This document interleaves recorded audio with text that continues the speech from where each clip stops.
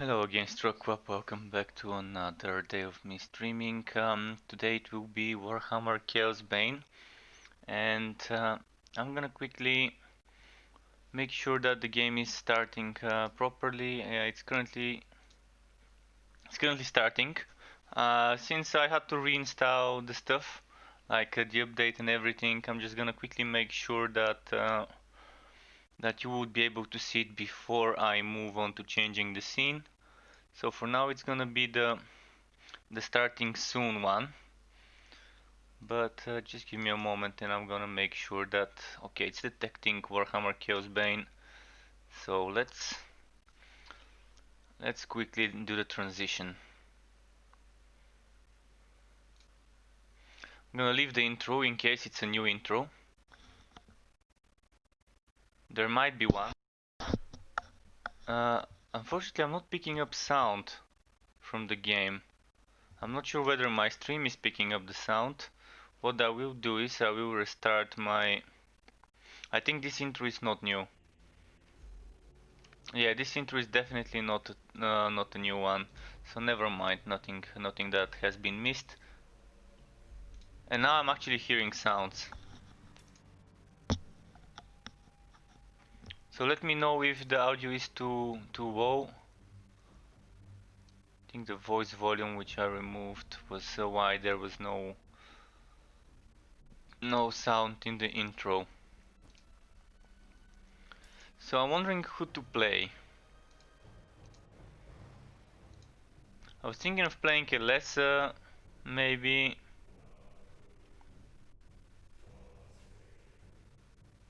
Yeah, I'm probably gonna start with a lesser on this new campaign, and I'm not gonna be pushing for difficulty. I just want to get to see the story for now. So there's gonna be a new one, free content coming soon. But yeah, this is the Tomb Kings that we will be testing today. So it came out today, this DLC, but it's not free. It's part of the seasons pass. You can either buy it separately, but I'm gonna shut up now so you can see the intro. Human battle wizards, hastily trained by Loremaster Teclis and his high elf companions from Ulthuan. By the time the war was over, it was clear to Magnus that for the old world to survive, the winds of magic must be harnessed in service to the Empire. And so, as the army returned to Nuln, plans were laid to gather novice wizards from all across the Empire and create a repository of arcane knowledge that would become the Colleges of Magic at Altdorf. Lord Fenrir has asked you to join the College's most dangerous and ambitious mission to date, a research expedition by the newly founded Amethyst Order to the undead kingdom of Nehekara. The expedition, led by Professor Johannes Dürer, has already reached the Nehekaran city of Bel Aliad. Dürer is preparing to explore the crypt of the priest king Neb Maket. But the expedition is beset by danger on all sides and is in dire need of help. Braving a long and dangerous path, you will join Dürer in Nehekara. Your task is to protect the expedition and help recover any treasures found in Neb... Blessed Aisha, what horror is this? The land has been drained of life and replaced with something terrible. The sooner I reach the expedition's camp, the better. Okay, mic unmuted now. So, what I was wondering is whether... Just give me a moment. Whether the... I'm just gonna quickly disable this top panel. So I'm wondering whether the new character was introduced with this DLC. I'm gonna check later. For now,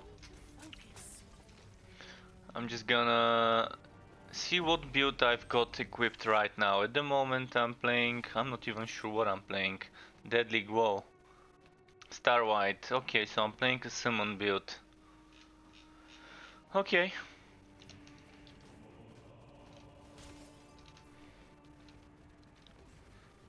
So this mission is to kill enemies. I have not much idea about what's gonna be happening here.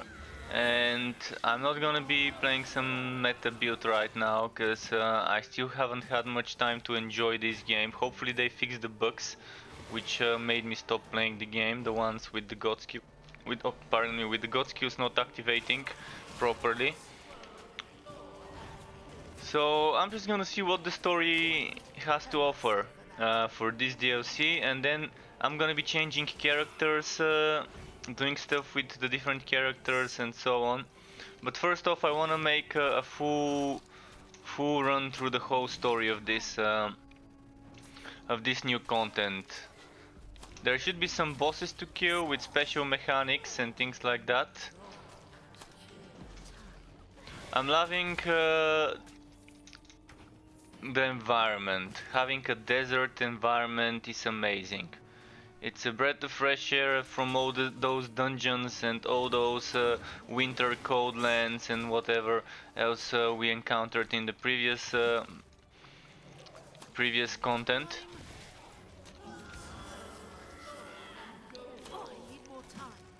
I'm gonna later test though whether they really fixed the things that were annoying me, the things that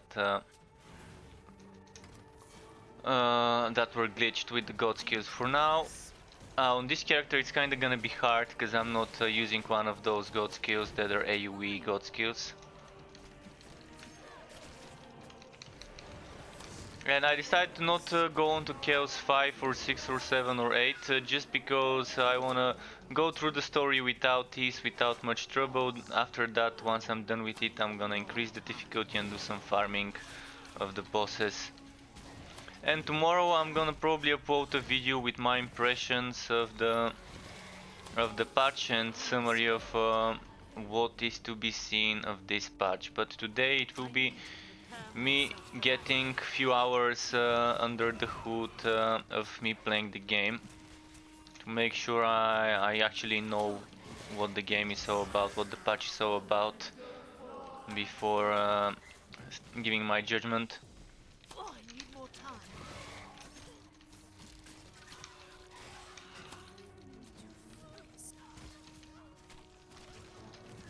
Let me quickly check my god skills that I'm using.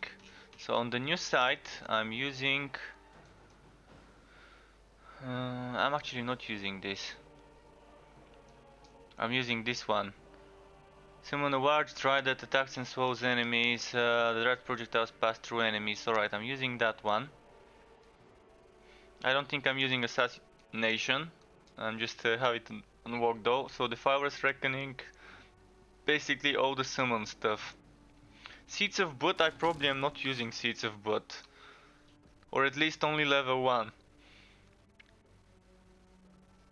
I wanna see something with this god skill, the Wild Incarnation. Attacks and swows, and this is with the piercing. The Fire's Reckoning. Do I really need to use the better one? Oh yeah, because of the chance to spawn more. Alright, I see why I've set up this build like that last time I was playing on a lesson. It was set up in such a way to maximize the number of summons I can spawn.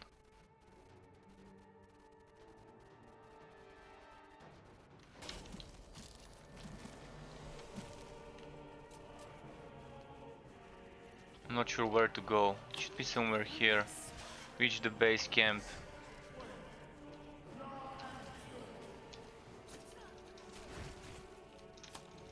I'm liking the skeletons as enemies. Skeletons, scorpions. I'm just gonna try and zoom in a bit.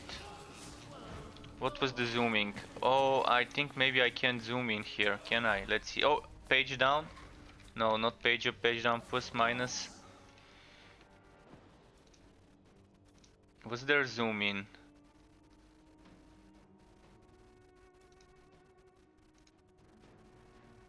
Zoom in, zoom out.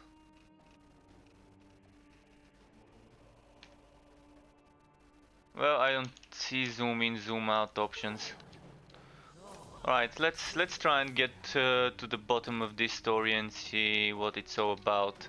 I didn't have time to play it until now, because I kind of went to bed late and woke up late today. I kind of woke up at 4:30 in the afternoon. But yeah, now it's 7 in the evening, and I'm gonna be streaming until 12:30, like 30-40 minutes past midnight roughly. So we've got enough time. We've got like 5 hours and a half or so of me streaming. I suppose I should be able to complete this campaign, the new one. The old one didn't take more than 3.5, 4, 5, 6 hours if you take it reasonably fast, if you don't try to take things very slowly. And I'm assuming this one wouldn't be as long as the old campaign. We'll see.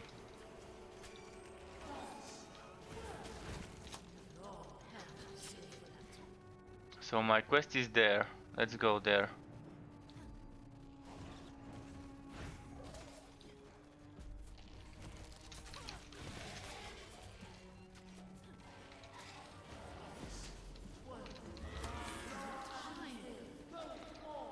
Let's see if there's gonna be a boss fight here. I'm assuming there probably would be one.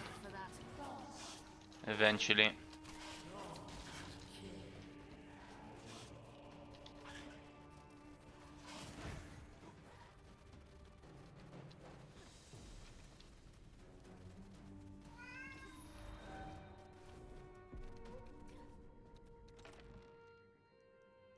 Oh, that's my stash. Alright. What was the destroy option? Never mind, I can just drop stuff. So there seems to be an NPC here with, oh, that's the donation and relic hunt NPC. Okay.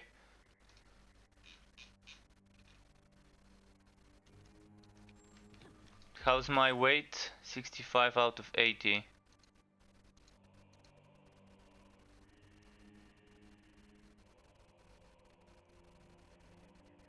Might as well equip some of the other armor.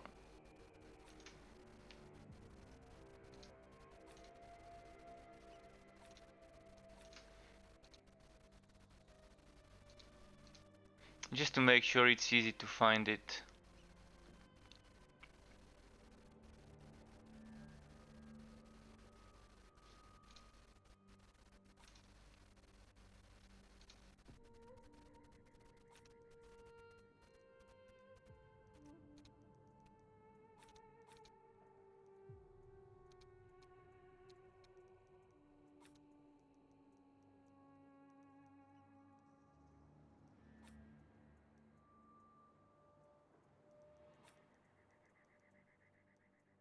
Eternal Queen, Everlasting Summer.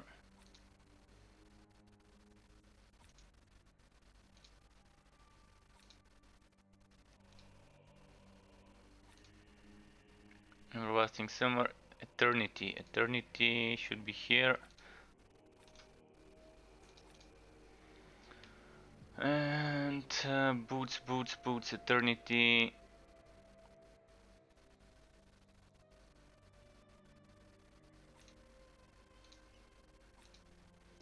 Everlasting I've got equipped, and Eternal Queen I could equip one of those pairs I've got.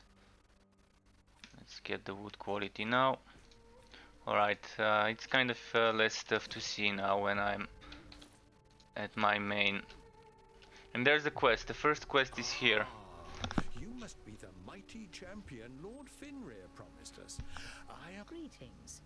I am Alessa, an Asrai of the Loren. You and your companions are in terrible danger, Professor. The dead walk the land, consumed with hatred for the living. There is an evil magic at work here that I cannot fathom. That is what Nice. we are here to learn. Nehekara is the kingdom of the undead, ruled by dark sorceries we only dimly understand. The Amethyst Order stands to learn a great deal from the Tomb Kings. Now that you are here, their secrets will soon be ours. The base camp here hasn't much to offer, being so far from civilization, but you're welcome to what we have. Return to me as soon as you're ready. There is much work to be done. Alright. One quest down. What? There were some quest rewards. Where are those quest rewards?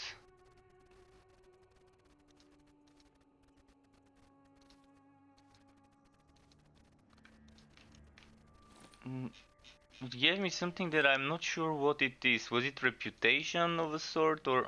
Today, Nehekara is a barren desert, but thousands of years ago it was known as the Blessed Land, home to the oldest human civilization in the world.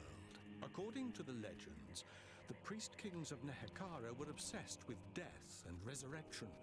They were served by a mortuary cult of priests and mystics devoted to mastering the secrets of eternal life. Nebmaket was one such king who ruled the city of Bel Alia during the 5th dynasty. Of all the tombs we've found, his is almost perfectly preserved, protected by layers of magical wards. Not to mention hidden traps and tireless undead guards. Elessa, this is Marguerite, a wizard of the Amethyst Order and second in command of the expedition. We've had some luck exploring the outer chambers of Nebmaket's tomb, but the inner crypt, where Nebmaket's sarcophagus lies, along with the really valuable treasures, is still sealed. We believe that the key to unsealing the crypt may be hidden inside a temple adjoining the tomb. Your first task is to escort Marguerite into the tomb and search for any clues that could help us open the crypt. I'll await you here. I'm loving this quality of life feature I've just noticed. The dialogues, I don't have to click once someone finishes talking for the next part of the dialogue to Alerwing G on PS4. This should be coming next month. Like, the game is currently on PS4, but this specific expansion, the DLC that is part of the season pass, the Tomb Kings DLC, will be coming to PS4 next month according to the official Discord. I joined the official Discord yesterday because I didn't know there was an official Discord. A few months ago, like in July, where I was trying to find an official Discord for the game, there wasn't one. Cool. But yeah, the game itself is on PS4, just not the expansion. They're a bit slow when it comes to updating the console compared to PC, but they've been starting to be a bit more active in that regard. So I need to go there, I think. Let's head there. Wow, this looks great. Haven't played this since initial launch. Paul Hatton, welcome to my channel. Also Alerwing G, welcome back to you as well. And yeah, it does look great with this expansion. I'm sincerely hoping that they fix the annoying bugs that made me stop playing a few weeks ago, once I came back to the game. Because with the October 29th update, they introduced new God skill trees that come as part of the season's pass, which this expansion is also part of. So you have the basic God skill tree, but then you have another one, and you can mix things up. You can invest points into this skill tree, and you can invest points into this one, the same way I've made like a mixture in between both. And you have new God skills and new passive God skills as a result of that. And there's one new set for each character. One new set with red and green versions of it. I'm really hoping the game would try and make a system where set items are not the only thing when it comes to build making. Because this is pretty limited. You collect the set and then you're done. Then you start min-maxing for better stats of this set or getting other sets. There's no custom builds, there's no legendary items, they're just sets in this game, which is pretty limiting build-wise. But I can't say that there aren't any variations of certain builds. Even though the builds might be using the same types of skills, there's still plenty of variation, plenty of things to do. So we've got main quest, invasion, and boss rush again. When I go to boss rush, I've got the old ones, the old 4 ones. Invasions, oh, they're completely reset. Oh, actually, I've never done invasion on this character after I deleted my saves and restarted. So I'm gonna have to be doing that later. But those new zones, there should be some of the new zones from this expansion in the in the invasion from what I heard. I'm not seeing them. So far I'm only seeing Prague, Nurgo, Chinch, Norska. So I'm not seeing the new... Maybe I'm just gonna have to explore it and see how it is. Let's keep doing the main quest though. I wanna spend a few hours doing the main quest lines, completing them all the way till the end before I can pass my judgment on the expansion.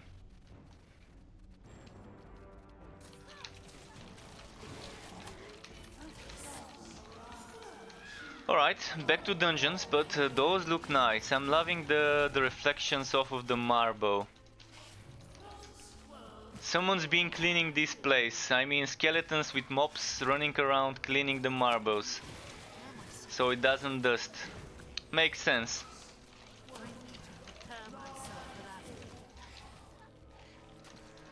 So I'm playing currently on low difficulty. I'm playing on Chaos 3 just to make sure that the campaign goes smoothly. Because I'm just doing that for the story. Once I'm done with the story, I can try pushing further, and I'm actually gonna probably change to another character. We'll see.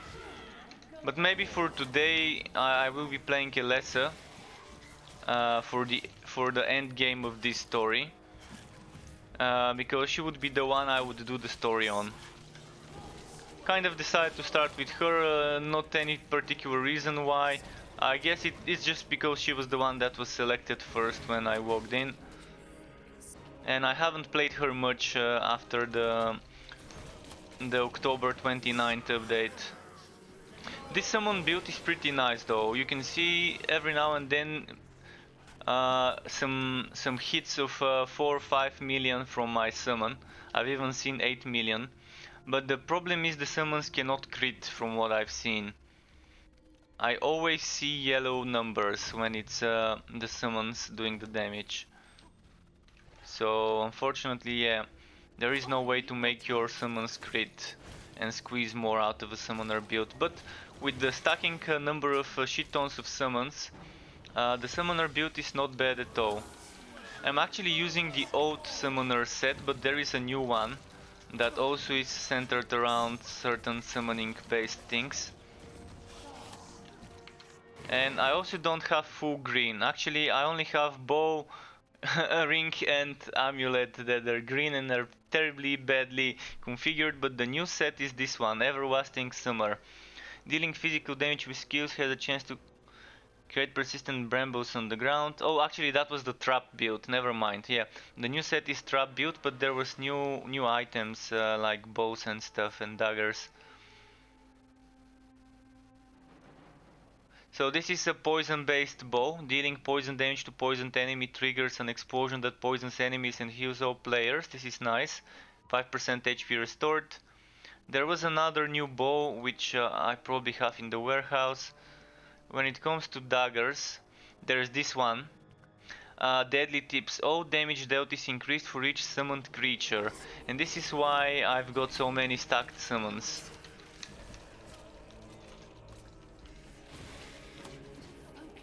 I think a mixture between summons and traps is very good for Elessa. So people who are playing Elessa might want to experiment with trap build, summon build, or trap and summon build. Of course, before the poison build was very strong, and it still is strong. It's just that the summon and trap builds used to be slightly weaker compared to this to the poison build, but now they're viable as well. And the game can offer a lot of difficulty. If you want things to be harder, you can change the difficulty. Where was it? Oh, I think I need to be in the town to change the difficulty, but you can push all the way to Chaos 8. And currently I'm playing on Chaos 3, I normally play on Chaos 5 or 6. When farming I prefer Chaos 5, it gives me enough of a challenge and a decent amount of food. But when you're farming, it's good to have a certain item, which I probably don't have on this character, but there is one item that gives you wood chance based on your crit chance. And that can go all the way to 80% crit chance, which gives you 600 wood quality, this one. So currently I have 172 wood quality if I equip this one as a bonus. If you get your crit chance to 80%, you're gonna reach the limit, and with 80% crit chance, this amulet gives you 600 wood quality. It's pretty nice for farming. So when farming, if you can offer, if you can afford to sacrifice some damage and defensive ability and whatever from your amulet, it's definitely nice to try and stack this amulet with a lot of crit chance in the rings and armors and whatever. Even if you have to sacrifice 20 or 30 wood quality on a ring, if the ring gives you 6 crit chance, like this one 6.8 crit chance, it would give you more wood quality with that amulet as opposed to the ring itself giving 20-30 wood quality. I've experimented a lot with Volen, with Conrad Volen, because Conrad Volen now has a god skill that can give him shit tons of crit chance based on his block chance and blocking and whatnot. So there's very strong crit build with Volen, and it's very nice for farming with that amulet on it. This is the only character on which I was easily able to reach 80% even more overkill crit chance. But 80 is the limit, so even if you have more than 80 you won't get the bonus past that threshold. I'm supposed to be searching for some clues, but so far no luck. But yeah, the environment definitely looks great, especially this, I'm a big fan of shiny marble surfaces. And typically for Warhammer, a lot of skulls everywhere. And we're fighting undead, so it's actually very befitting having skulls everywhere. Okay, there's a chest here, somehow hidden, yeah. Oh, a packed bow. There we go. So I just got a green item with 2936 wood quality from a random chest. So I think they might have bumped up the wood quality, and the packed bow is not a bad one. Let's see, it has cooldown reduction, which is crucial for me, and unfortunately it doesn't have crit chance, which I also really like having. It doesn't have counterattack damage, which is fine because it gives me HP. What I'm losing is armor piercing. Armor piercing and counterattack damage to get some extra health and cooldown reduction. I think it's a better one than the one I'm using. Also, the blessing system completely changed. So the way it behaves now is different, and you can see a preview of the things. So you can see this one would give me crit chance and crit damage. And it can go between 1.8 and 2% crit chance, it can go between 7.2 and 8% crit damage. There's also an option to go only for crit damage, like this. No, that's only for damage. So if I go like this, that's gonna be only crit damage. I do have a video on this new version of it, but it's pretty self-explanatory. You can just check the results as a preview before needing to actually make an offering. And of course, if I remove the token, the minimum values go lower, so you want those god tokens to have the higher values. So let's bless this bow and change it with my current one. More cooldown for summoner build is pretty nice.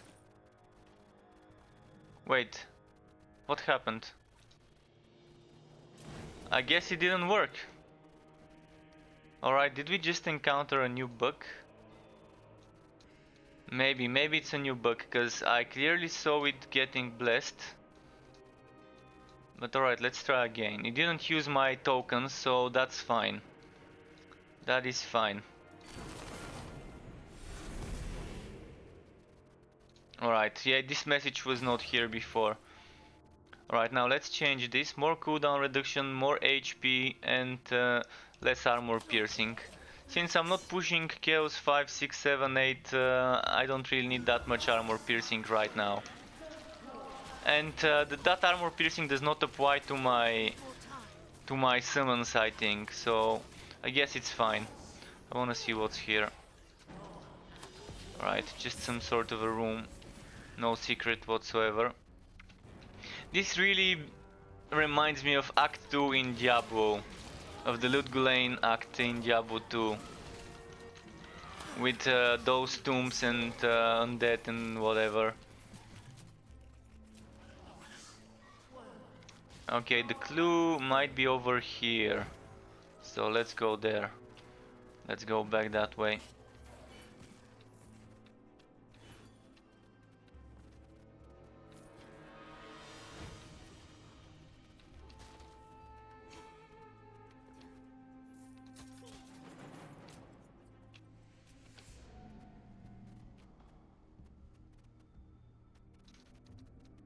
Okay, cinematic, not cinematic This looks cutscene. important. The hieroglyphs are hard to make out, but they appear to be part of a ritual. I need to copy this down.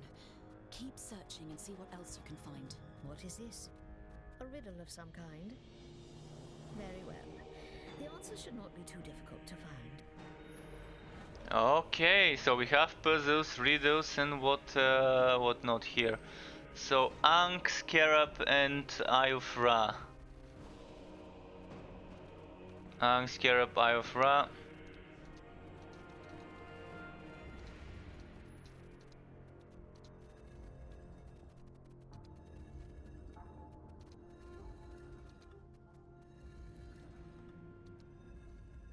There is nothing more to be learned here, I think. Hopefully the professor will understand the meaning behind these symbols. Okay. Come on, Professor. Well, there's some undead coming our way.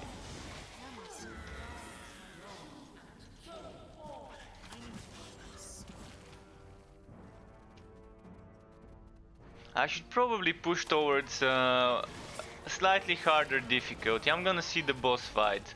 I think Chaos 4 would be fine, even with this undergeared character. Without, I actually haven't blessed my gear yet on this character. Might as well do this, farm some fragments while I'm at it. I'm hoping they've improved the fragment drops. This is one of the things that was taking too long to farm, even when doing the cheese way with using the what's it called, the blood, was it bloodlust? Blood rage. I think it's blood rage or something. Good news, But Head yeah, Professor. when using that. We made some important discoveries inside the temple. These hieroglyphs may be part of the ritual to unseal the crypt. Excellent work. We must study these more closely. If you're right, we are one step closer to reaching Nebmaket's tomb.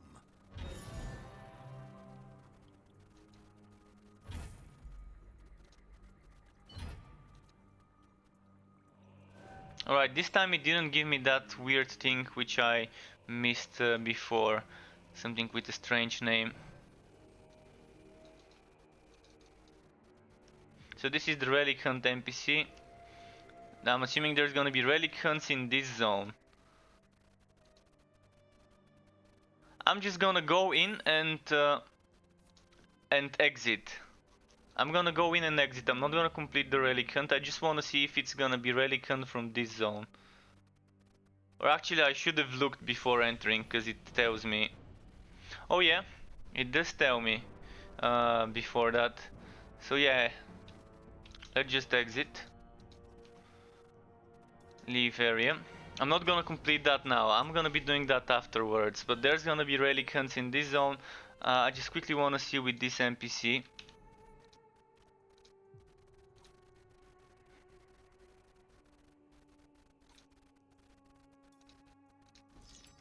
I wanna see what can roll. So if I do that, it says change.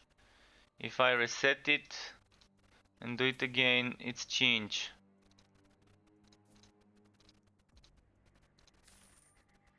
There we go. I guess I got really wookie. The first one I tried was Tomb Kings. Okay, so it's called Tomb Kings Invasion. Alright, I'm gonna do those later. For now, let's push the story. Ah, there you are. You will be pleased to learn that Marguerite was right. The symbols you helped retrieve from the temple are part of the ritual that will unseal Nebmaket's tomb. All that's missing is the final symbol, which we believe might be hidden in the desert not far from here. We found references to a number of ritual steels that were important to the mortuary cult. We have a general idea where they can be found. If you can locate the right one, it could reveal the final symbol for the ritual. What of the other steels, you call them? Decoys, more than likely. Probably enchanted to kill tomb robbers like us. Okay. So, where do we go? This way.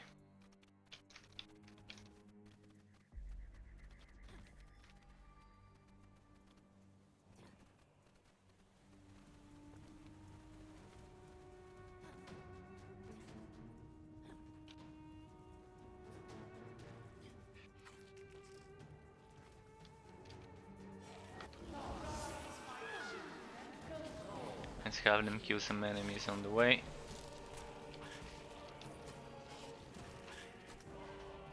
It's nice, I can keep moving, they can keep killing, and I keep getting XP for my legend levels. And as you can see, I haven't played much since the legend update and since the October 29th update. Especially, I actually, back then when I deleted Chaosbane from my computer because I needed storage room, I accidentally deleted all my saves. And this time I made sure to back up everything before updating the game in case it messes up with my saves. Thankfully it didn't mess up with my saves when I updated. So all the gear I had farmed back in the summer was gone in the autumn.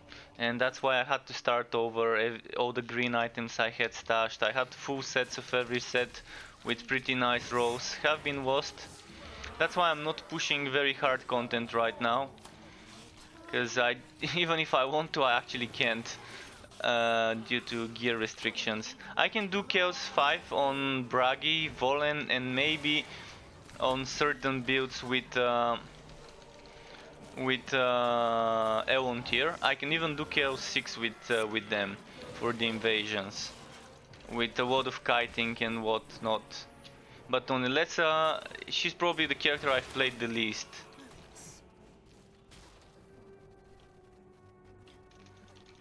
And farmed the least on.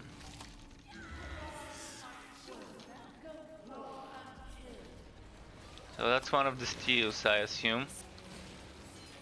So they've introduced a lot of nice mechanics now. It's not your simple quests, go kill this guy, go take this item, bring me that item. They've included some more mechanics. Activating switches to prevent certain enemies from doing certain things. I'm a big fan of things like that.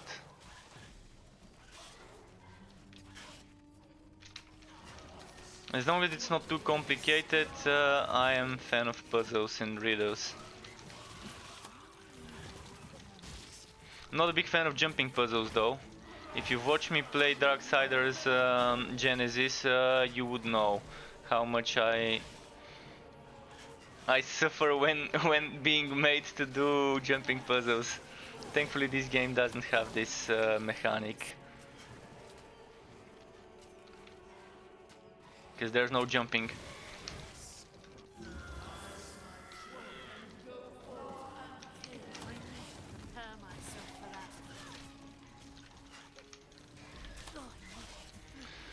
Okay, let's loot the chest first. Anything good? No.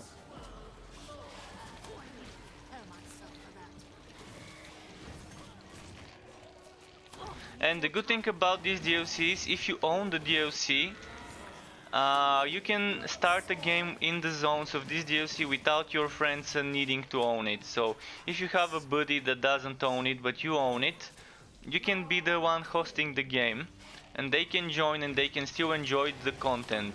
I'm not sure whether they can get some of the wood, but I didn't hear anything about new wood. So there are certain things they would be able to get and certain things they wouldn't be. But the main thing is you would still be able to take your friends to the Tomb Kings content without them needing to buy it if you already own it, which is pretty nice. And since this game has a couch co-op for up to 4 players, so up to 4 players with controllers, keyboard, etc. can play it on the same computer, or if it's a console on the same televisor TV.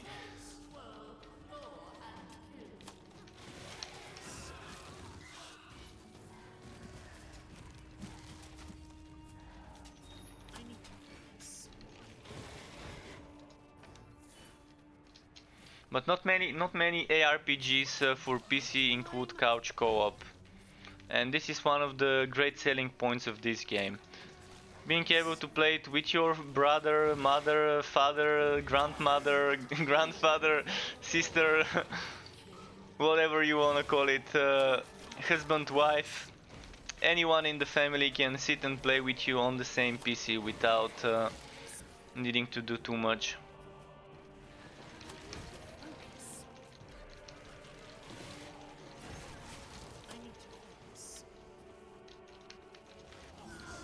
Not sure how it works, but I'm assuming they can play the characters that you've leveled up, or they can create a new one and level it up themselves. But I'm assuming anyone who plays on that PC is only able to play the characters that are locally saved on that PC. Right, we're supposed to leave the desert now.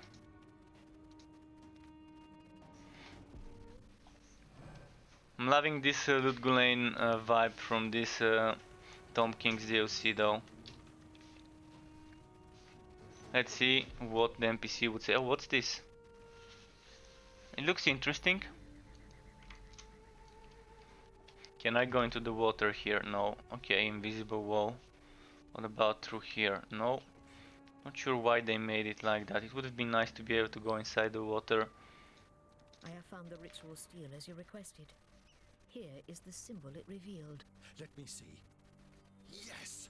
This is the final symbol in the sequence. The ritual is complete. The inner crypt is certain to be well guarded. Return to me when you're ready, and we will begin the rite.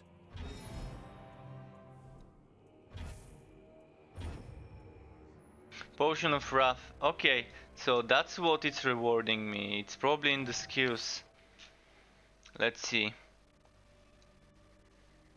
Alright, general skills. Desert Resilience. Grants invulnerability for a few seconds when health is low. The effect can be activated again for a long time. Doesn't say what the cooldown is. Or maybe it does under the duration, but it's not showing because of my screen. This one, Hero of the Desert, increases primary attributes. Alright. Damage plus, damage taken minus, HP max plus, counterattack, crit damage. Okay, that's pretty nice. This one, you do 10% more damage, but you take 10% more damage. And let's see those new potions. Using the potion grants immunity to control effects for a few seconds. Using the potion grants a counterattack damage bonus for a few seconds. And this one, using the potion increases maximum health for a few seconds. Actually, that's pretty nice. If only someone had some room for it. I mean, I can remove my Lucky Charm and use one of those. This one costs 7 points though.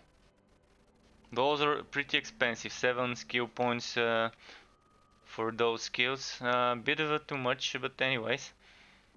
I'm sure people can find ways to implement them in their setups. The least I can do is decrease the level of this. Or of this, but I'd rather not do this. But this can be decreased without a problem. So where is it? Hungry Roots.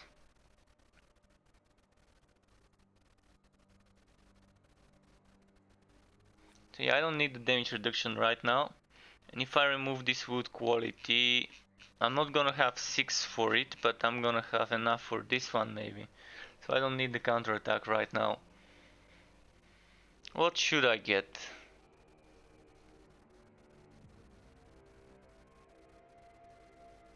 I could get assassination.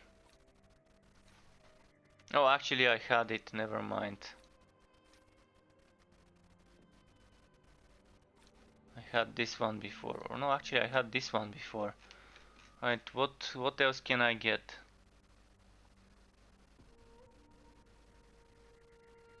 I can upgrade this or I can get something new.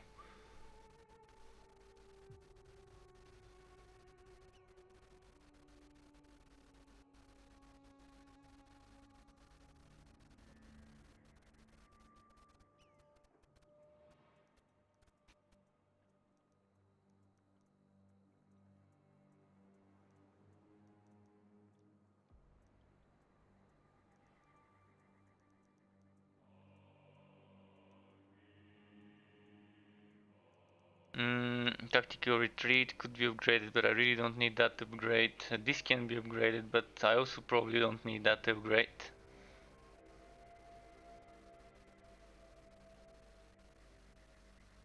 I don't need the chance to heal right now, so I can increase the damage. Yo, Gawain, welcome back, dude. Nice to have you here again. Okay, let's return this the way it was, and I want to include some sort of extra skill, but I'm not sure what skill to include there. I'm not gonna have enough for desert resilience. Just finished the campaign, bro. Oh, nice. Is it good?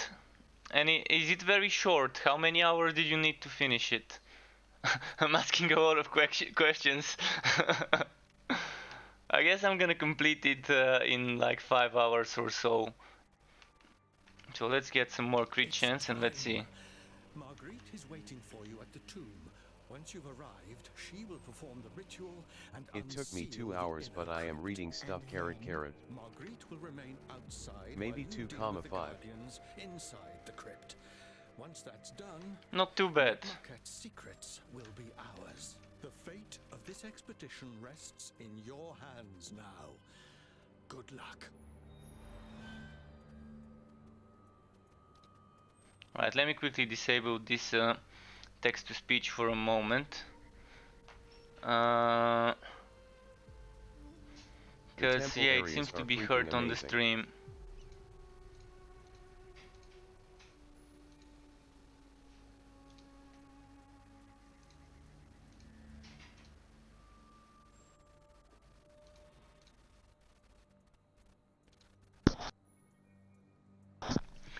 Oh yeah, the tempo areas look nice. It really gives me that Act 2 in Diablo 2 vibe. Meet with Marguerite to open the tomb. Where is she? Oh, over there, up at the top.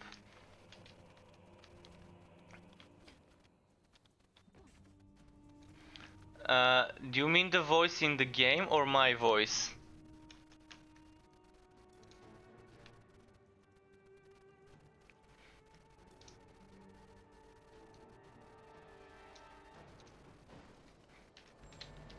I can always increase the voice in the game, so that's not a problem.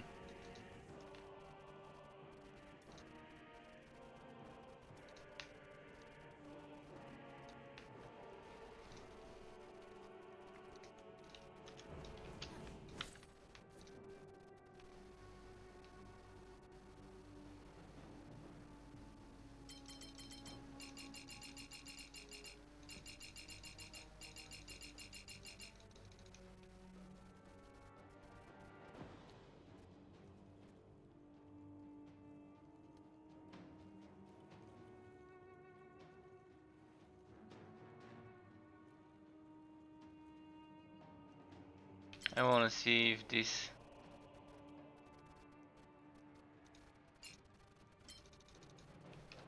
3,000 damage, that's probably not gonna be worth it at all. But okay, let's go for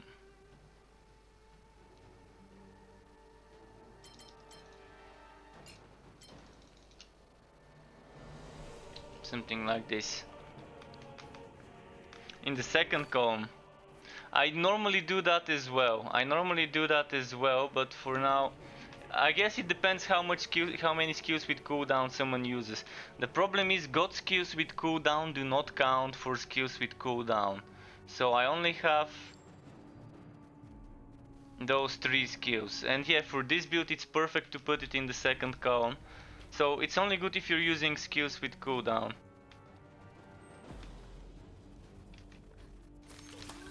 I'm just gonna try and get some more legend levels, and if I get to like legend 60, it's gonna be pretty nice to get like 25-30% and the rest into the damage.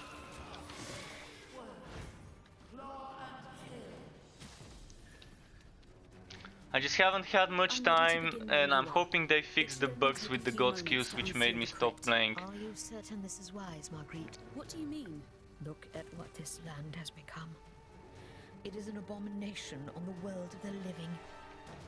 Did the cult do this? Legends say that centuries ago, the high priest of the mortuary cult, a Nehekaran of royal blood named Nagash, mastered the forces of life and death and became the first necromancer. But instead of fulfilling his oaths to the Tomb Kings, Nagash used his powers only for himself.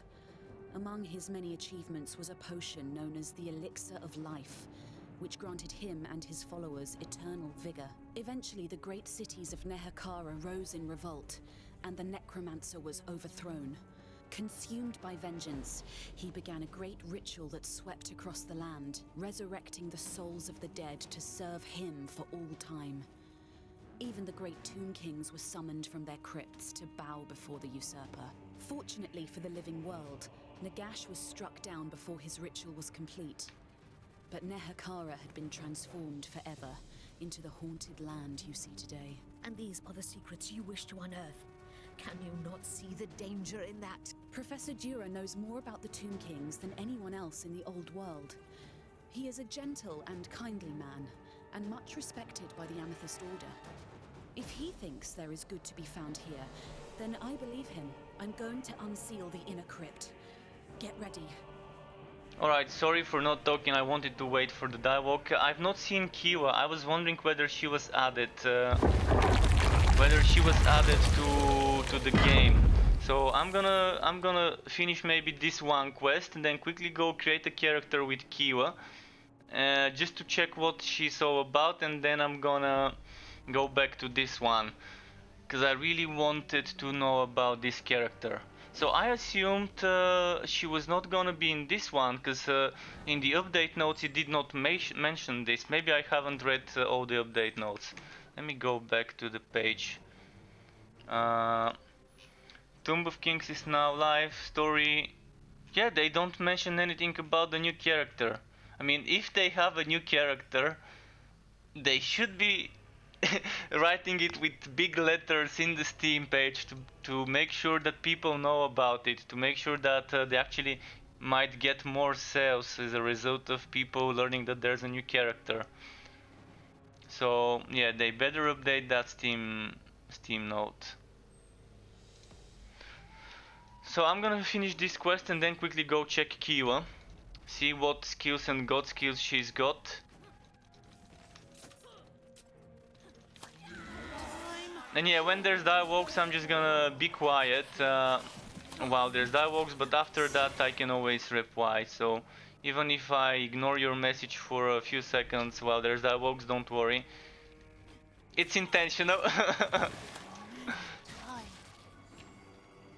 So in the meantime, let's go defeat this guardian. Actually, I want my summons. Wait. This is locked? Alright. Thought there was a way to go there.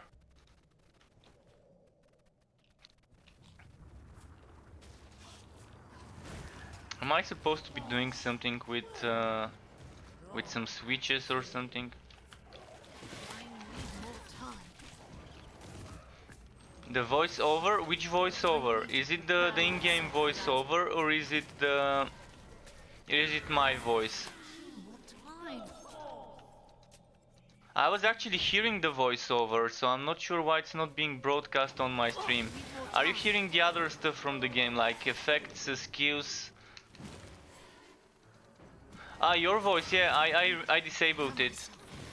I disabled the text-to-speech. Because I wanted to make sure that only I can hear it, and it was working for a few days.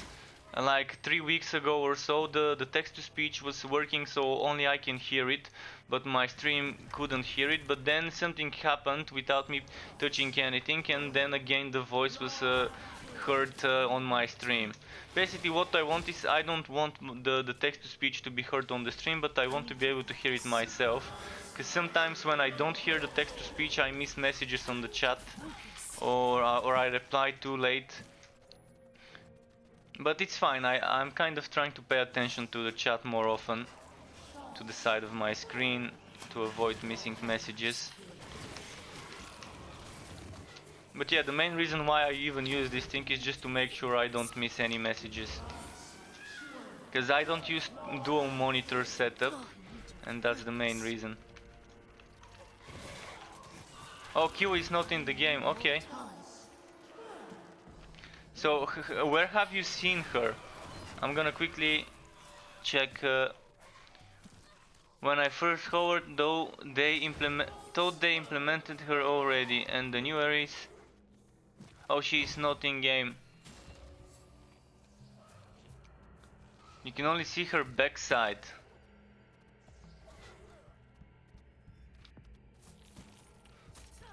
Well, I'm gonna have to find out where I can see her. On the new hero screen at the beginning. Okay. Well, thanks for the info. I'm gonna check it.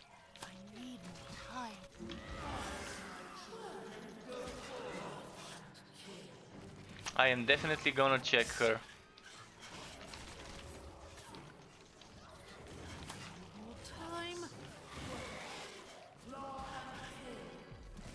Not sure where to go, but let's keep pushing and check where we need to go. Maybe it's over there, but I wanna check what's here.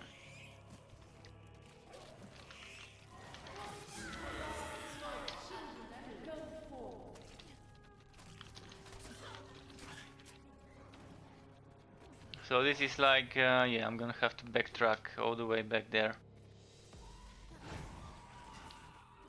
How are you finding the new environment design? I'm really liking it.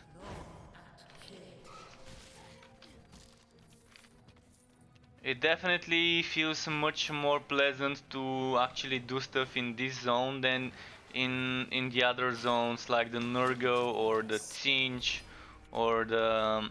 Actually Prague was the only one I enjoyed from the old zones to do stuff in. But yeah, this feels much more pleasant. Norska was the worst because it kept hurting my eyes because of all the white bright snow. And the enemies here definitely don't seem overpowered, but I'm gonna have to test it on a higher difficulty. I keep forgetting to increase the difficulty. I wanna increase it to Chaos 4 at least, because currently it's Chaos 3.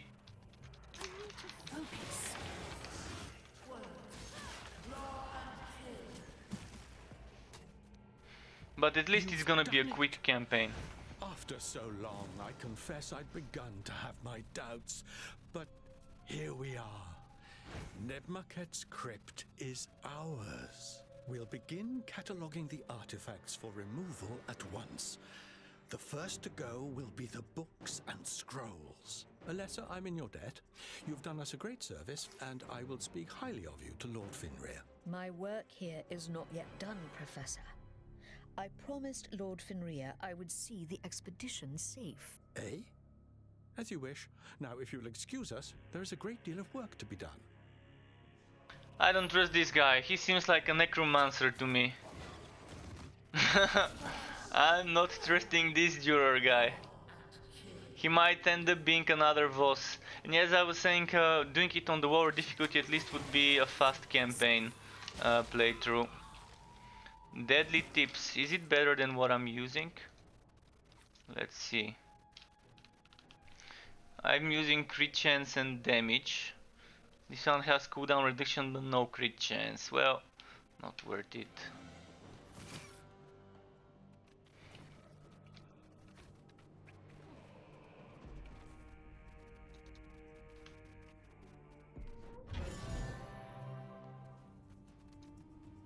Right, rewards. Oh, there's proper patch notes?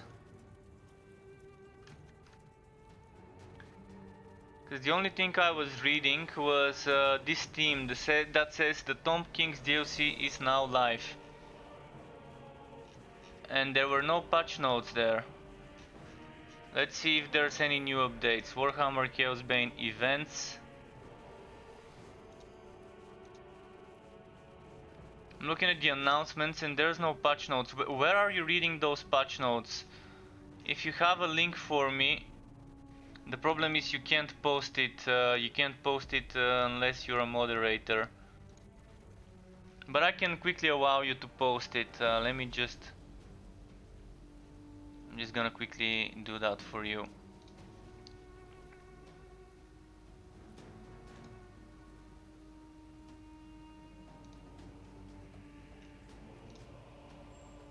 If you have link for the patch notes, I'm gonna quickly make you a moderator so you can post it. I'm not sure how though.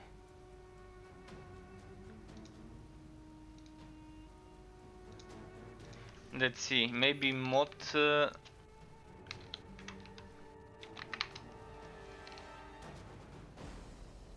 we go. Okay, so you can now post the link without it getting flagged. So if you have it, feel free to post it. Me and anyone else who is watching might appreciate it.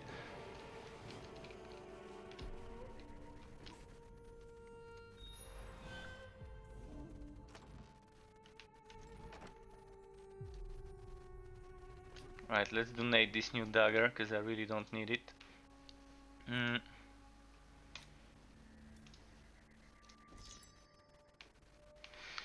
Armor piercing, cooldown reduction, crit chance. Cooldown, crit damage.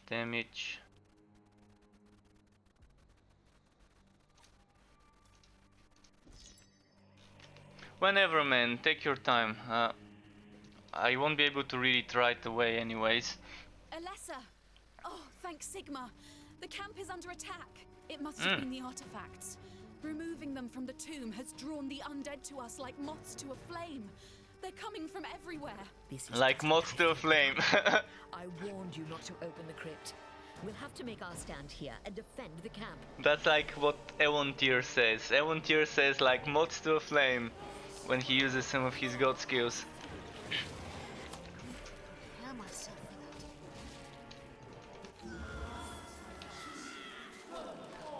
And now I'm gonna, after this fight, if I can, I'm gonna increase the difficulty to Chaos 4.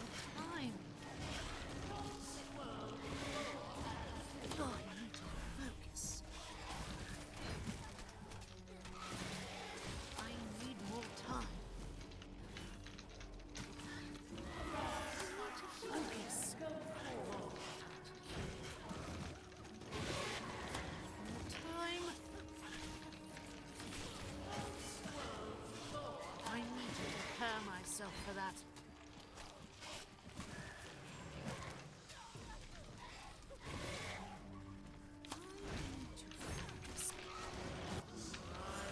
Okay, I'm also loving that they're showing us the chests on the map now. And you can see the different icons for the different chests, so you know what's where. Pretty nice of them to do something like this as a quality of life change.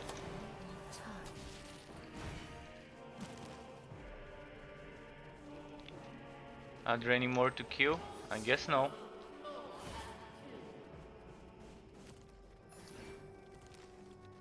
Right, let's turn in. Where do we turn in? Somewhere here. The bell. Ring them bells.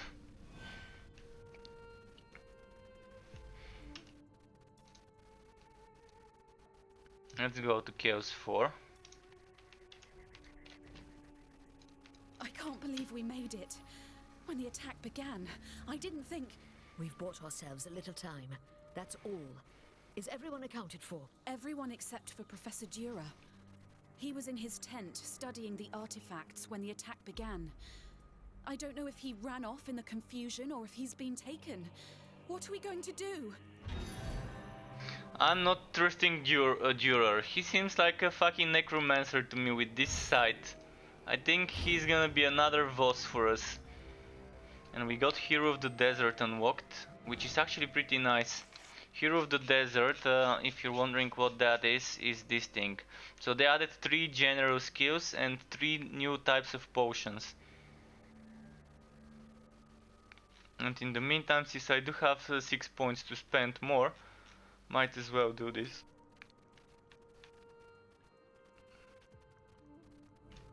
A search of the camp revealed a set of tracks heading off into the desert to the east. It could be Dura, but we're not sure. Where do you think he's headed? There's a small temple. We didn't have time to give it more than a cursory look before we located Neb Maket's tomb. But why would he go there? I don't know. Maybe he was captured. I'm going to search his tent and see if he might have left any clues behind. I'll follow the tracks and see where they lead. If Kurnos is watching over us, I should be back with Dura shortly.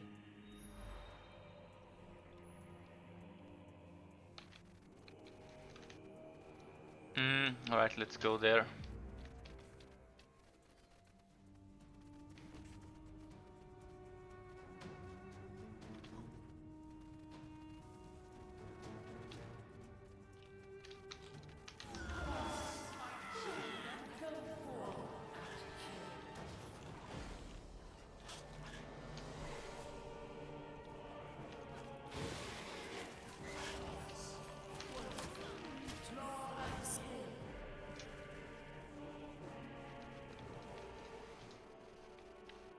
Going in.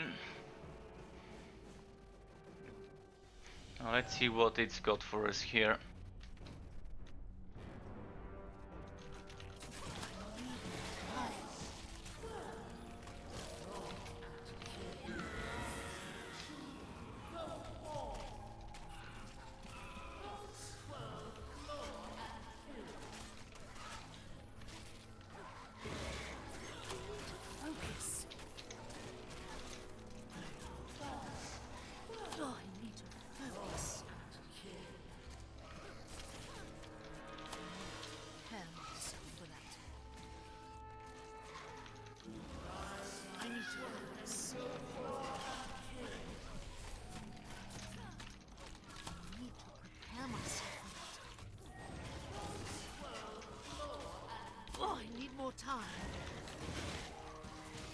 Okay.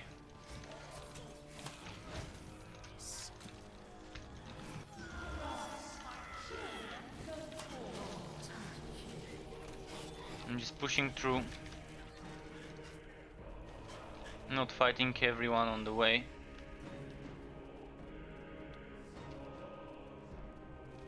I think there's something here.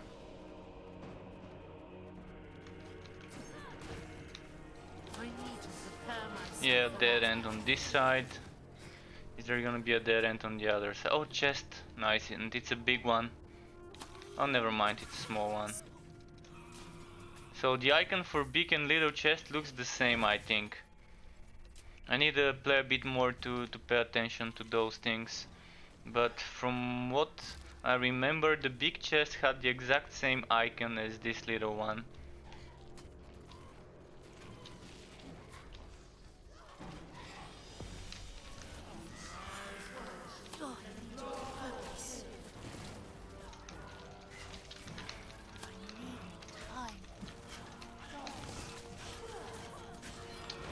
I'm wondering how viable this summoner build would be for the bosses in this zone. Whether the bosses would have a lot of AoEs. I'm gonna have to find out. And it won't take me too long to find out.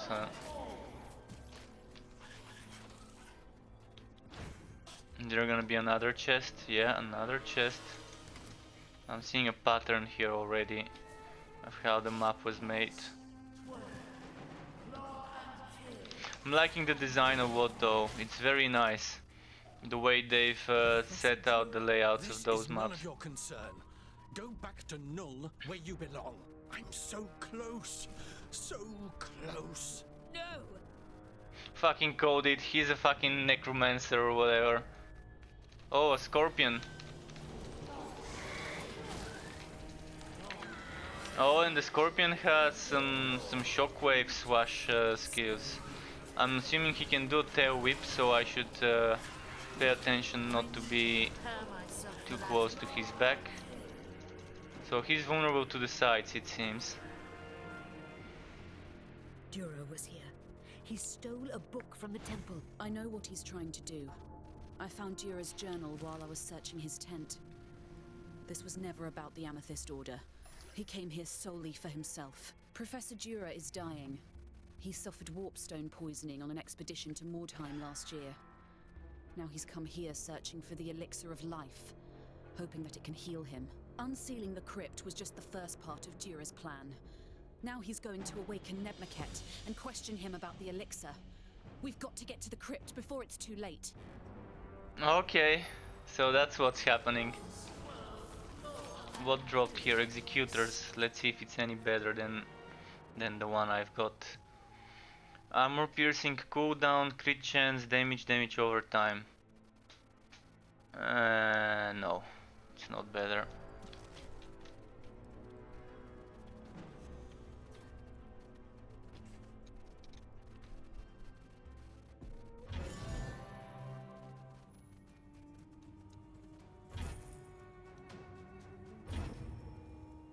Elixir of Resolve. What did that one give me?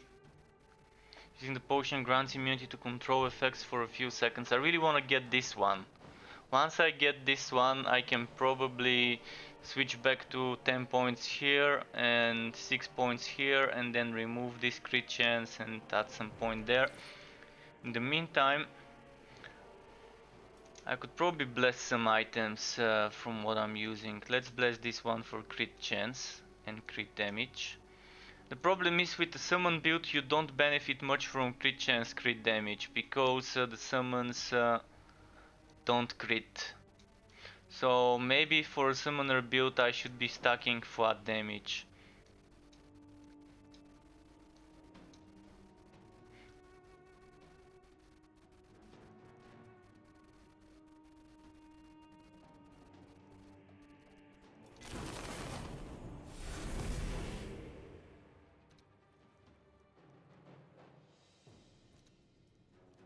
I could go for a wood build. If I go for a wood build, what am I gonna lose?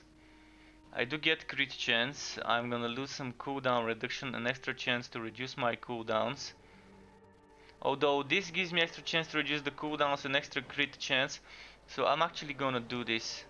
I'm gonna bless some of my items that I'm wearing for crit chance, and then I'm gonna equip the crit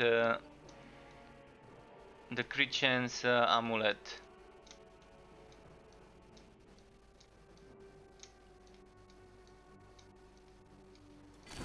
Crit chance wood quality. Even though I'm gonna lose some cooldown reduction, that's fine.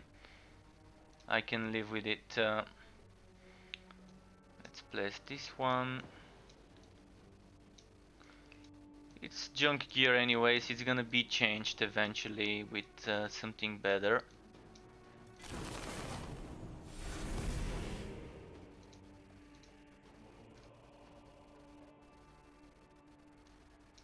I need to put the item first. Okay, let's do this then.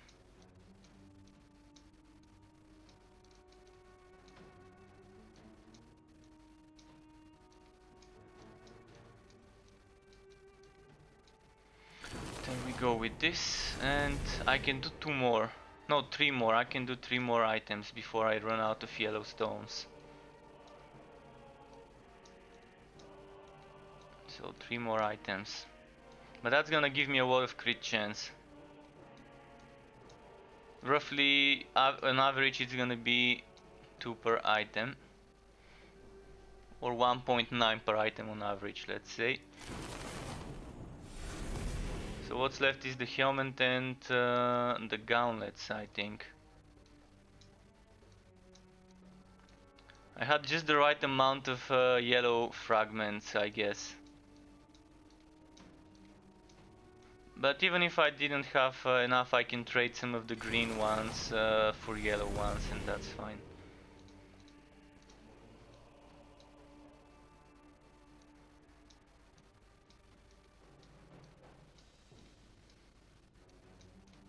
That's gonna give me enough crit chance to maybe get 300 wood quality with that amulet. Let's see now. This amulet used to give me 178. Now it gives me 288. And if I equip it, it gives me crit chance, and that means 330 more wood quality. So now the question is this 5 crit chance wood the 300 wood, the 200 wood quality? Here I got 434, but if I were to do something like this, where did it go? It's 602, there we go. Losing some crit chance, but getting some more wood quality overall. Am I supposed to enter this crypt? It doesn't say. I'm supposed to push through over this side.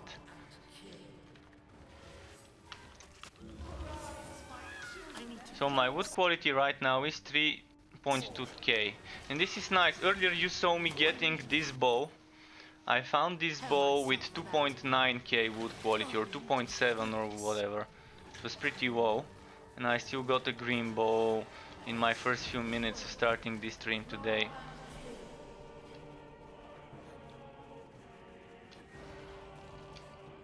But yeah, if you stack crit chance on Volen, you can get around on Mayhem, not Mayhem, on Chaos 8, you can get close to 6000 wood quality.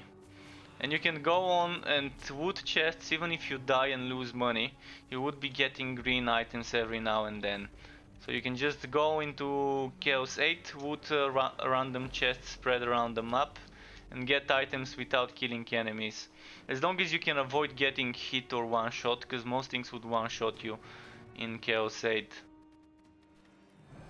But it's a good way to farm some extra items for a new character. All you need is to farm some money so you can resurrect when you die, because it takes 10% of your money or 30 fragments of every type if you die. So this is probably the most effective way of farming, stacking crit chance and using this amulet and going in Chaos 8 and looting chests. That is until you get a few green items. Once you get a few green items, it's probably nice to start farming Chaos 5 invasions. Or Chaos 4, if you can't handle Chaos 5, Chaos 4 is fine. Even Chaos 3 can give you okay results if you can complete it fast enough.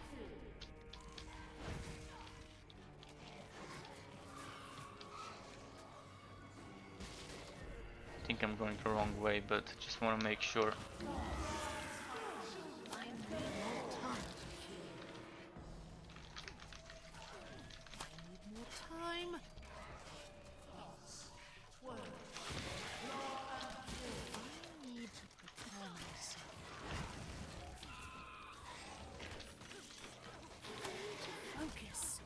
What's with this thing? They have some shield on them. Is there an enemy? Okay, this guy's shielding them.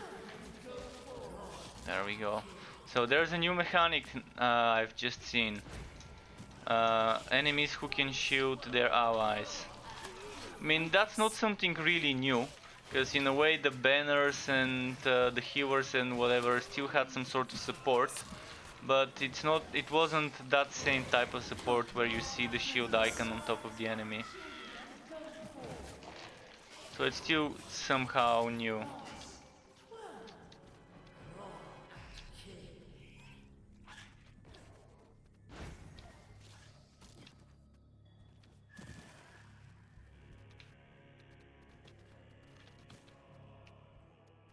3,500 because of this wood. Blessing of Work. I think we get this Blessing of Work once we're in a dungeon and we don't die for a certain amount of time, but when you die you lose it. Just a moment, need to switch off my heater. There we go.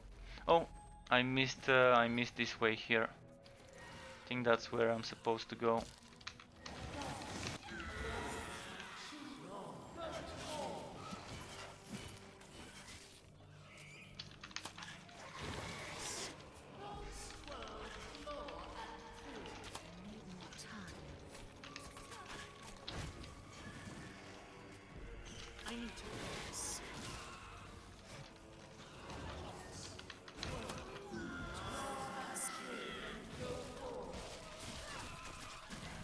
So far, so good here.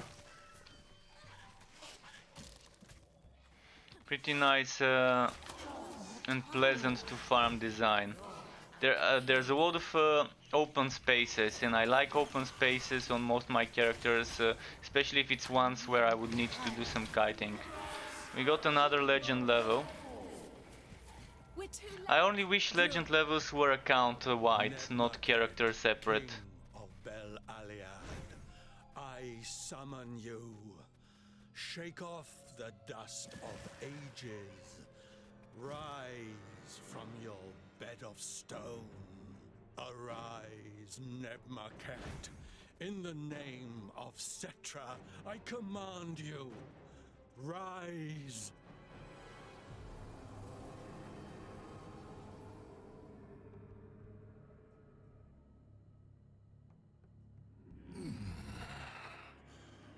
Disturbs my slumber. I, Johannes Dürer, have summoned you. I have parted the river of night, so you may walk again upon the sands of Nehekara. Rise and reclaim your former glory. In exchange for this, I ask but one small favor in return. Name your reward. The elixir of life, mighty king. The potion crafted by Nagash that grants eternal vigor. Tell me how I may learn the great necromancer's secret. You dare speak the name of the usurper. Foolish worm. The secrets of eternal life are not for one such as you. Have mercy, O king! Let the name of the usurper be cast into the outer darkness. Let his soul howl in the empty wastes for all time. Him and all those who would serve him. No! Nice. We've got to get out of here! Run! And this melted his flesh. A true flesh melter. Talking about corrosive builds. Now this is a corrosive build that many would be jealous of, that skeleton Jude was using, Nebmaket. I want this corrosive build on my Borderlands mouse.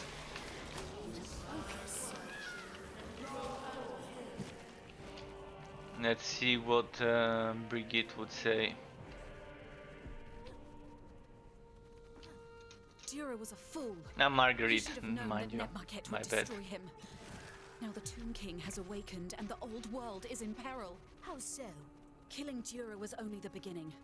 Nebmaket will torture his spirit until he learns everything the Professor knows. He will raise his army and march on the old world, looking to build a new empire for himself. Then, by Oak and Ash, we must stop him. You saw what he did to the Professor. Nebmaket is one of the Tomb Kings. He's too powerful. We wouldn't stand a chance. He must have a weakness. Something we can use against him. think, Marguerite? Dura once told me about a spell the ancient Nehakarans use to bind evil spirits. It won't stop Neb Maket, but it might weaken him enough to give us a chance. Good. What must we do? To start with, we'll need the 5 scrolls that comprise the spell. There is a temple of Usirian, the Nehakaran god of the underworld, not far from here. I'll show you how to find it. If the scrolls exist, you'll find them there.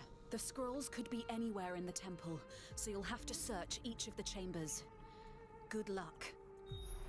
How am I supposed to defeat a person, not person, a skeleton, Lich King or whatever, that can melt the flesh off of me with just one attack? That's gonna be some amazing armors.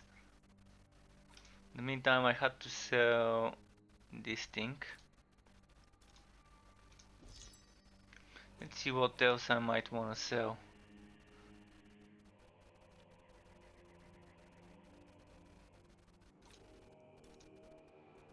No patch notes yet, alright. Fair enough.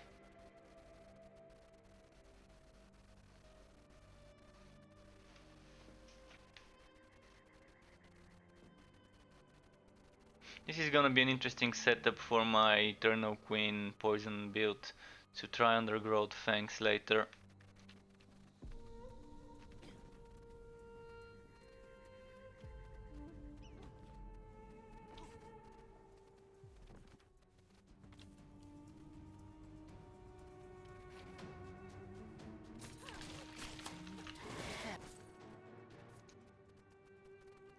Let's get some more damage, maybe a bit more chance.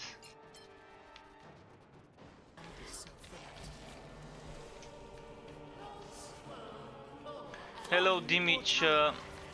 Well, this type of game could be played with my viewers, but when it comes to Chaosbane, it's not on my streamer account, it's on my personal account, so I'd rather not share the information of my personal Steam account. That's why so far I've never played the game with a viewer. Although when it comes to other games like Wosen that I've got on my other account, I don't mind actually playing it. We'll see. We'll see how it goes. But this game is definitely fun. And there's many other games I play with my viewers. So Torchlight Frontiers is one example. I played the Darksiders Genesis even though it doesn't have much endgame to do. Same goes for Wosen, as I just said. Wosen, when it launches, I'm gonna be playing it with viewers all the time, as long as there's viewers who are willing to play it. But Chaosbane is on a different account, that's why I so far have never tried playing with a viewer. And kind of extra careful when it comes to my personal account, not the one that's the public that I do reviews on, and my new Steam account that's just for streaming purposes.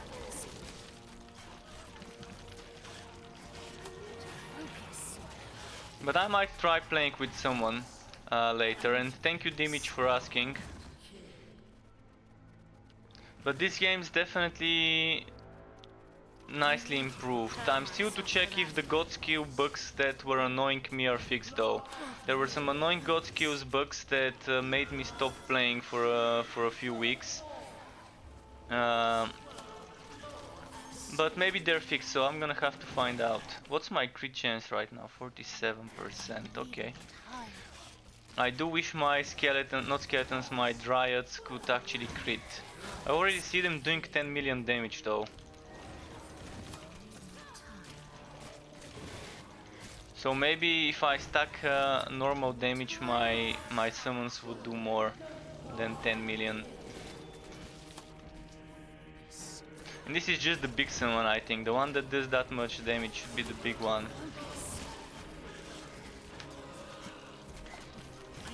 My own damage is not much, because this build is a summon build.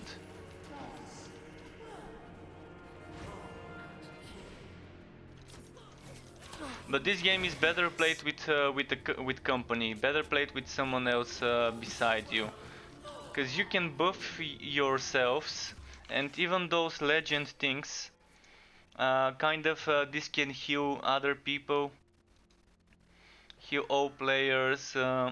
So definitely a lot of stuff is designed in such a way to nudge people towards playing together rather playing solo. Which in a way is a good thing and bad thing, because there's people who enjoy playing solo more than playing in a group, but there's others who prefer playing in a group. Oh fuck, I accidentally skipped this text line. I'm one of those people that actually prefers playing in a group than solo. Unless I'm doing story mode. When I'm doing story mode, my very first playthrough I always try to do solo. Because I want to do it with my own pace. Sometimes I like to do things fast, sometimes I like to do things slow. So when it's my very first playthrough, I always like going slow and checking all the dialogues. But when it's my second, third, etc. playthrough, I actually skip all the cutscenes and dialogues or whatnot.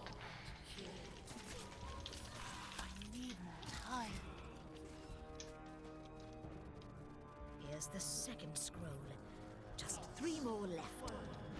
Okay, here's the second scroll, and there's a secret somewhere. I want to find it. It's gotta be somewhere here. There we go, secret. You can actually add each other and play together. That's a good place to have people. See, Gwaint is on Twitch and Dimich is on YouTube, but that doesn't mean you guys can't add each other and play.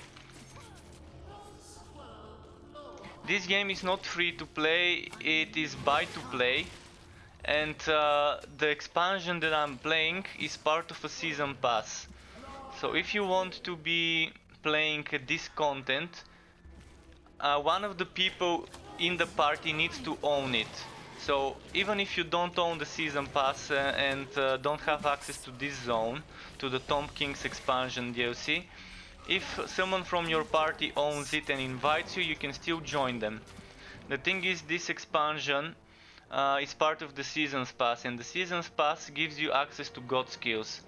Like, you have this default God skill tree, which is good enough, and you can have viable builds with it.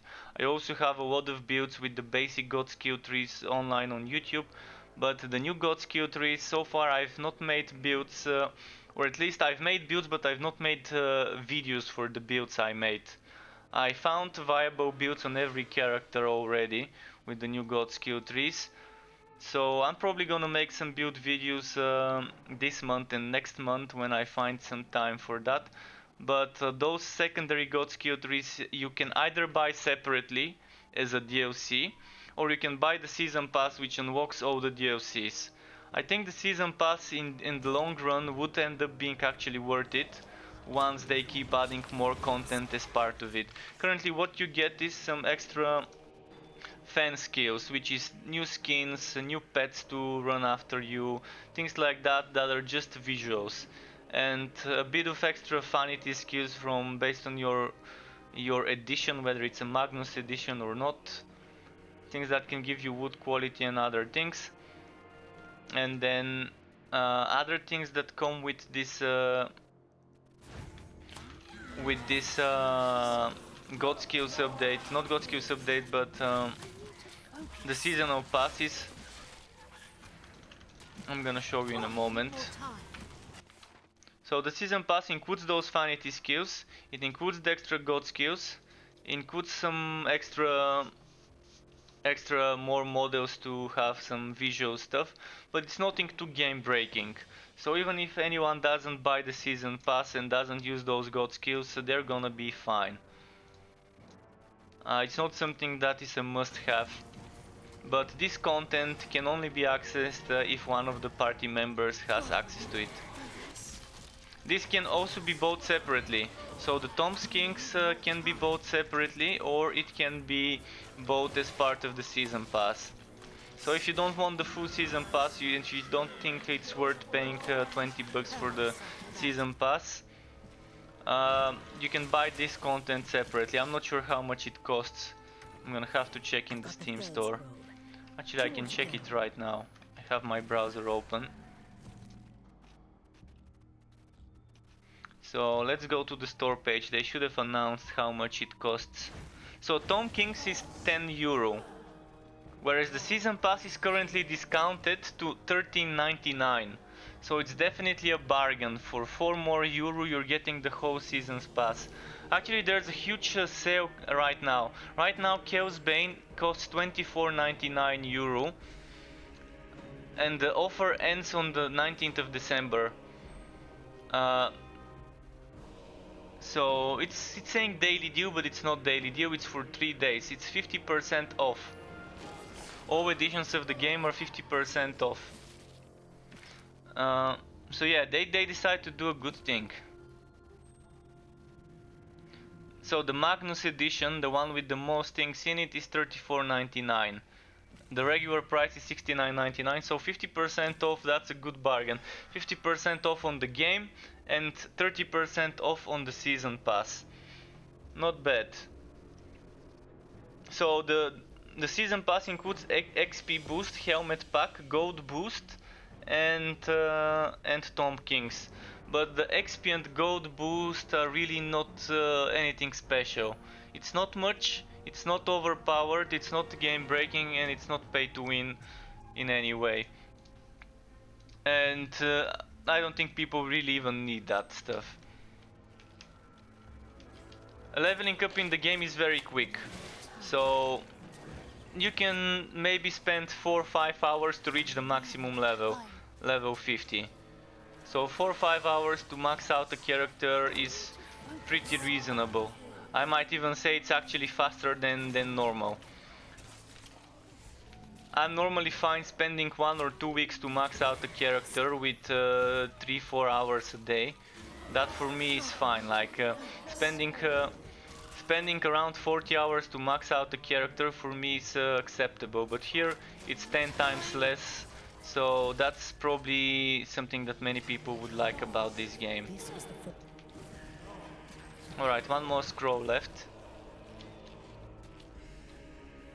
It doesn't have like Diablo 3 option to create an endgame only character, but creating a character and leveling it up is pretty fast, so it's only a few hours of your time. You don't have to grind for weeks.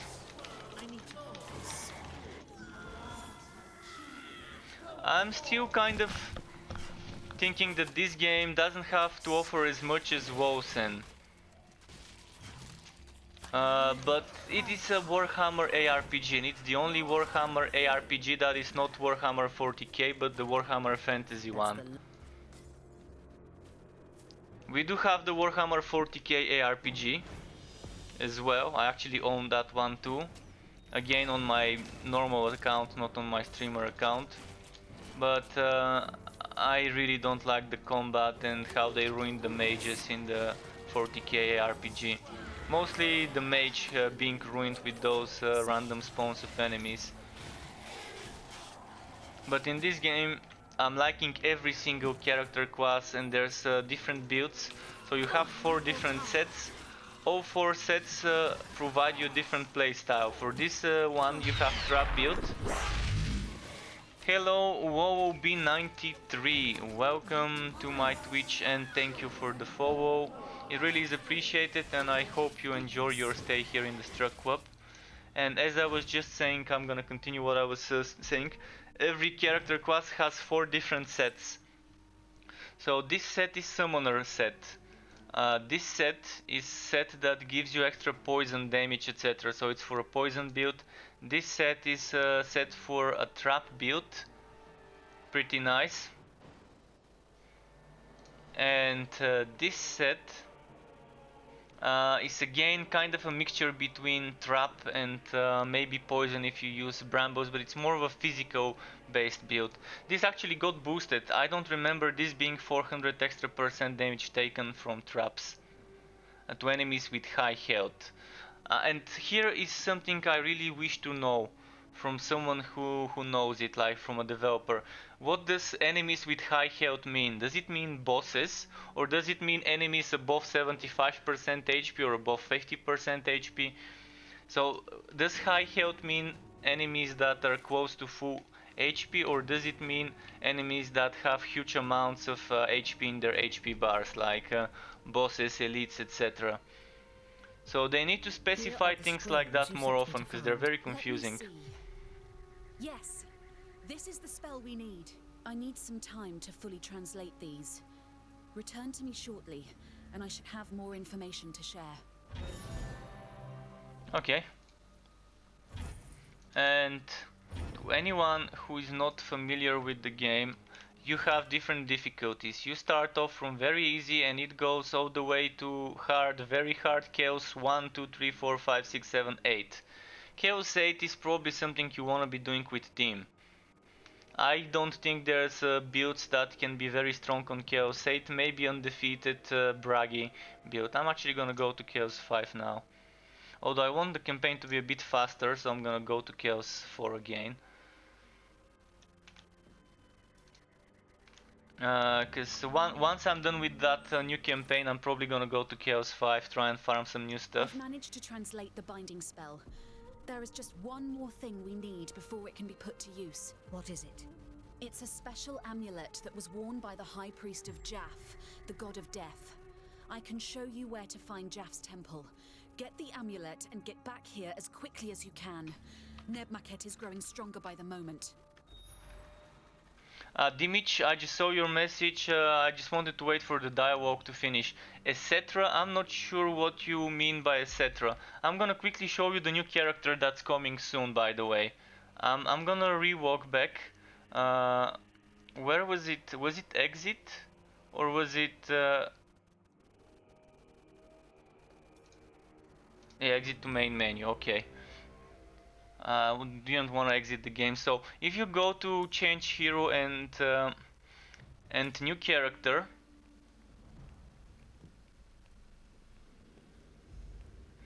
you're gonna be able to see the dwarf engineer. She's coming soon. So we're gonna be having a dwarf engineer. I'm assuming turrets and things like that. So currently we have the Empire Soldier, the High Elf Mage, the Slayer, the Wood Elf Mage, the Wood Elf Scout, not Mage, and the Dwarf Engineer. So turrets or something like that is what I'm thinking she would be able to do. She's probably gonna have some bombs to throw maybe. And I'm definitely looking forward to her. You can see she's wearing a pistol and a hammer. So one hand hammer, two hand pistol. And it's nice. I'm really looking forward to this. So let's go back to where we were.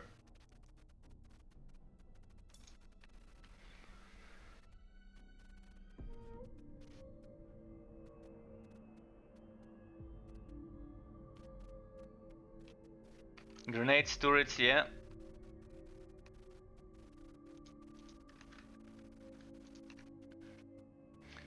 Etc, etc. I'm not sure what that is.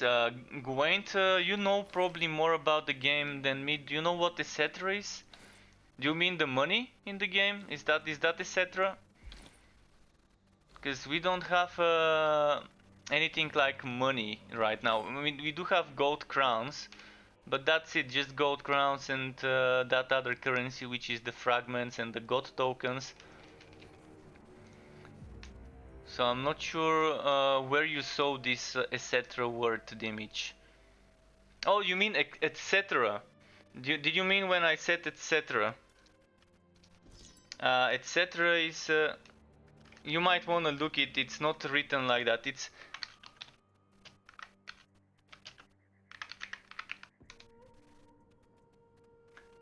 Yeah, this means and so on. So this is when you're listing things. I can tell you in our language, it's the equal of this. Okay, so yeah, that's what it's Latin. It's Latin, by the way. It's a Latin word, so it comes from Latin. But yeah, so if you look what I wrote, that's what the equivalent in our language is. Because I know you're from the same country as me.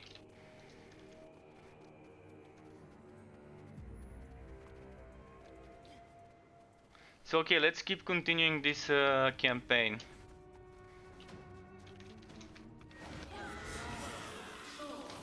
I need to prepare myself for that. Just a moment. Okay. I'm loving this summoner setup right now. I think they buffed some sets though. I do think they buffed the Eternity set by making it deal extra 200% damage with traps. Because I remember it being 200 and now it seems 400. I might have to look into some of my old streams to see if it's buffed. But I'd really love to have the patch notes before I make a review of the patch. Because making a review of the patch without talking about the changes, such as the new skills or the patch notes, would be kind of a waste of space, waste of storage on YouTube. So I'm gonna wait for the patch notes. Hopefully they come today.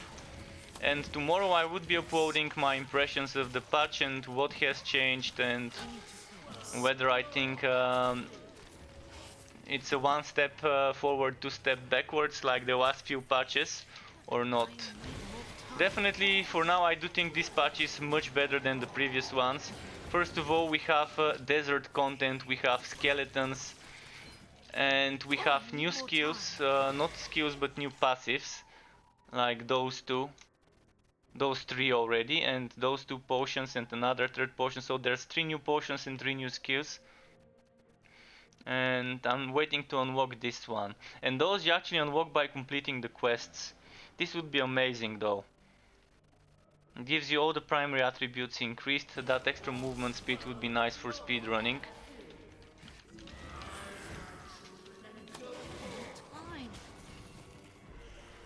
Right, I'm just gonna try and make my way to the end of the campaign.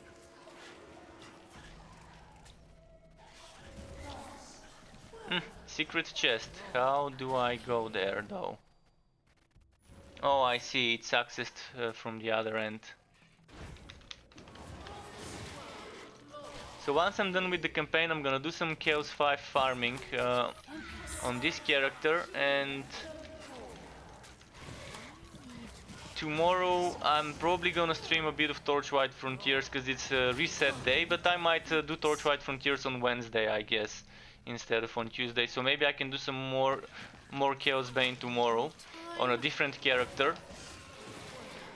During the daytime I'm gonna try and complete the campaign on one of my other characters, maybe on the Slayer, to unlock the endgame part of it.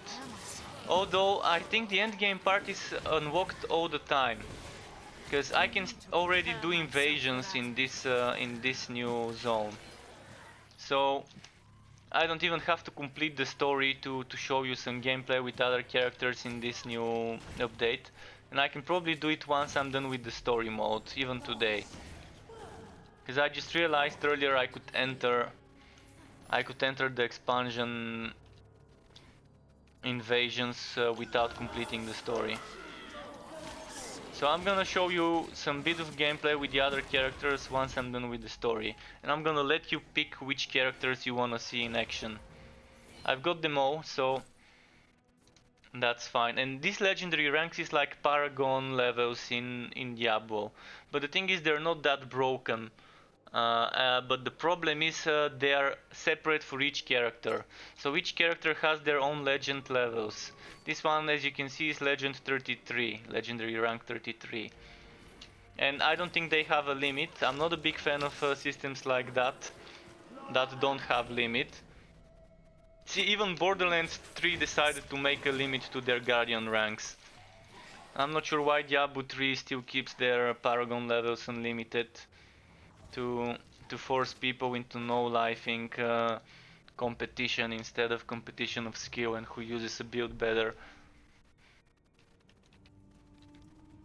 Hopefully they would rethink, Echo Games, the creators of this game, hopefully would rethink their choices with this legendary rank system and make some sort of limit, like let's say legend 500 might be the limit. I think 500 is pretty big number. But the thing is, this game doesn't have a competitive aspect, so if one is legend 100, another one is legend 1000, it doesn't matter. You're playing together, you're completing content together, so there is no competitive aspect in this game to require some sort of balancing and limiting this, I guess.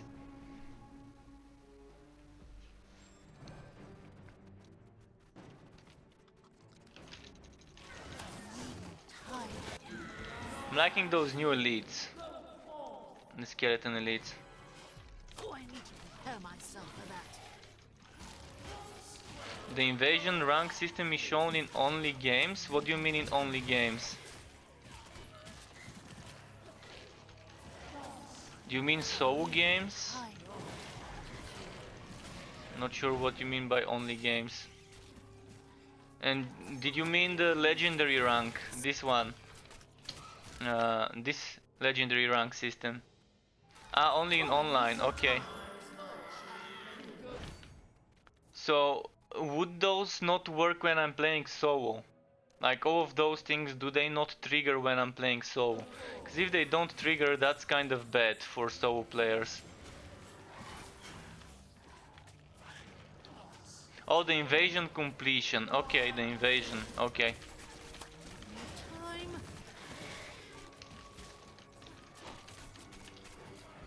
Alright, that makes sense.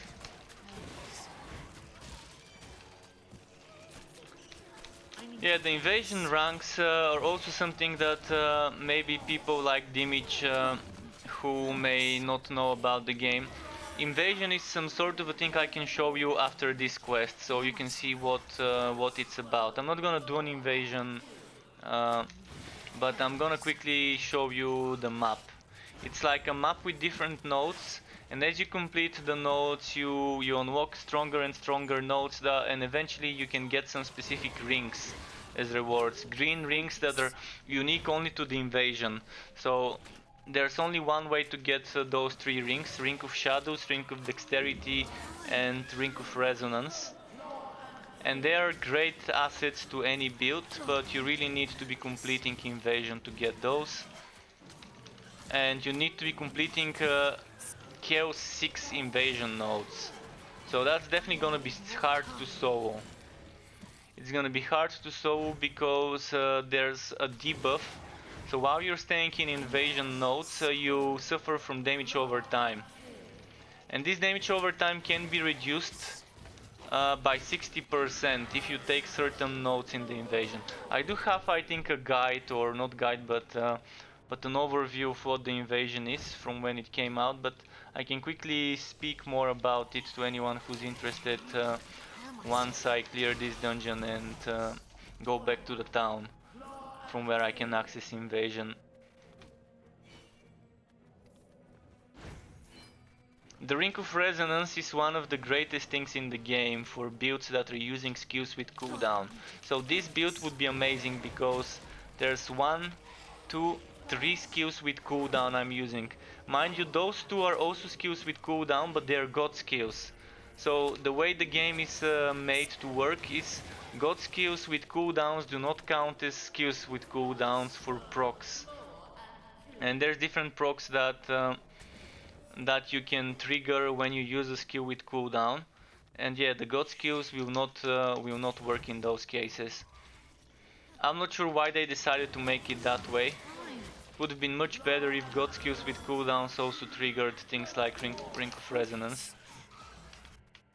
Oops, wrong button.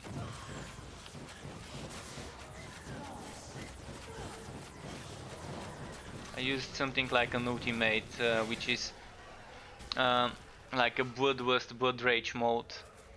In here, those orbs, you can see those 3 orbs. As you kill enemies, those get filled up. Once you have one of them filled up, you can activate the Bloodlust or Blood Rage mode. So you get those red orbs, and you see picking up those red orbs fills that up. So if you fill it to 1 orb, you get 1 extra skill once you activate, and you activate it with a different number. In my case, it's the one next to number 1 under escape, the tilde. If you have 2 of them, you get 2 skills. If you have all 3 of them filled up, you can get 3 extra skills. And while you're in that mode, the enemies drop more fragments. So if you're farming those fragments for item upgrades, it's definitely better to do it while spamming those bloodlust skills. The most optimal way is get it all the way to one stage, filled completely, and then immediately use it. So we're looking for some sort of amulet. Oh, I need to prepare myself for that. Shit, I can't move, I was stuck here on the door. The amulet is back where I came from.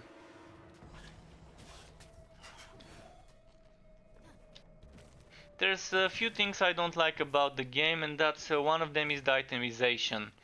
Thankfully, even though it's limited in ways of having only set items in the game, at least you have the option to upgrade items and to customize the build in that way. And you have god skills, so that's also something that kind of in a way adds a bit of variety to the builds, even though you're limited only to using certain sets and there's no non-set items. I need to prepare myself for that. So you do have skills here, and each skill can be modified like a basic version, superior version, and mastered version. You kind of decide whether you want to use the master or the superior version. You can see this one gives me extra 50% damage taken to rooted and swallowed enemies. So if I'm using a build that swallows and roots enemies, this would be better. And this gives me better energy gain than this one. This one would do poison damage, this does physical. So this would be better if you're doing a poison build. This one also does physical. And again, this one is heroic because of my set. So each set gives you a heroic version of a certain skill. And you do have different items that are kind of specific and give you different abilities. And they're actually items that give you heroic versions of other skills, but I don't think Elessa has one of those. But there are other items that can give you heroic versions of certain things, of certain passive or active skills. And the heroic version of a skill is a stronger version of that skill, and it doesn't require points to equip, because you do have 100 points. So if you go here, you have 100 points available to decide where to spend them.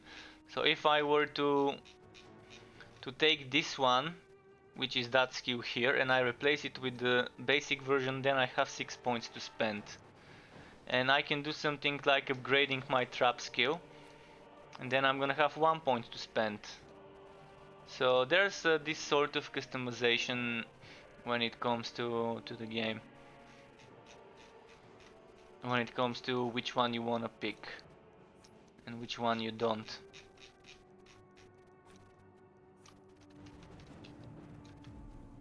Alright, let's quickly show you what the invasion is, by the way. I'm gonna quickly turn in the quest, and I'm gonna try and open the invasion tree after that. Is this the amulet, Marguerite? It is. Now we have everything we need. If you have any preparations to make, do so now. Even with the binding spell, Nebmaket will be a powerful and dangerous foe. Return to me when you're ready, and we will make our way to the crypt. Alright, quest complete. It's now or never, Alyssa. If we wait much longer, Nebmaket will be too strong for the binding spell to affect him. I'm ready, Marguerite. Let's put an end to this. Then Sigmar have mercy on us both. Because if Nebmaket wins, we'll be wishing we were dead before the day is out. Alright, so now when I reach the entrance of the dungeon, instead of entering my story mode, I will quickly show you the map for the invasions, for those of you who may not know what an invasion is.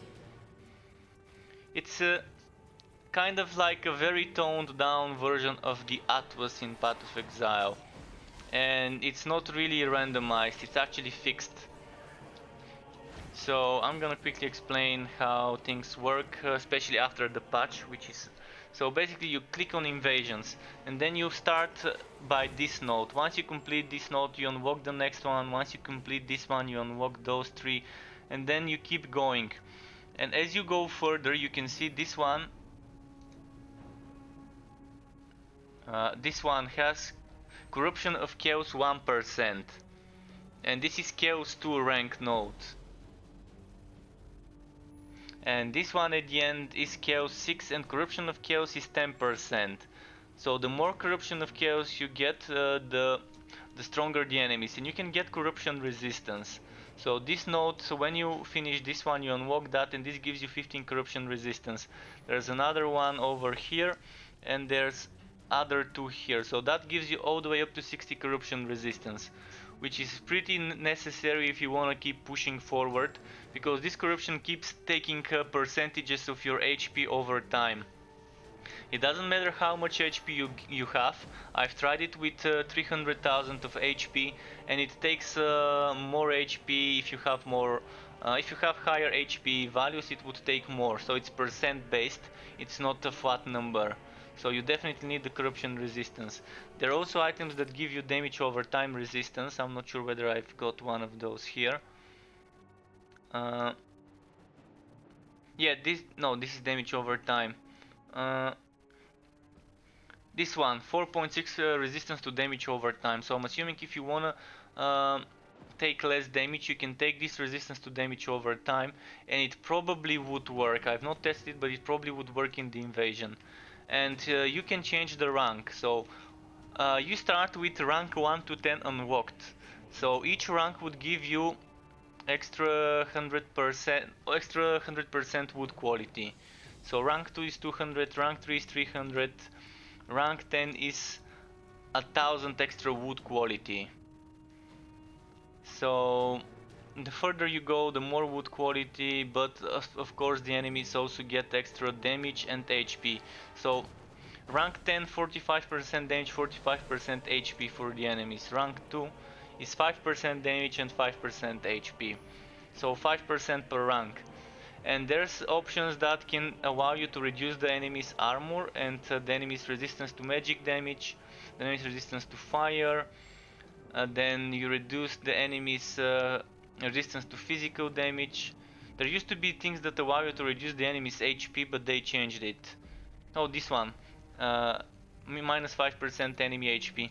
And while you fight in this, eventually you unlock this Ring of Shadow, Ring of Dexterity and Ring of Resonance, together with some potions and some other skills.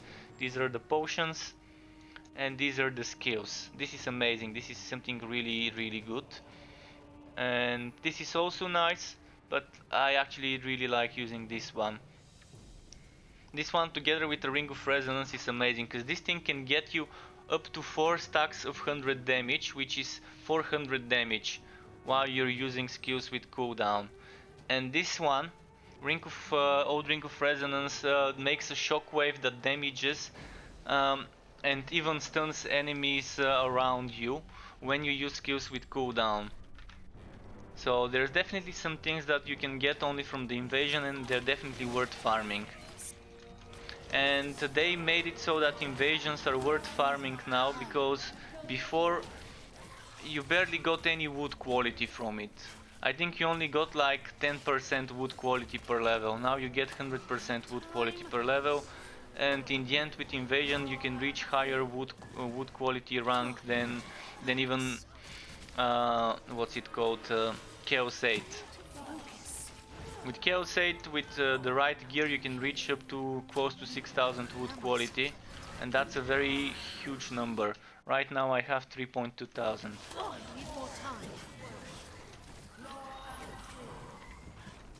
So with this invasion you can probably, with rank 25-26, you're gonna have 2,600 extra wood quality and still kind of manage to reach that huge of a number.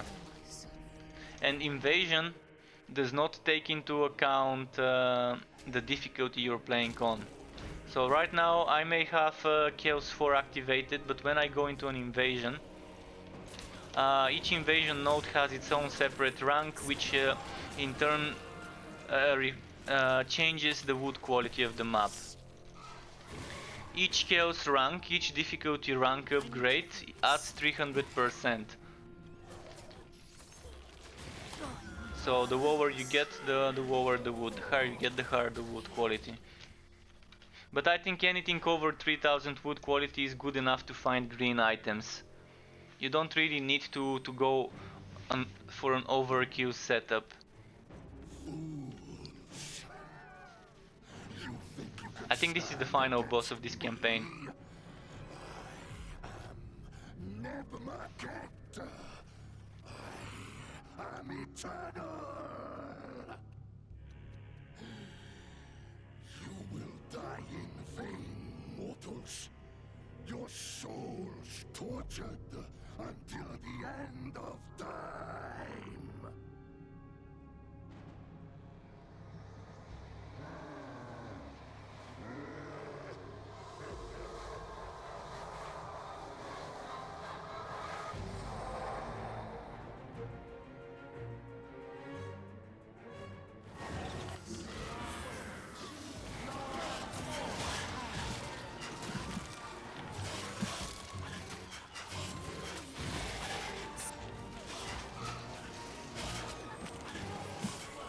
This boss does have some mechanic that gives it some shields from what I'm seeing. So once this shield is filled up, he's probably gonna get some extra defenses or whatever. So he did get a defense shield. I'm gonna go and attack the defense shield over here. Alright, well, he got me, but I can resurrect. Oh, start the boss fight again. Alright, so yeah, since it's a boss fight I have to start again. I'm not sure what one-shot me though. Something really one-shot me. But yeah, he got that shield and I went after his shield, but maybe I should have just kept killing him.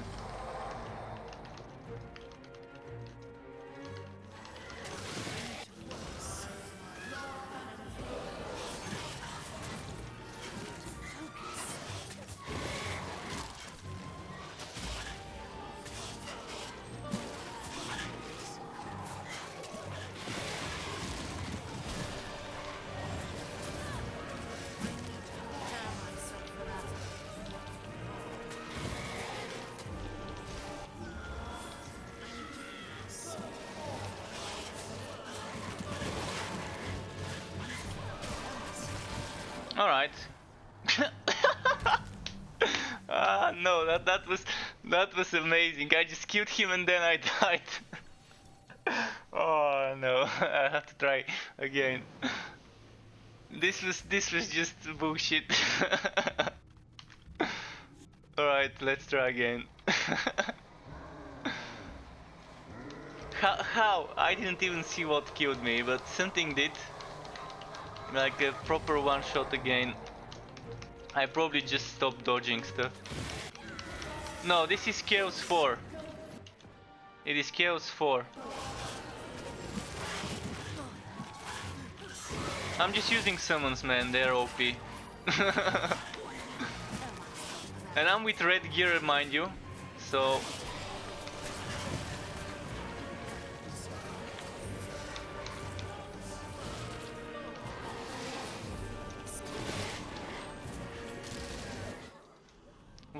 What gets me? There's something that's happening on the ground that keeps getting me, and I'm not sure what it is. Come on, come on.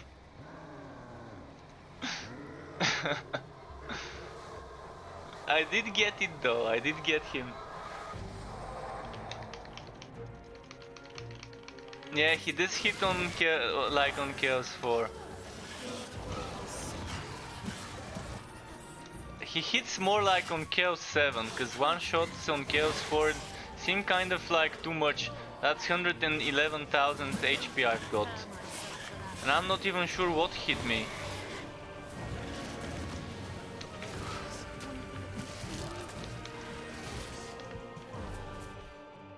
Actually, I'm gonna do something. Where was that skill?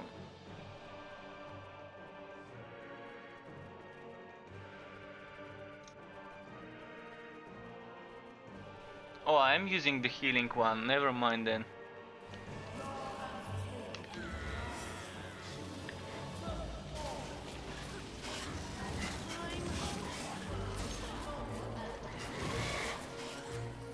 I think I need to kill this shield.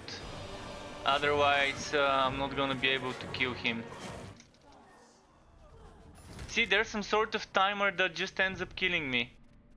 Instantly. I'm not sure what's happening.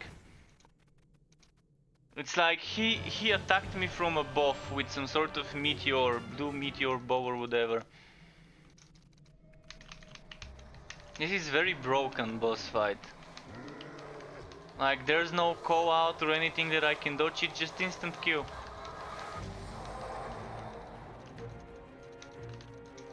So how am I supposed to beat him if he instantly kills me?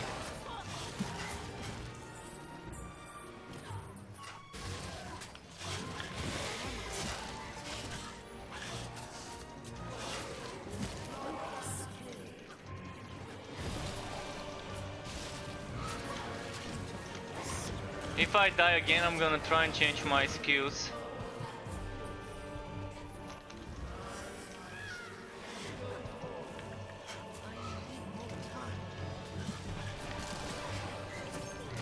The thing is, I'm not sure what's attacking me. How does he do damage? And he's pulling me now with some vacuum spell.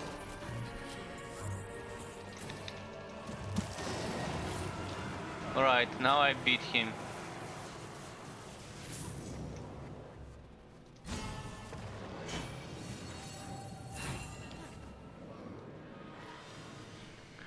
Okay. Alternatively, I could have just went for this setup here, this one, to get extra damage.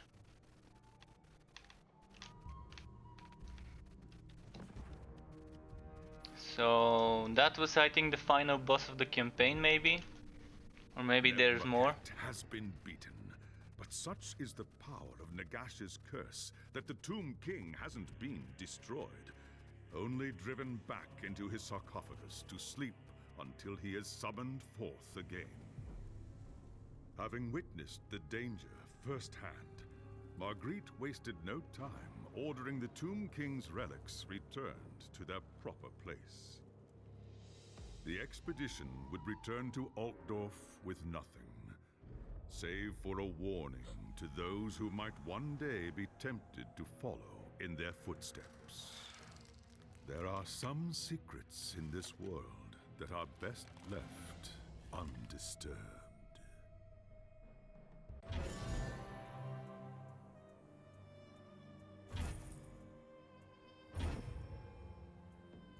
Essence of Vitality, nice. I really wanted to try a setup with it. I'm gonna remove this and I'm gonna demote.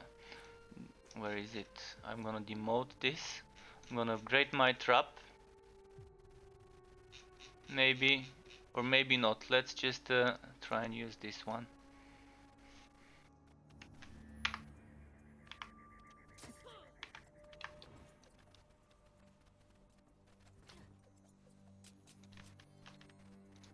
And there's some new items I can get rid of. So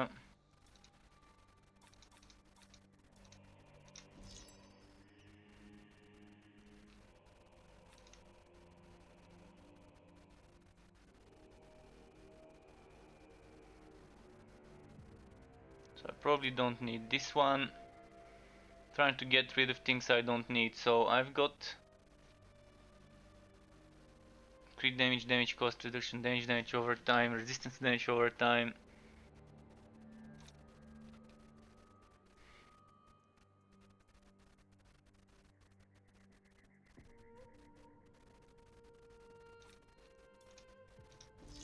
Trying to make some more room because I'll be wooting stuff. Ember Talisman, I already have that one.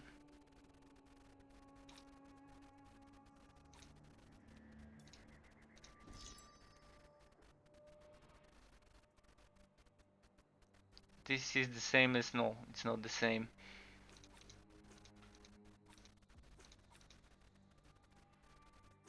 Alright, for now I'm gonna keep playing with this build, but maybe I can go and play on a different character.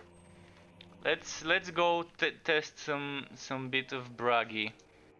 And maybe Volen as well. I wanna test some bit of gameplay with end game content. So let's change to Bragi. What build have I been trying with him? I'm gonna skip this intro because I've already watched it and done it. The Great War against Chaos had Grimnir's beard. What build have I got right now? Last song? Avenger. So yeah, last song stuff. Just another second and I'll crush them all. No, I need more time. No, I need more time. Yeah, this is not the greatest set at all. I was just experimenting with some stuff last time I was playing with Bragi. So if I were to change to another set, he's gonna be much stronger. Let's see the god skills I was using. I was experimenting with builds that give me movement speed. Oh, hits regenerate rage and inflict bleeding. Oh, damage taken reduced while stunned and sword. Yeah, I was trying to find a way to play with Grimnir's Bellows, but it's definitely not a good skill. Alright, once I reach the outpost, I'm gonna change my build to something proper. Just another second and I'll crush them all. Just another second and I'll crush them all. No, I need more time. Because the damage I'm seeing is tragically bad. I mean, I have to be doing tens of millions of damage with this guy. And with good gear, he can do over 100 million damage per hit.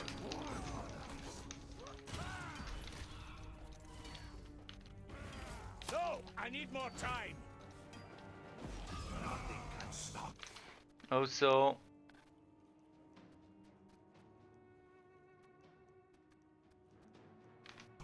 I'm gonna check something later. Let's do this. Let's give them a little respite. No, I need more time. No, I need more time. No, I need more time. So I'm gonna try and do some endgame content, such as Second, and I'll crush them all. what's its name? No, I need more time. Not invasions, but relic hunts. Relic hunts. That's what I was trying to remember. Just another second, and I'll crush them all. And I'm gonna be trying to get relic hunts in the new zones. Wait, I'm missing something here. Let's give them a little respite.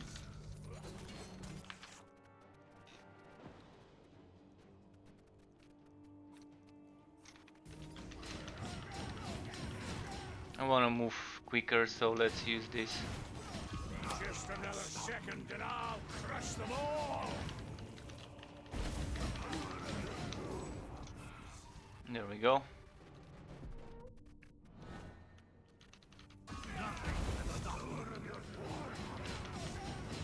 I need to fight. I've lost all utterance. I need more time. No, I need more time. I must return to the fight. Nothing can stop you. Alright. Almost there. I need to fight. I'm gonna be completing the campaign on the other characters tomorrow. off stream, so that when it's time for streaming I can probably just focus on the end game stuff. So I wanted to talk to this dude.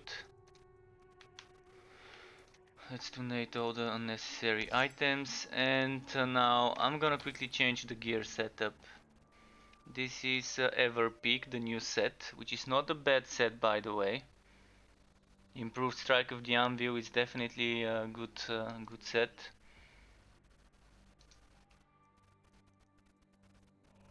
But when I change wardrobes, I noticed a bug in the game. Check my skills here. I only have those two unlocked, but if I change to this one, they're also unlocked. So maybe they fixed it. Before what I noticed when I switched the wardrobes, the things that were unlocked in the invasion did not count for all builds. So if I changed to this one, it did not count the ones unlocked while I was playing with this one. So that's one good bug fixed. Because it was very annoying having a bug like this in the game. So let's quickly reset my god skills.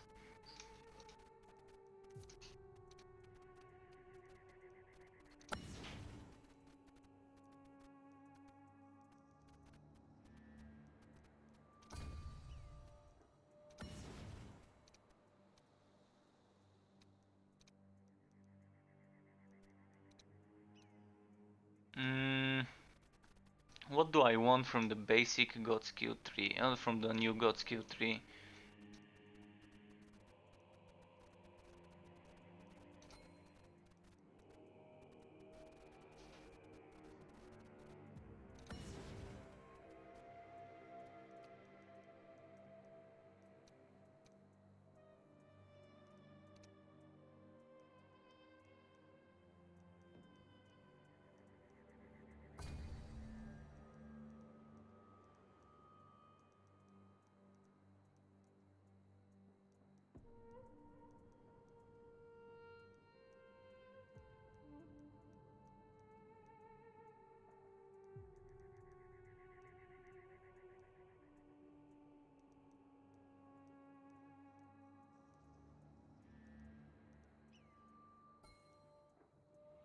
Hmm.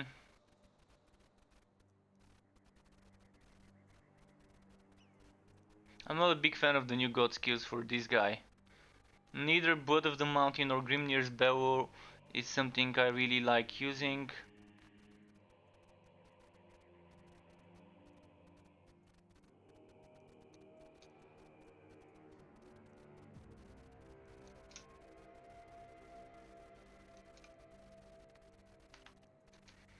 So I've got 2 more points. Where do I want to put those 2 points? Maybe some extra energy or damage and armor piercing.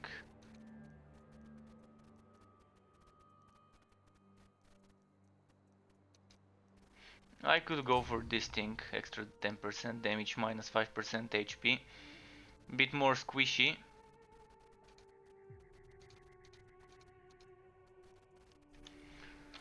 So let's find other Everpeak items to equip. I mean, Challenge is the set I used to be using before. It used to be very strong set, the Challenge, but I think the Everpeak is also a very strong set. When it comes to access,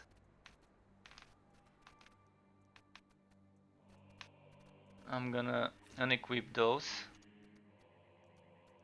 And the rings later as well. So first things first, let's configure the skills.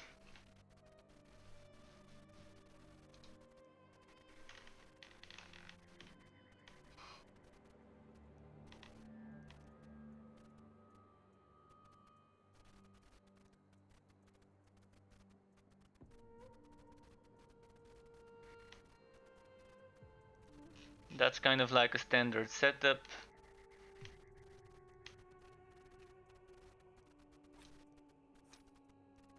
Okay, let's go that way.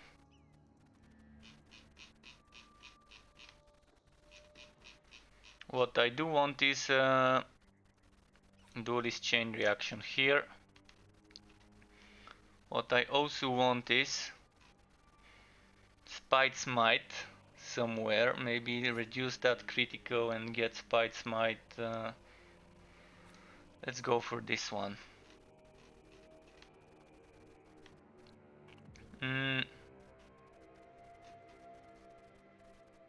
I need Vast Bastion.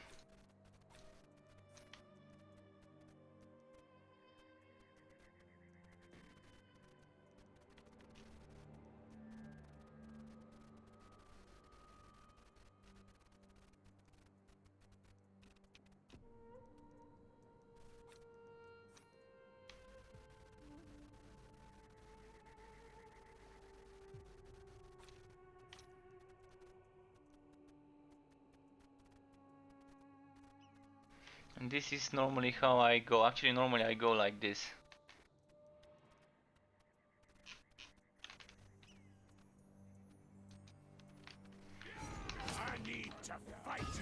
Alright, I think I'm good to go. In the meantime, legendary ranks.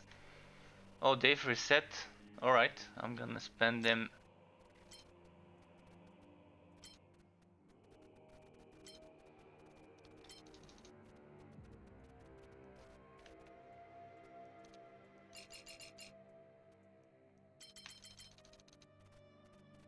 Like this.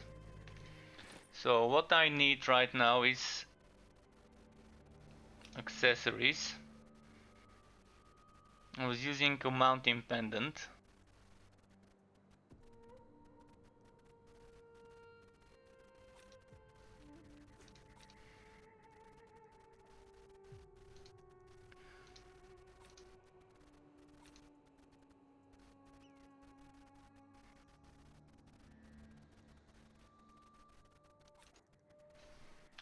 Let's compare.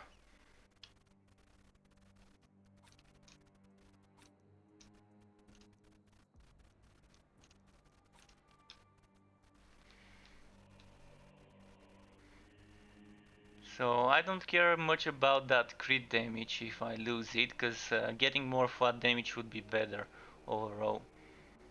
Chance to reduce the cooldowns as well, pretty nice.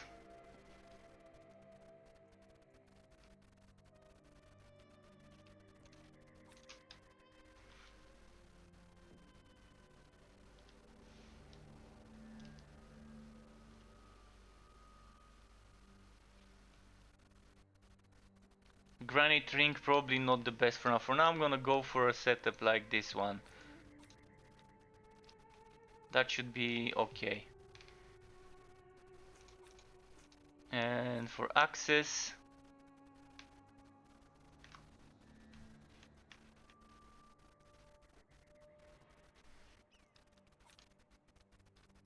so this one, the green one, is not as good as the red one for few reasons, but in the end it's still gonna be better. But it doesn't give me crit chance. But the overall damage would be better.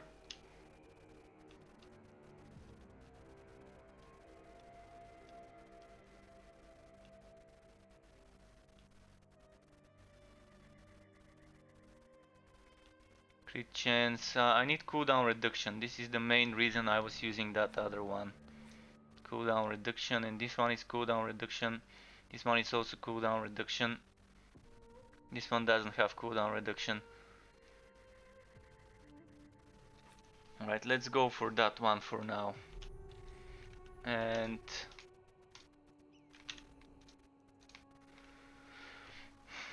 first off, let's try a lesser relic. No, let's go for a grant. Do I have money for grant? Need to farm some money. Because I'm gonna be resetting. I'm gonna be resetting until I get the new zone. There we go, new zone. Insects regularly grow up from the ground, so the new zone has new modifiers for the relicants. I definitely need to gear this one up better with green access with cooldown reduction. No, I need more time. Because when this one is geared up, he can do shit tons of damage with the right setup. Like with my old items, before I deleted my saves, he could do with the what's it called, undefeated set, he can do over 100 million damage sometimes. No, I need more time.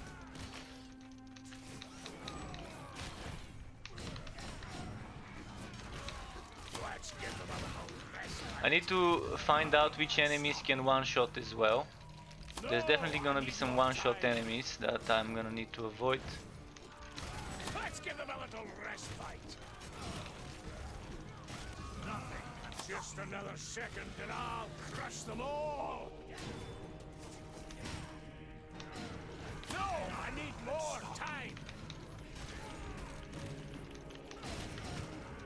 Let's give them a little respite. Nothing can stop you. No, I need more time. Just another second, and I'll crush them all. Stop you. Let's give them a little respite. Just another second, and I'll crush them all. Right, sink all the way to 12 million already. Just another second, and I'll crush them all. No, I need more time. Nothing can stop me. Let's give them a little respite. Just another second, and I'll crush them all. So I'm gonna have to try and make build videos for the setups I'm using with some points from the god skill trees from the new system. Like this one is kind of similar to what I used to use before, except it's investing points here for cooldown reduction. I'm not really using second wind, but there's what 5 and then another 5 here and then another 5 cooldown reduction, so that's 15% cooldown reduction. Instead of having to go all the way for 3, there used to be some more before here, maybe they removed it. Yeah, I think they removed it. There used to be another 3 I think here, so that was like 6 or 9 cooldown reduction, and it wasn't worth it. And they moved, this one used to be here.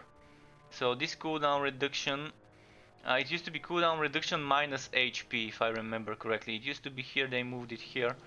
But that's kind of how I build it.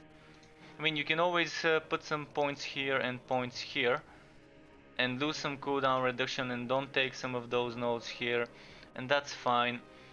But the way I play it is this is nice. You can also invest into HP. So if you don't want that much cooldown, you can invest into some HP here. That's gonna give you 1, 2, 3, 4, so 8% HP and another 10, that's 18% HP. And it's not a bad investment either if you want some more survivability. That is good if you stack something like Fiery Ring of Tori together with the Mountain Pendant. And was there an axe with cooldowns?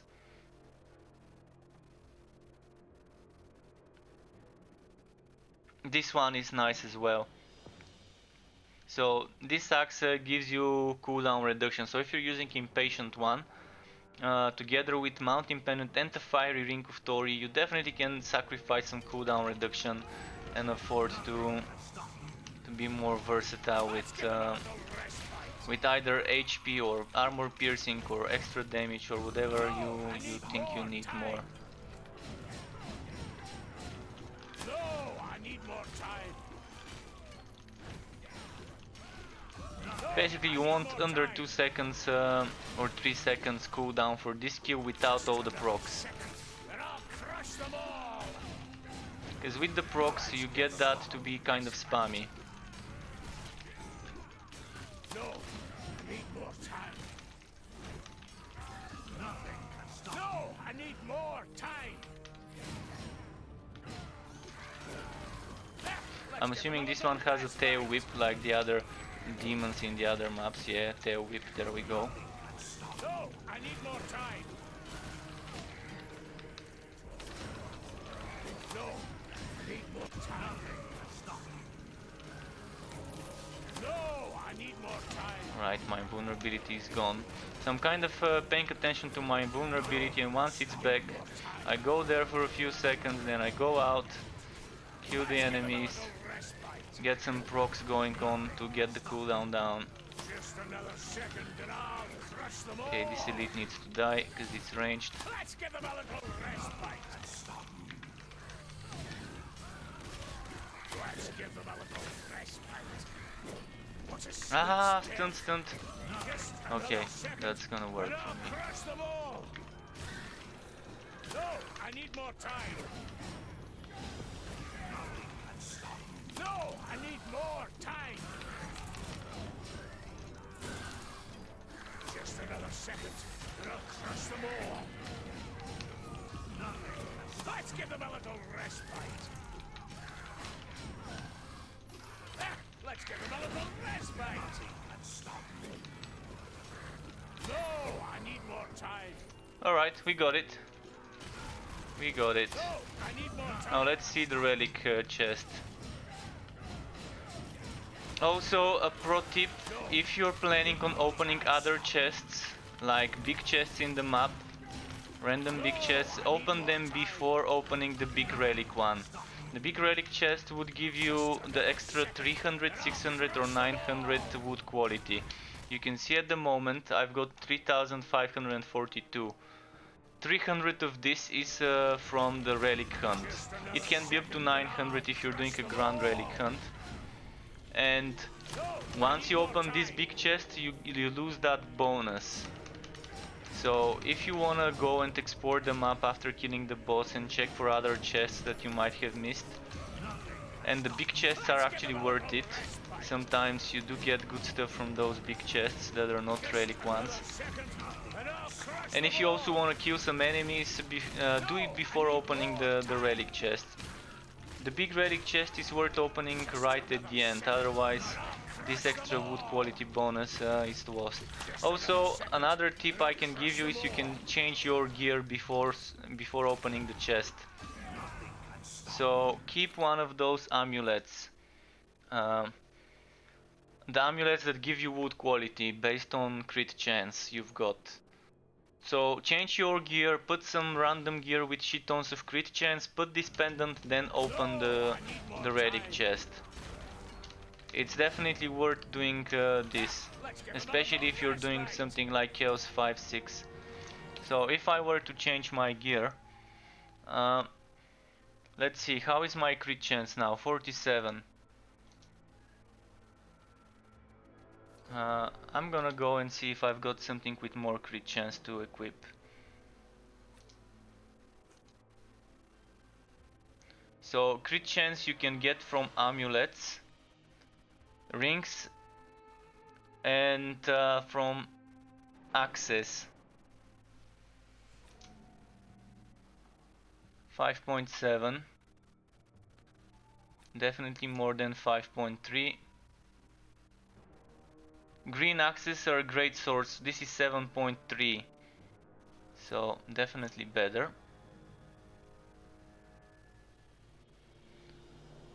And now you equip this amulet here.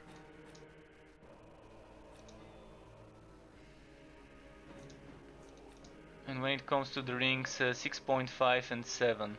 I don't think I've got another that's more than 6.5. Okay, 7.1. But it's not enchanted. 7.3. If you have item that gives you crit chance and wood quality, it's gonna be even better. So let's bless this ring, the 7.3 ring. Where did it go? So this is gonna be our wood quality ring for crit chance.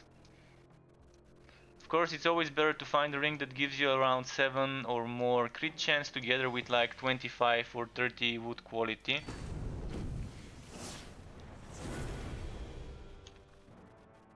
So yeah, now I can quickly do this. This is 7, this is 6.5. Replace this for a moment. And when it comes to the skills, you can remove one of the passives.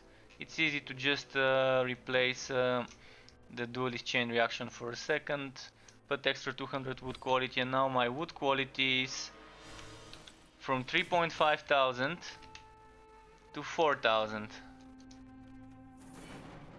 It's not always gonna be giving you greens, of course, it's RNG, but if you make a set, you can even make a secondary set that's not the one you're using, which stacks lots of wood quality and crit chance, and just quickly switch in between it.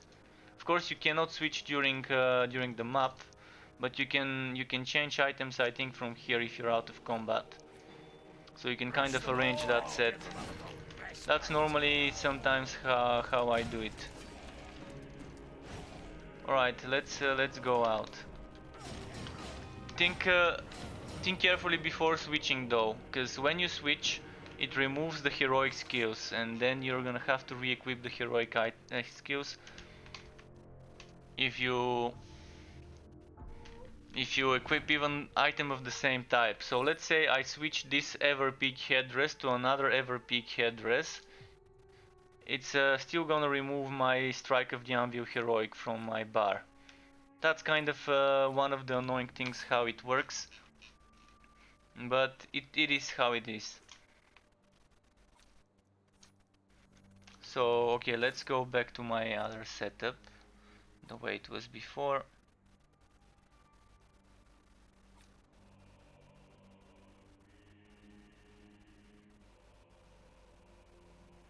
Cooldown reduction.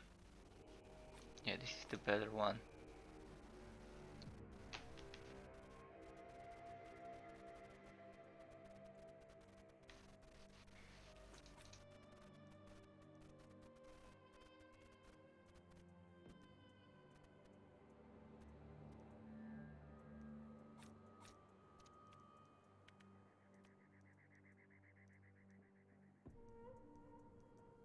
Let's see if I've got better ones, like Everpeak Loincloth. This is what I want here is HP, and energy is also always nice. This one gives me wood quality. Oh, this is actually enchanted for HP. I was actually trying a build with HP, it seems. Alright, I can change this. I can change it by exchanging green gems. Exchange green gems for yellow. Let's get like 500 should be fine. So I don't need that much HP.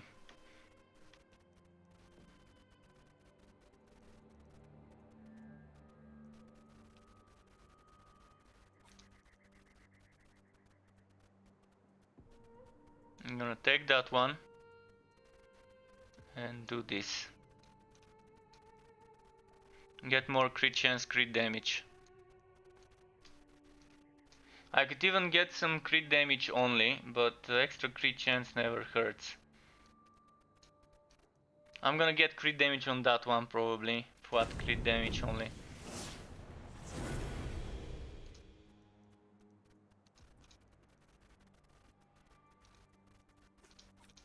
Unless I've got a better one.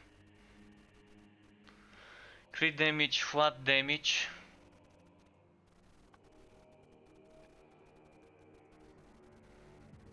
This doesn't have the flat damage, so flat damage should be prioritized. When it comes to gauntlets, prioritize flat damage. Crit damage you can get from enchantments. Don't worry about it. 29, 40 crit damage is not that good, but when it comes to 2.5, 3.5 extra flat damage, it is a huge boost. A huge boost. There aren't many sources from where you can get flat damage, and one of those sources is this one. Others are rings, so okay, let's enchant this. This is how you get crit damage. No, that's the flat damage, never mind. But maybe 4,200 flat damage would be better than 40% crit.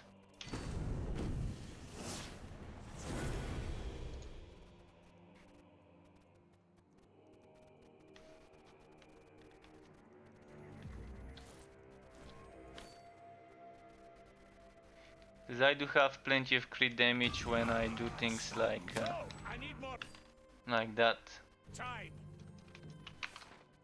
We to do this chain reaction, which gives me all the way over to 400 extra crit damage.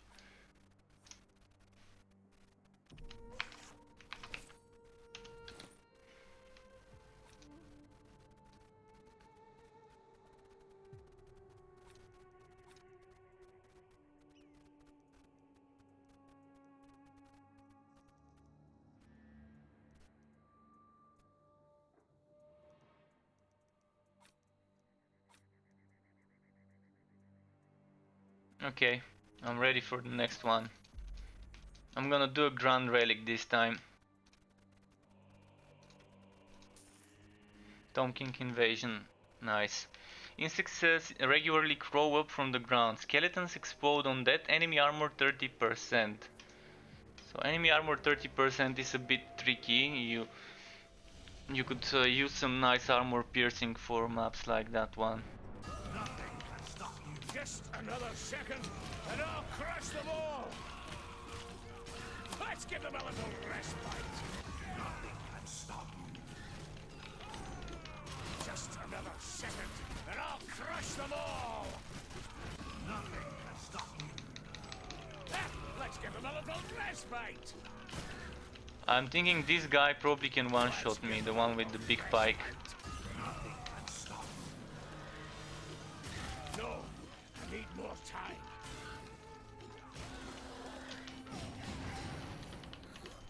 No, I need more time. No, I need more time. Alright, I grouped them up nicely. Let's finish them off here.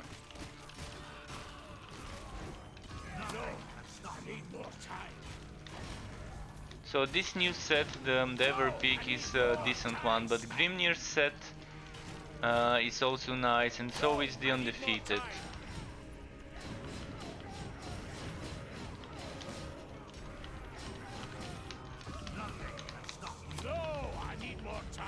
The way you play Bragi with either of those sets is kinda similar most of the times, because most of the times you would wanna have a Strike of the Anvil.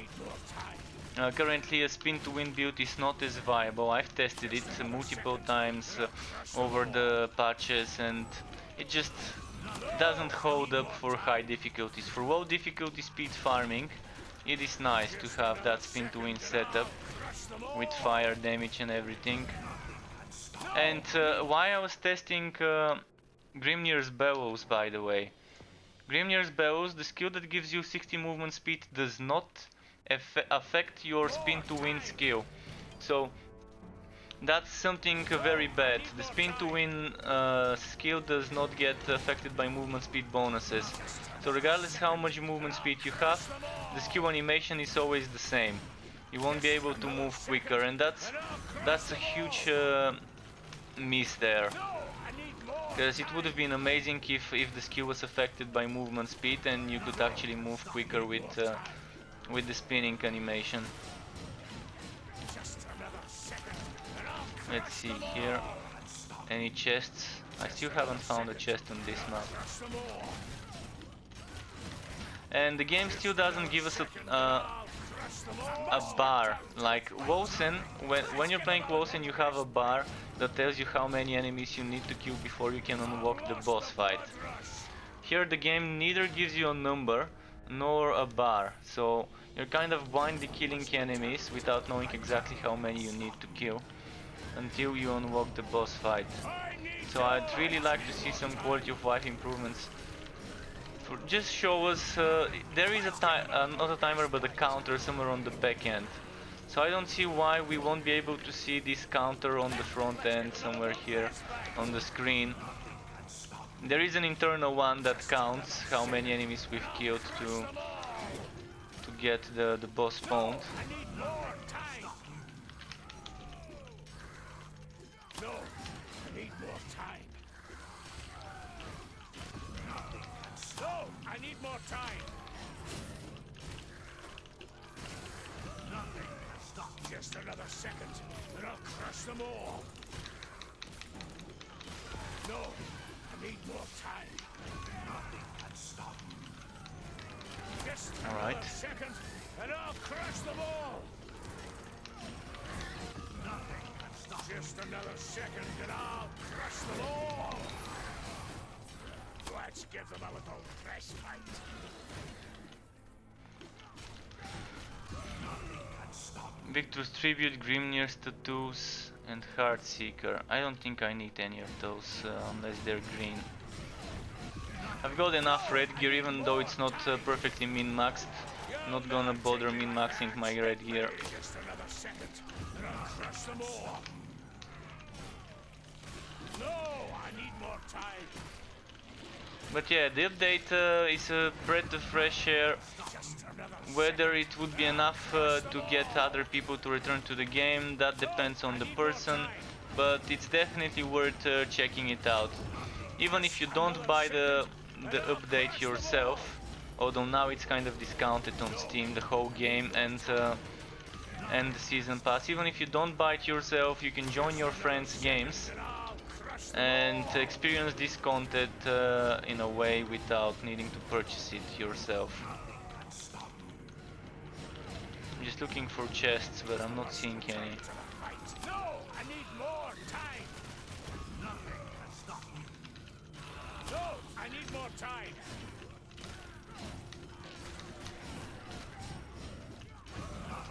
Where are the chests, man? There should be a big chest somewhere in this map. I need. Let's give them a little respite. Nothing can stop. No, I need more time. No, I need more time. A lot of elites though. Nothing can stop. Just another second, and I'll crush them all. No, I need more time. Stop you. Ah, he's going too far. Need more time.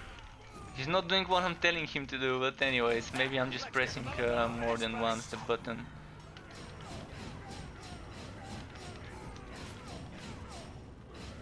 Just another second, and I'll crush them all. I've got some sort of weird debuff around me. Never mind, it's gone. I guess one of the skeletons cast it on me. Let's give them a little respite. Nothing can stop you. Let's give them a little respite. No, I need more time. Nothing can stop you. Alright. Now I'm gonna demonstrate what I forgot to show you now. 4.177. 4421. And after opening it goes back to 3521. So 900 less.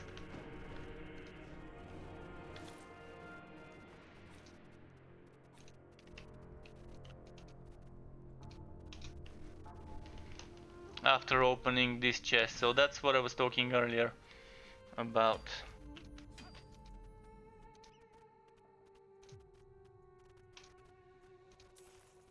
Well, Nurgle, might as well do a Nurgle. To those of you who have not seen the other zones, if it's your first time seeing some gameplay of this game, might as well show you some of the other areas, other biomes, so to call them. So there's Nurgle biome, Prague biome, Tsinch, and what was the other one? Just another second, and I'll crush And them the all. one that's snowy, I forgot what it's called. Give them a little respite. Kind of have to remember the name of the other one. Norska. So Prague is like a town, Norska is like snowy region, Nurgle is this one, and Tsinch is kind of like some platforms. Korn is Prague. Korn is the enemy types, but Let's give them a little respite.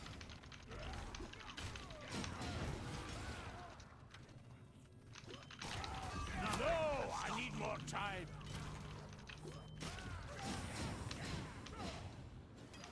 and now with the 5th biome being the Tomb of Kings. So now we have 5 different biomes to randomly roll while we are doing invasions. Not invasions, I mean, what's its name? Relic hunts. Just another second, and I'll crush them all.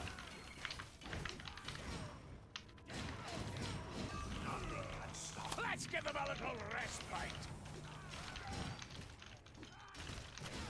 No, I need more time. Nothing can stop you. So I'm gonna play a bit more on this guy, then I'm gonna show you some of the other characters in action. Cause, yeah, do let me know if you want me to show you the soldier or the mage first. I'm gonna try and show both of them. It's 9:52 p.m. I will be streaming until 30-40 minutes past midnight, so there's plenty of time to show you a bit of everything. And also check if the god skills that were broken got fixed. Especially on the mage. I really want to have the god skills on the mage be fixed, because that was the main thing that was bugging me. With the mage and with Volen is actually where we had some of those AoE god skills. Hey Alp Felty, you're getting back to the game, that's very nice. When it comes to builds that I would recommend, I might quickly show you what I'm running on my characters. I do have some of my old streams when I was experimenting.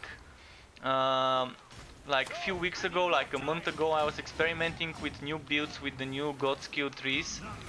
And currently on Bragi, if you play Bragi, I can tell you what I'm running for god skills. Like all of my old builds are viable, so all of my old builds are viable except some things in the god skills kind of changed for some characters. But all of the builds I've made before are not outdated in a way that the new god skill trees are separate from the old ones. So you can see for Bragi now, this cooldown reduction used to be here. So instead of spending 1, 2, 3, 4, 5 points here, you spend 1, 2, 3, 4, 5 points here. This is kind of boosted, and all of that here is boosted. So you can either go all the way to here and here, and then what I do is I take cooldown reduction. So there's 15 points cooldown reduction from those 3 nodes. 1, 2, 3 nodes of 5. You can maybe only take 5 cooldown reduction for 2 points, 2 points for 5 cooldown reduction, and then you can spend 2 points for extra 3.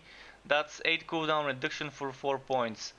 Pretty decent, totally worth it, and that frees up how many points? 1, 2, 3, 4, 5, 6, 7, 8 points. It frees up 6 points. You can spend them probably 1, 2, 3, 4, 5. Or maybe you can spend them like this: 1, 2, 3, 4, 5, 6, 7. Oh, you won't have 7, but still 5. You can probably get, what can you get? You can get 1, 2, 3, 4, 5, 6. So this minus 5% HP for that 10% damage is kind of covered. You can actually even cover it with those 3 nodes. So 1, 2, 3, 4, 5, and then have another point. So there's a lot of things to do. You can even ignore taking this 3 cooldown reduction and go like this. Go for this 5, then go 1, 2, 3, 4, 5, 6, 7, and then you're gonna have 1 more point to spend elsewhere, like here for extra energy, for example. So there's lots of things to do, but the way I prefer playing Bragi is like this. Sometimes I would go for only 5%, sometimes for only 10% cooldown reduction. I don't really use second wind. And when it comes to the skills itself, I do go for Trail of Blood. I do go for Deep Gashes. I do go for Deadbow. And I do go for Eternal Carnage. 2 is fine for me. Spite Smite only go for 2, but if you don't think you want it, you can remove it and go for something else. if you need more HP, you can always get that second wind, or you can go for something like what else can we equip? Mm.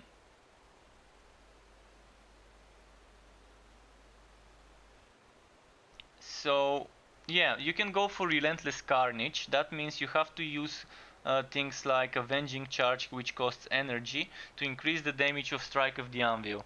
This is also an option, but it's only 20% damage, so the way I play it, I think it's better. It's better that way. This is also nice. If you find yourself having a lot of energy, maxed out energy all the time, 30% extra damage when max energy or 20% is not bad. But yeah, I think the way I play it is my typical setup with slight changes. I'm using the new set though.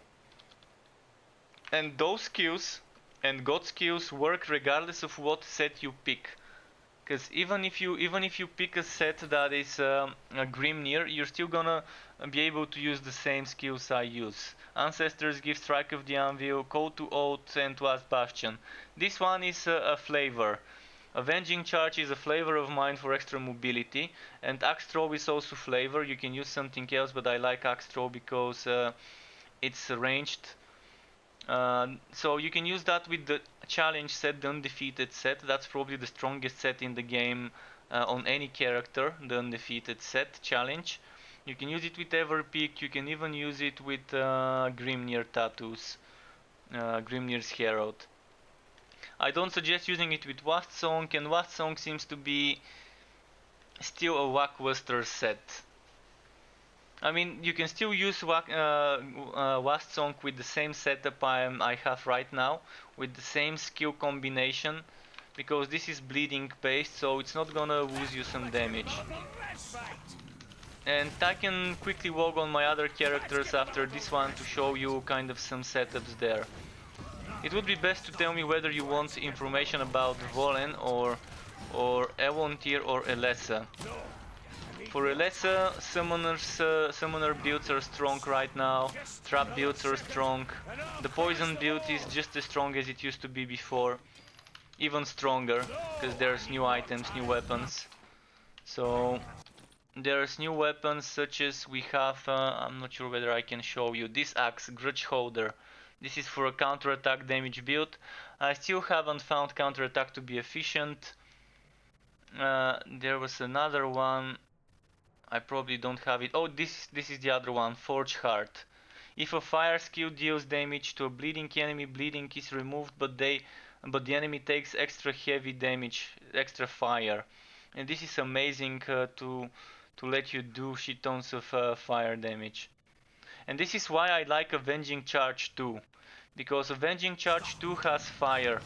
So you can bleed the enemies and then dash through them and make them to take shit tons of fire damage. This also works if you're using the Grimnir set, which is fire based.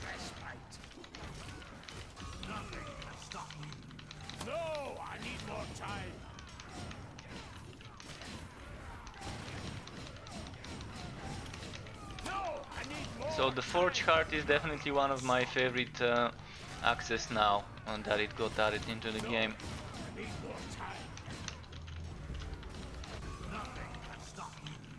Let's give him a little respite.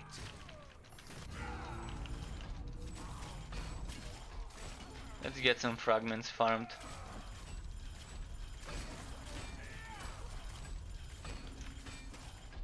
Alright, that's enough fragments. No, I need more time. So yeah, the game is definitely getting better. It's taking them a while, but they're a small team, so they can't pull out updates like Blizzard or like Grinding Gear games. Grinding Gear games, the creators of Path of Exile started off as a small team as well, but eventually they kept growing and growing, and now they're a big name. I'm not expecting this game to compete with Path of Exile. This game is more of a direct competitor to Diablo 3. I think the game is closer to Diablo 3 in the way the skill system is set up. with a splash of passive customization with the god skills. Give them a little respite. And it's the only fantasy Warhammer ARPG we have right now. The only hack and slash fantasy looter we have in this universe. So that's one of its the main selling points for that game. Another good game I would recommend to people who want something similar to this or to Diablo 3 would be Wosen. It's launching at the end of January. It's another game I'm streaming, and I will keep streaming and maybe even make build videos after the launch. Because right now there's no point for the next month or so when Wosen would get extra 70 levels increased. Alright, Ritual of Grimnir. Ritual Crest of Grimnir. Good drop. Cooldown reduction. This is what you want on a helmet. On a helmet you really want cooldown reduction, because that's, besides accessories and weapons, that's the only armor piece you can get cooldown reduction on. And not only does it give cooldown reduction, it also gives resistance to damage over time, which is amazing, I think, when doing invasions, and cost reduction and HP. Only the counterattack damage I really could have sacrificed for some extra whatever else I could get, like wood quality. No, I need more time. Okay, let's kill this dude quickly. And I'll crush them all. So I think this guy just took that extra fire damage from my Forge Heart.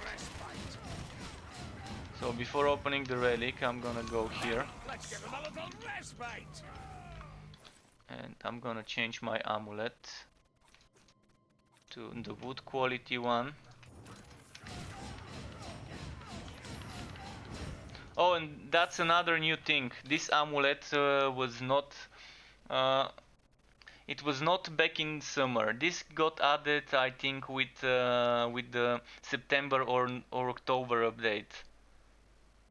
It could have been the September update that added it together with the legendary ranks, but even if it wasn't September, it could have been on the 29th of October. But this can give you up to 600 extra wood quality when you have 80% crit chance.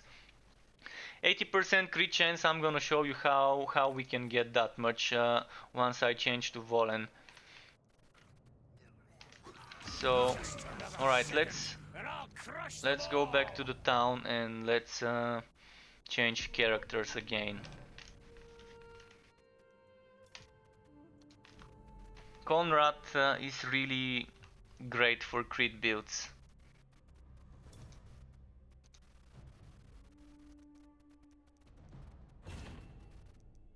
I was experimenting with some builds last time I played on him.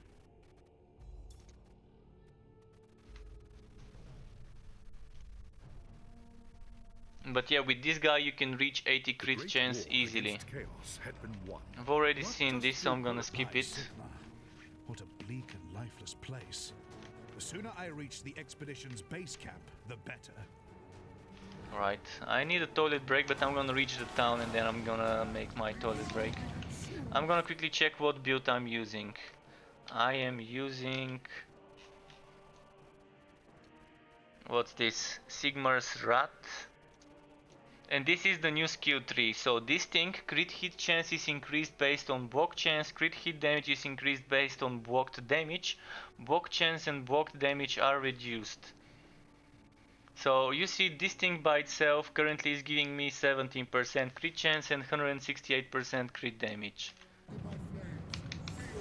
And then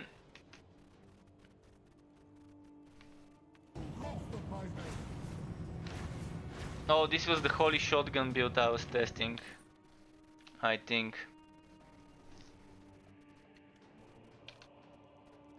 So this is the set for Herald of the Blazing Sun. That's the new set, Herald of the Blazing Sun.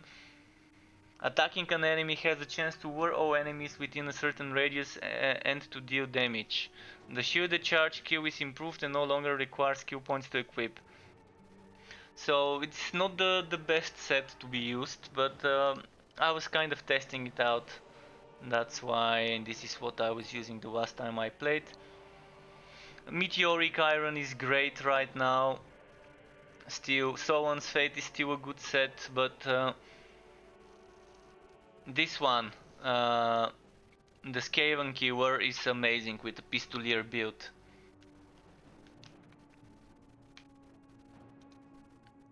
And then there's things like Medic's Pavis. The Wisdom of Apothecary skill is improved and no longer requires skill points to equip. I'm wondering if they fixed it. Also the Meteoric Iron Shield. Let's see if it got fixed.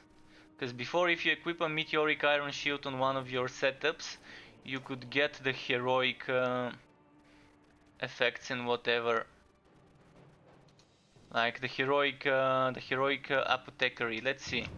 Like this, do I get the heroic apothecary skill? Yeah, I still get it.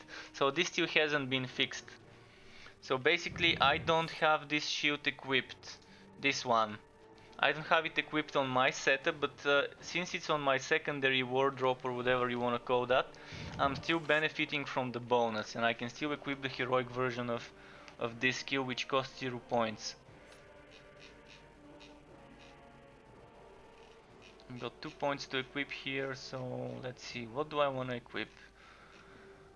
I'm gonna put something like let's put wood quality, maybe XP. Yeah, let's put some wood quality here for now.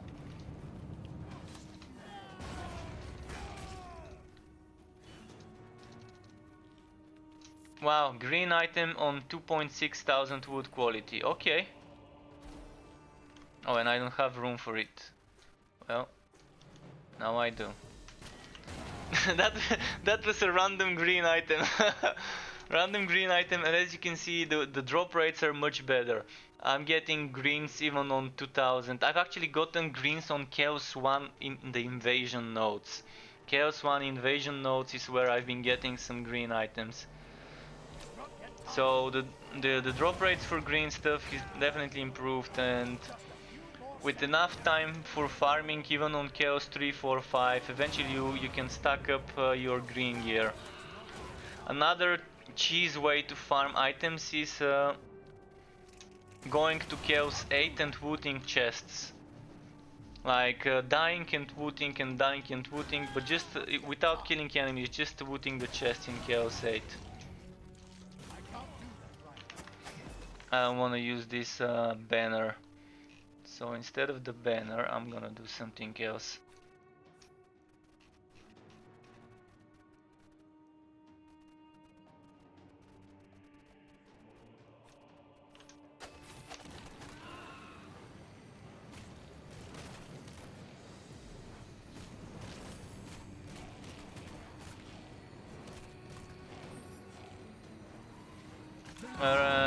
What are you asking about really? Do you mean about farming Chaos 8 items? Gwaint, was that about the Chaos 8 thing I said, or was it about the Shield of the Apothecary? But yeah, you can go to Chaos 8 and loot chests without killing enemies. You can kind of equip this amulet. The one that gives you a lot of crit chance based wood quality. Which one was it? It's probably in the warehouse. Oh, this one. You can equip this, you can stack up shit tons of crit chance and block chance and whatever. Get that maxed out.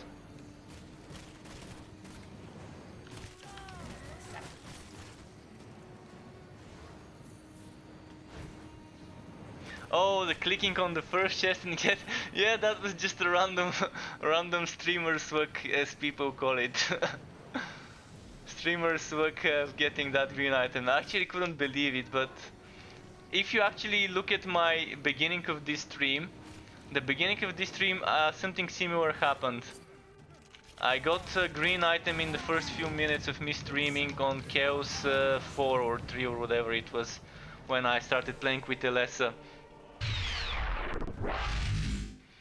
Hello, Dr. Naps, nice name by the way, and thank you for the follow on Twitch. Welcome to my channel and to the Struck Club. My build, this build is a shit build, you don't want this build, but I can show you. This is what the build looks like. Indestructible, Mastered, Bastion against Corruption, Superior, Blessing of the Blade Mastered, of the Brave Mastered, Sigmar's Bastion Mastered, Break Through the Ranks, Taunt, Sigmar's Wrath, Heroic Shielded Charge, and Justice of the Empire. I'm gonna show you my other setup, my other way I play this guy with another set, but this is not with the best set. This is using the new set, Herald of the Blazing Sun. And I'm using Blade of Vengeance and Pavis of Anger, but Pavis of Anger was just an experiment of mine with that Shield Smash archetype ability dealing more damage. I definitely don't want to use that. I might want to use a Meteoric Iron Shield or Shield of Revenge. Actually, Shield of Revenge doesn't seem like a good option, because this one boosts this skill, my spacebar skill.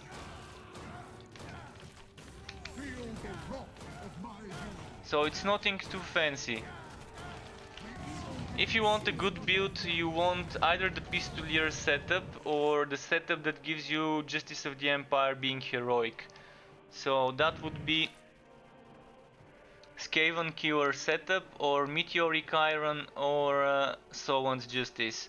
Those are decent. So Solan's Justice is Justice of the Empire being improved. And each successful block has a chance to reduce the cooldowns, which is amazing. So Solan's Justice is one of my favorite setups, Skaven Cure is another one of my favorite setups. Meteoric Iron, kind of so-so. I mean, it's good to have improved taunt, but the counterattack build I did try it and it wasn't as good as the other two that I've mentioned. And this, mind you, is only Chaos 3. So that's why those enemies are dying so quickly with such little damage numbers. When it comes to God skills though, this is probably something you would want. This is from the new God skills, this is from the old. So from the old God skills you can either go this way or you can go this way. Here for Sigmar's Blessing 3 and this extra crit damage, crit damage, crit damage, you can stop here. Instead of going all the way to there, you can stop here, and maybe you can even stop here. And you can just go for Sigmar's Wrath number 1 and Sigmar's Blessing number 3. In my case, I'm going for Sigmar's Wrath number 3, and I'm not using Sigmar's Blessing right now, but normally I actually use Sigmar's Blessing to get more block chance, to get more crit chance, because that's this setup that gives you crit chance based on... I'm gonna quickly respec. So let's reset my god skills. Let's go all the way here. We don't want to go all the way there. We don't need that cooldown reduction. That's too many points. That's 1, 2, 3, 4, 5, 6 points. It's pointless. So what you would want here is a lot of block chance. So Sigmar's Blessing number 1 is what I'm gonna go for. I don't want that much. I don't want to go all the way here to get that extra crit damage, because that's a lot of points, and I'm gonna be missing out on this blocked damage, which would give me block damage, and this block chance here. So if I go for that,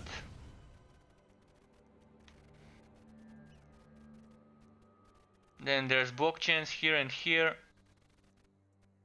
There's more block damage and block chance. Mind you, block chance is limited. There's a limit of how much block chance you can get. So I've got 6 points left. Let's see my block chance right now. 54%. Can I get it to become higher? Let's see.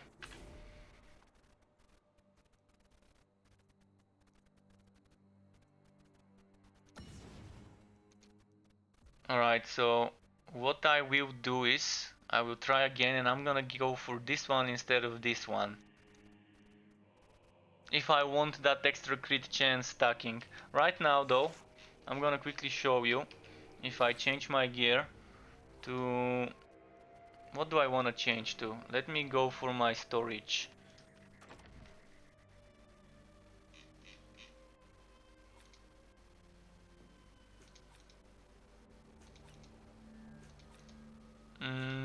It's mostly braggy stuff here. Yeah, it's mostly braggy stuff in this storage and Eon tier. Alright, so here is my Skaven Killer. No, that's my Soul's Fate. This is, I think, the wood quality setup.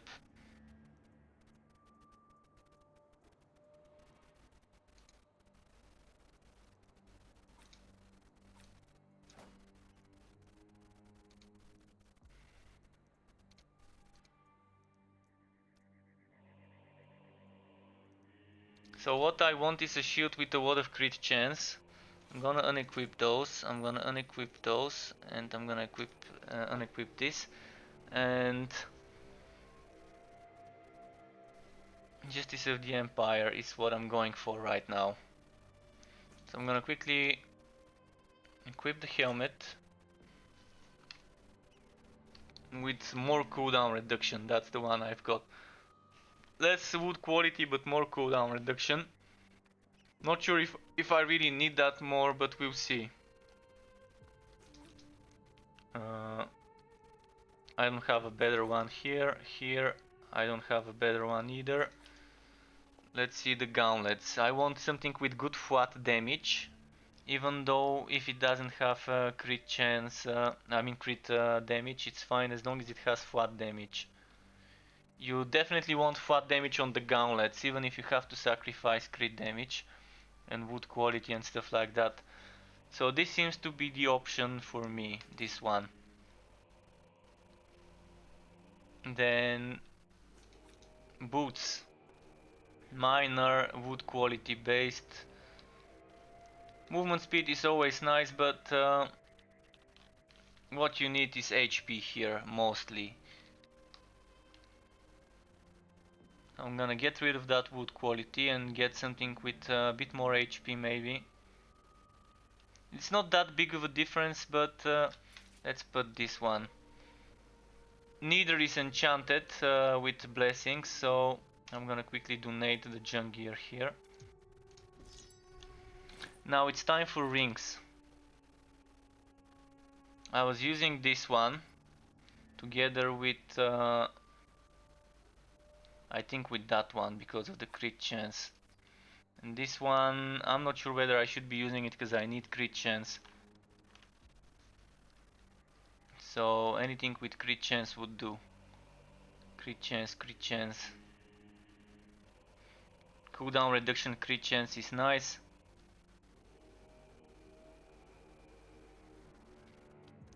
Alright, for now probably this one would have to do because this gives me a lot of flat damage. It gives me HP. Alternatively I can use something like that, or just my luck. None of the rings I've got is crit chance ring. So yeah, I'm just gonna go for what I've got. And I was using the Thrice Blessed.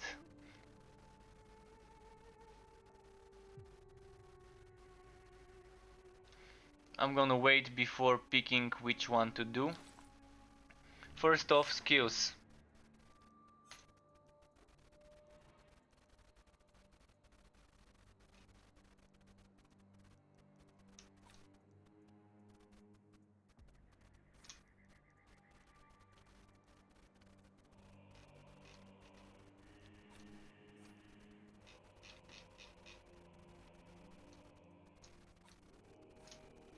So for the skills,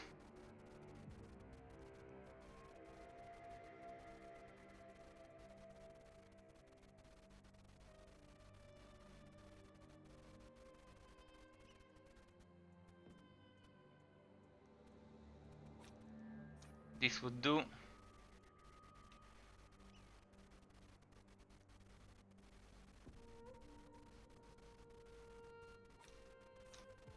else would do.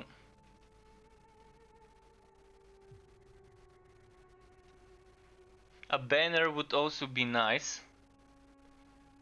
Instead of a break through the ranks, many people would prefer to use a banner, and that's okay. Banners could give you a huge boost.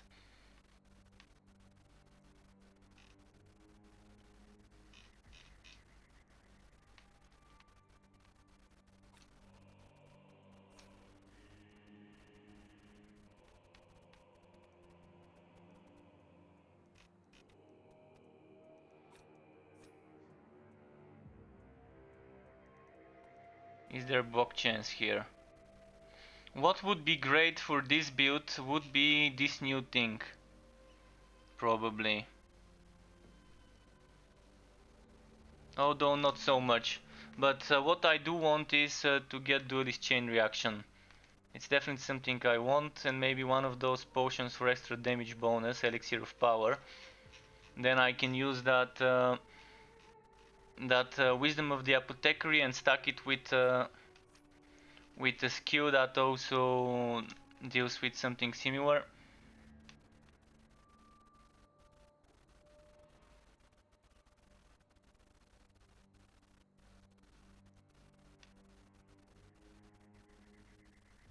I don't even need Sigmar's Rat actually for this build, but for now I'm gonna use it, but definitely not needed. How many points did I spend for that one? 1, 2, 3, 4, 5 points. No, it's here. Yeah, I definitely don't need Sigmar's Rat.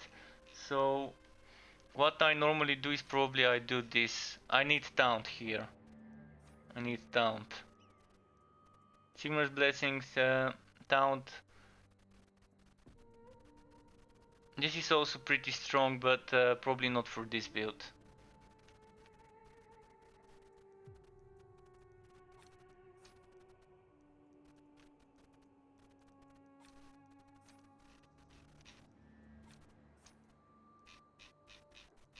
So now there's 18 points left to spend, and I forgot what I used to put.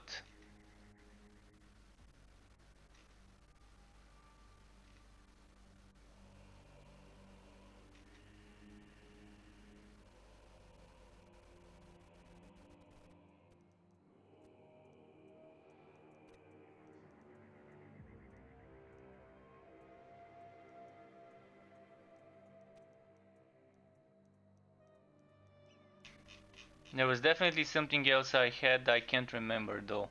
But this is not bad.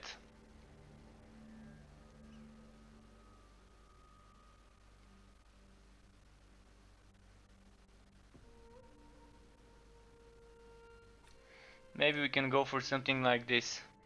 And instead of break through the ranks, I can equip a banner. Which banner do I want? Damage reduction or extra damage?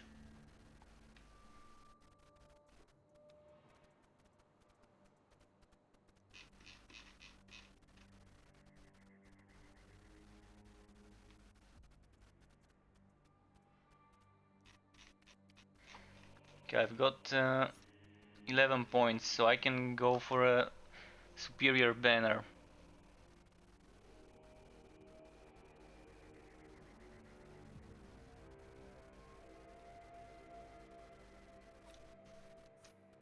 This one, okay. That works. That works fine. Now, if I were to do this thing here, 62% crit chance. Not bad at all.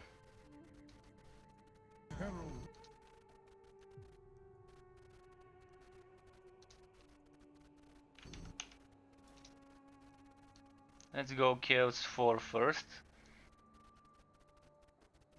Yeah, I wanna try Chaos 4 first and then Chaos 5. But it should be fine. And before I go in, I need a quick break. I need quick 60-90 seconds or whatever just to take a leak, because I've been streaming here for a while without a break. So just give me 90 seconds and I'm gonna be right back.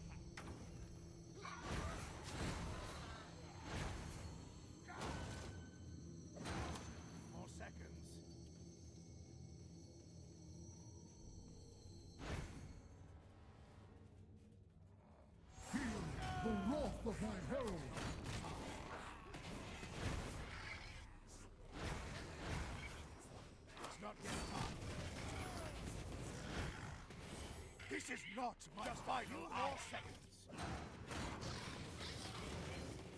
Be my arm. Be my way.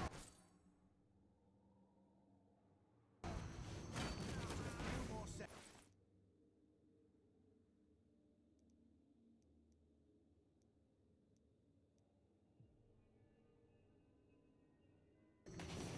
It's not yet Feel the wrath of my hand. I can't do that right now. You'll not take me alive.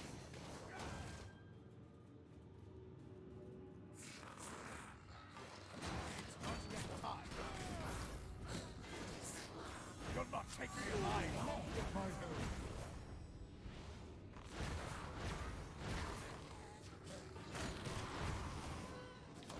I can't do that now.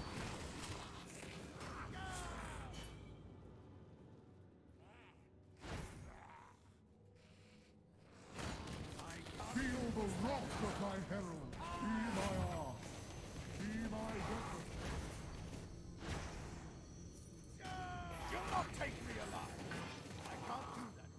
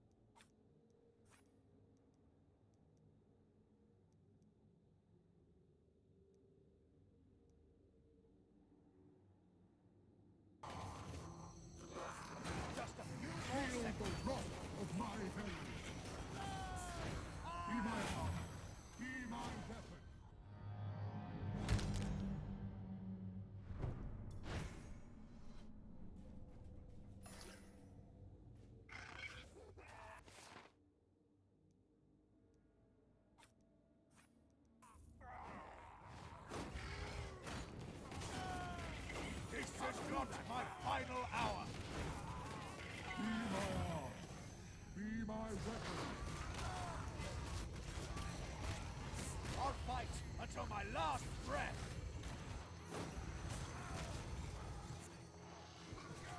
I can't do that right.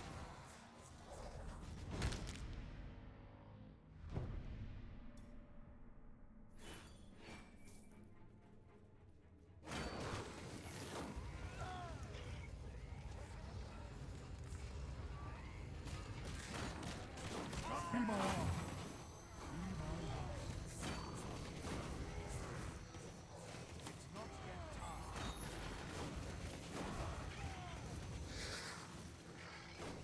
It's not yet time. This is not my final hour.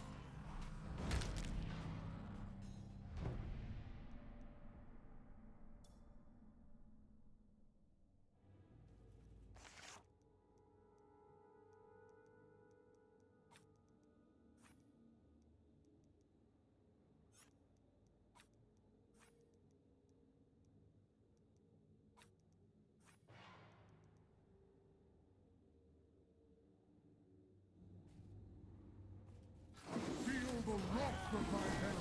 Be my arm. Be my weapon. It's not yet time. You'll not take me alive. The wrath of my home.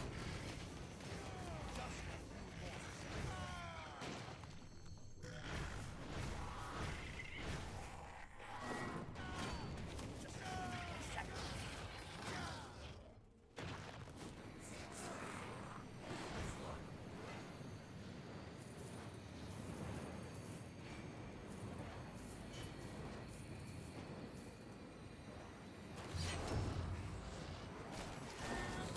I can't do that right now. Be my arm. Be my weapon. Feel the wrath of my hand.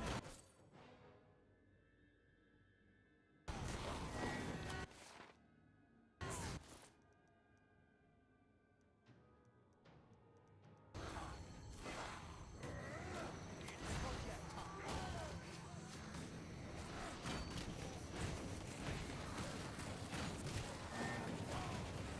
Be my arm. Be my weapon.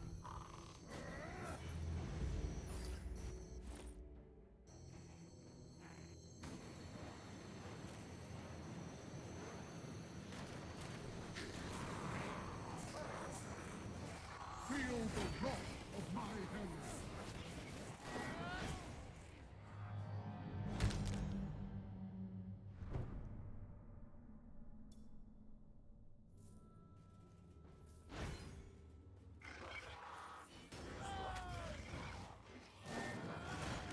Be my arm.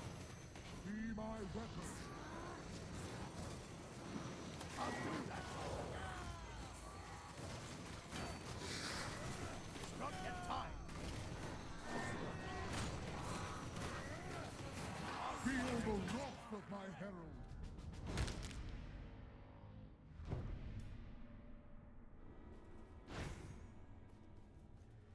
I can't do that right. Be my arm.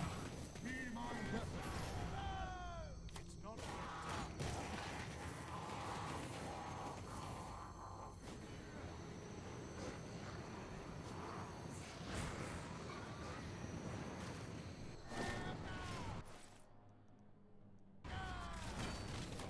I can't do that right now. Be my arm. Be my weapon. I can't do that right now.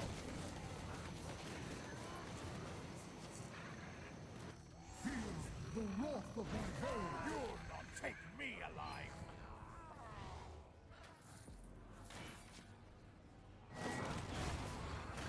It's not yet time. Feel the wrath of my herald. You'll not take me alive. I can't do that right now.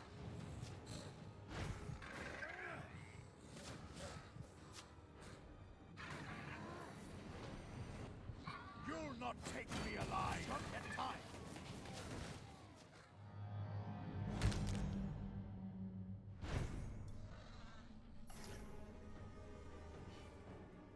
Be my arm. Be my weapon. Just a few more seconds. Not take me alive. It's not yet time. On fight until my last breath.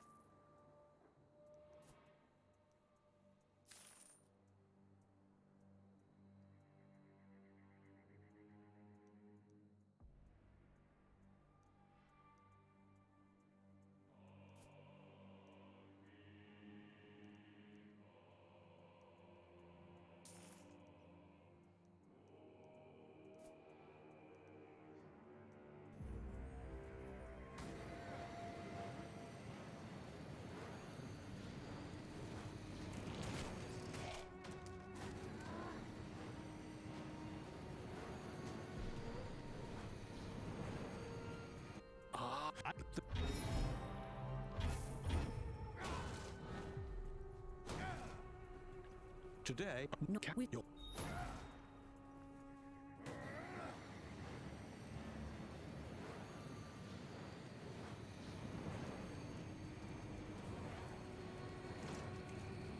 Not enough. Be my arm. Be my Feel the wrath of my herald.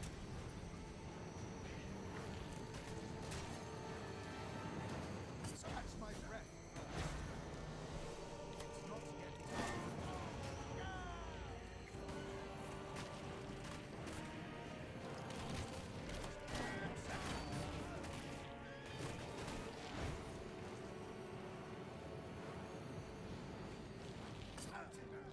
Feel the wrath of my herald. Can't do that, my friend.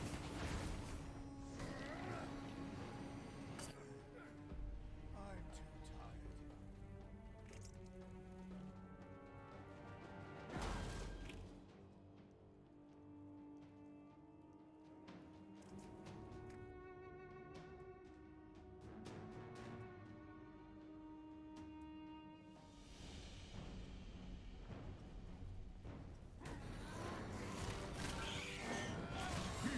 The wrath of my herald.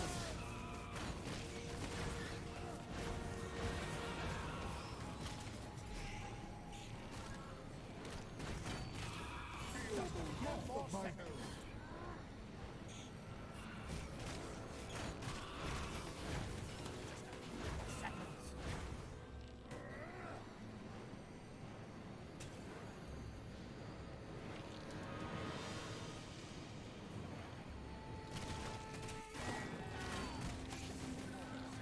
Be my arm. Feel the wrath of my herald. Not yet time.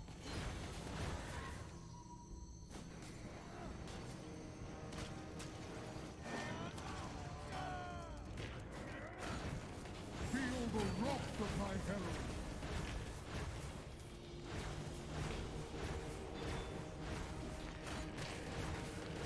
Just a few more seconds.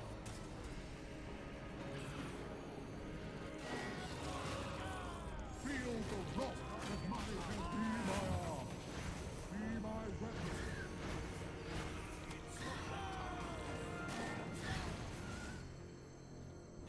It's not yet time. It's not yet time.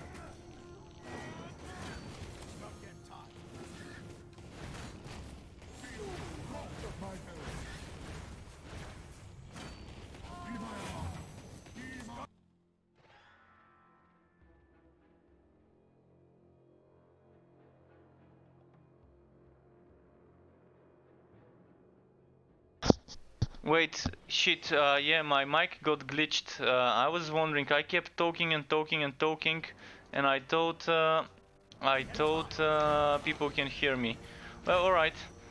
Well, hope you can hear me now. I think when I went for a toilet break, my mic got glitched.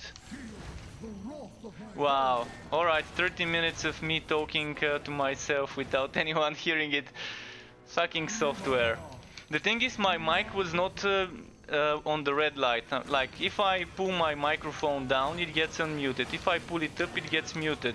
But my streaming software did not notice that I've unmuted my mic and was not picking sounds. Which was what was happening, I guess. But yeah, I was saying that I'd rather play on this content compared to the new content. That's why I decided to do expeditions, because I don't have gold to do relic hunts. And the relic hunts are super random. This is another shitty part of the game that I'm not a big fan of. We can't select which zone we want to do a relic hunt for. It's so random. There's no way to pay a little bit extra to make sure I'm going in the new act. And that's kind of another downside of the game. So I'd rather do expeditions here and enjoy the new content. And actually the enemies do seem a bit weaker here in the new content compared to the old zones. And that's fine though. I just wanna casually grind. And I was saying about a lot of other things while...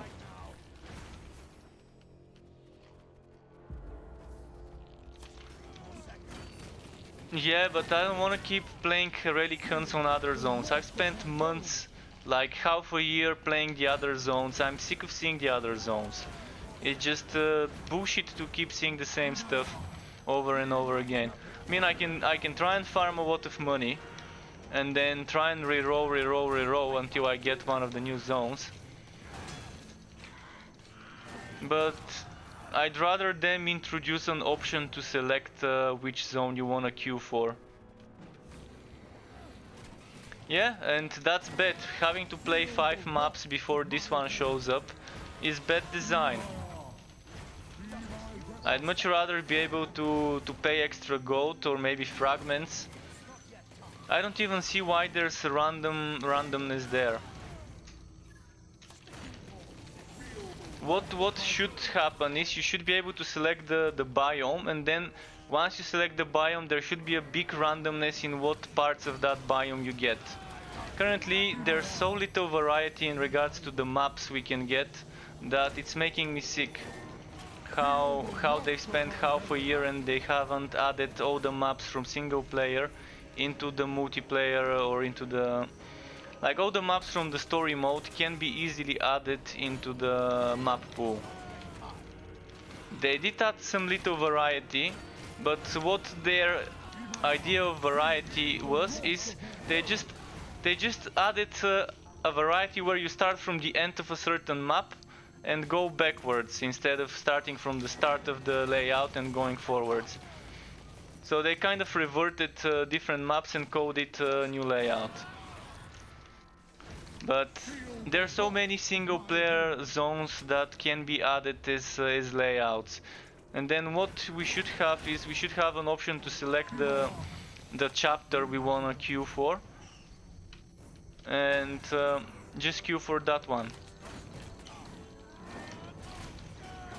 I mean, a new player wouldn't mind it. A new player would like being able to play random chapters, but for me, I'm just sick of seeing the old content. I want new stuff. And the old content is kind of all over the same, almost always the same.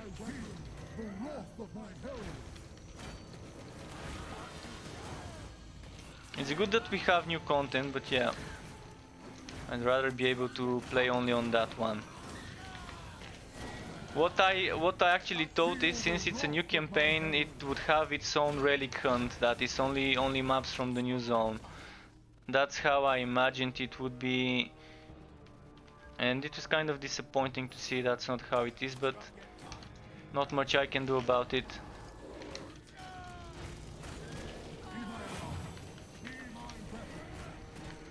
If they implement seasons, they better not make me start over every time, like Path of Exile's leaks. Because I really don't like the Diablo version of seasons, where you have to start over every time, and the Path of Exile version of leaks, where on Path of Exile, if you're not playing on the leak, you can't access the new content.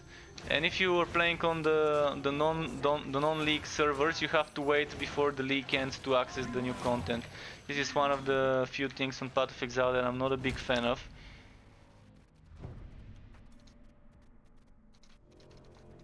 So yeah, we could use some sort of seasonal content here and some challenges and things like that. But Wolsen would be the superior game. The only thing that this game has over Wolsen is that this is a Warhammer game and Wolsen isn't. So brand loyalty or franchise loyalty is what would win people and make them play this instead of Wolsen. Because the two games are kind of at the same state. Not AAA titles, kind of indie games. French studios in both games, little French studios making them. The skill and passive systems are very similar in both games, but Wolsen has the upper hand with those rotating rings, and with able to select similar to Diablo 3 runes to modify certain skills and to change how a skill performs and behaves. Because here you have something similar by selecting whether it's basic, superior or mastered, but with Wolsen it's much more variety and more choices for the people to choose from.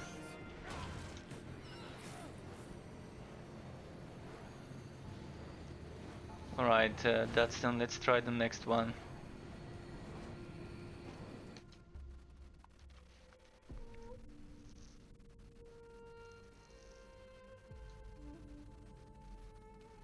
Oh shit, it's porting me all the way here.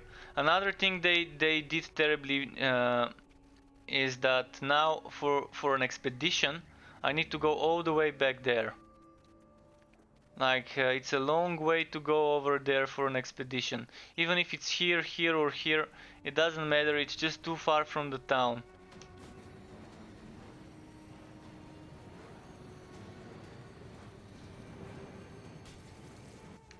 Yeah, but if I go to another city, the expedition would be only for that city. That's how expeditions work. I can do the campaign, but the portal would not change. But anyways, I'm gonna go on the mage now, because I wanna test stuff with the mage. I played all 3 other characters, so now it's time for the mage.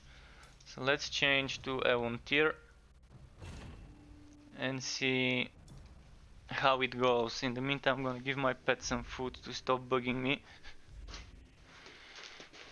The great war against chaos had been won, not just through courage and skill at arms, but through the contributions of human battle wizards, hastily trained by Loremaster Teclis and his high elf companions from Ulth. I'm gonna let you watch this to someone who might want to. By the time the war was over, it was clear to Magnus that for the old world to survive, the winds of magic must be harnessed in service to the Empire. And so, as the army returned to Nuln, plans were laid to gather novice wizards from all across the Empire and create a repository of arcane knowledge that would become the Colleges of Magic at Altdorf. Lord Fenrir has asked you to join the College's most dangerous and ambitious mission to date, a research expedition by the newly founded Amethyst Order to the undead kingdom of Nehekara. The expedition, led by Professor Johannes Dürer, has already reached the Nehekaran city of Bel Aliad. Dürer is preparing to explore the crypt of the priest king Neb Maket. But the expedition is beset by danger on all sides and is in dire need of help. Braving a long and dangerous path, You will join Dura in Nehekara. Your task is to protect the expedition and help recover any treasures found in Nebmaket's crypt. The magic here is foul and strange.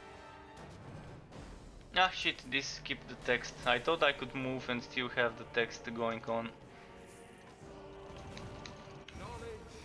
Wait, what build am I playing right now? I'm playing a build with the Dragon Tamer, okay. So I'm playing a Dragon Tamer, Phoenix Herald, Blade of Instability. How's my god skills? All of them in the new tree. Oh, I'm doing this arcane manifestation. Okay.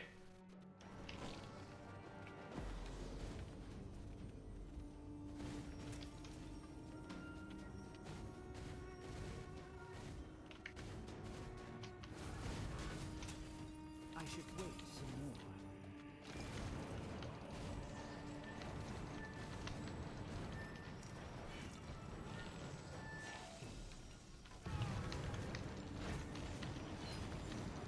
Knowledge is power.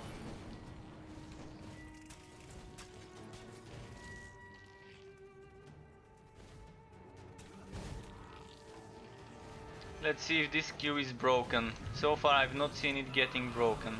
This god skill. Before sometimes it didn't used to bring all the wisps, or it didn't used to bring any of them when I activate it. So far I've not seen it getting broken once. But I've only used it 3 times. Yeah, it seems to be fixed. It used to happen mostly on boss fights though, so I'm gonna need to try and do a boss fight and see how it goes.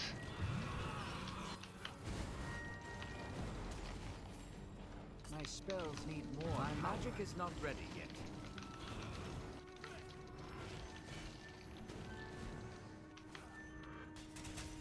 My magic is not ready yet.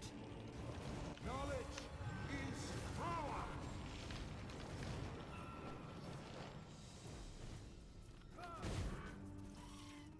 I should wait.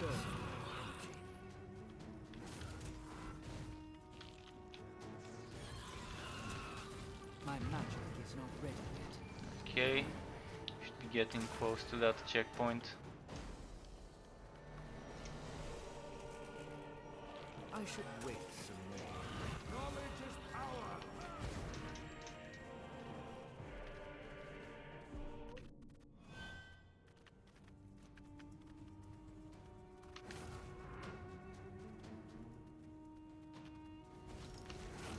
Knowledge is power.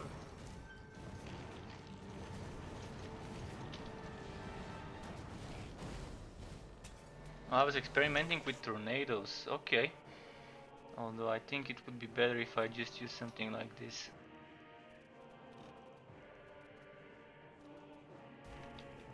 Perfection requires patience. My magic is not ready yet. My magic is not ready yet.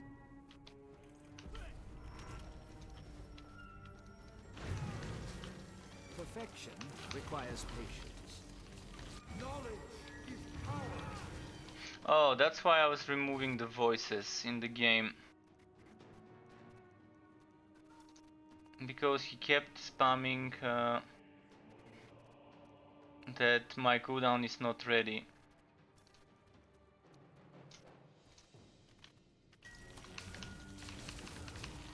Yeah, now there's no more annoying skewing cooldown call-outs from the character. If there was an option to toggle those off, it would be amazing. And to keep the other voices from NPCs and intros and everything. Alright, let's try Relic Hunt.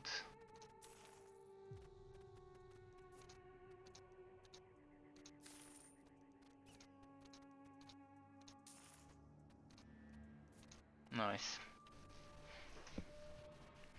I'm gonna have to change the builds later, because I'm not a big fan of this build that I'm playing right now. Knowledge is power.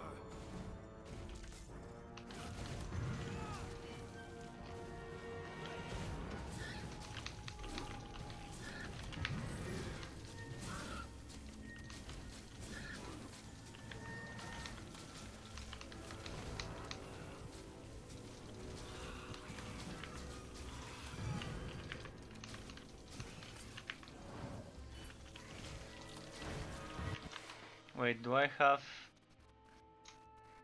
do this chain reaction, scout chain reaction?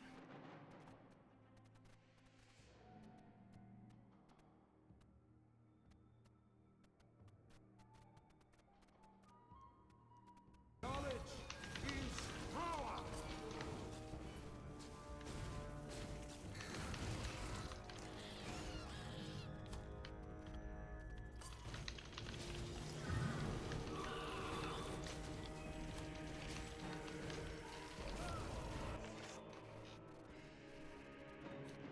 Let's try like that.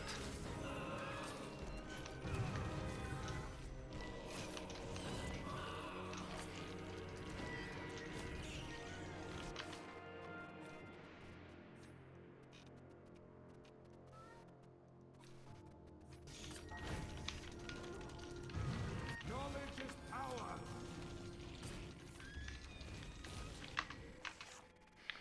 Wait, what got removed here? Something got removed in my number 3.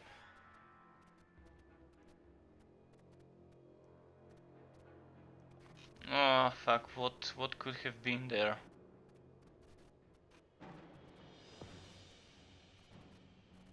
Oh yeah, this one. Not sure why it got removed, but okay.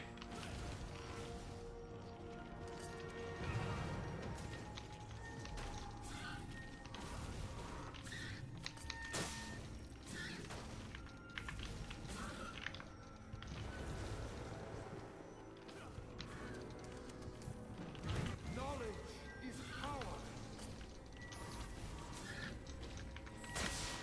They still haven't fixed the archetype ability of this character. To be able to control all things at the same time.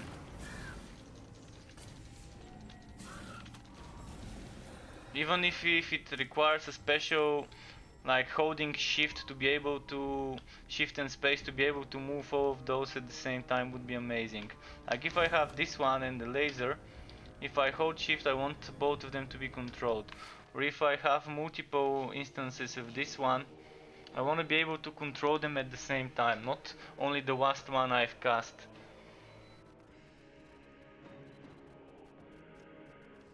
Alright, what else may I want to try? Do seem to have enough magic, so maybe some fire damage or... First off, do I want this one? I probably can replace it with something else.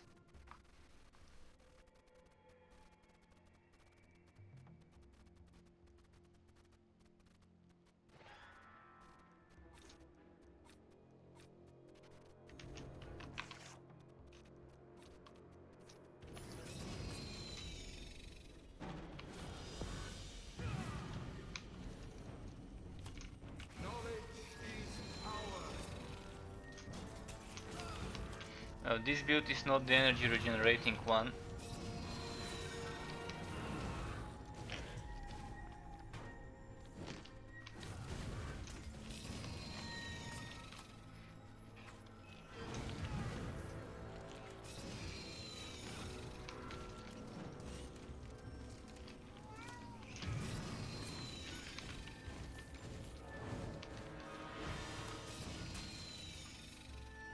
Wonder where the boss would be. Hello, Meat Rusted. Welcome to my Twitch, dude. Nice to see you here. And hope you enjoy your stay. Much appreciated for the following.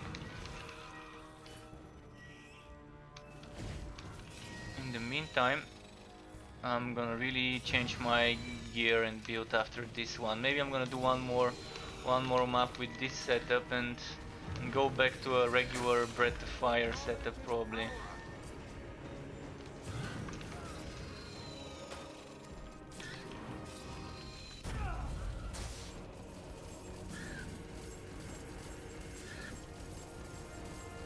Wow, this guy, look at the damage reduction he's got on him.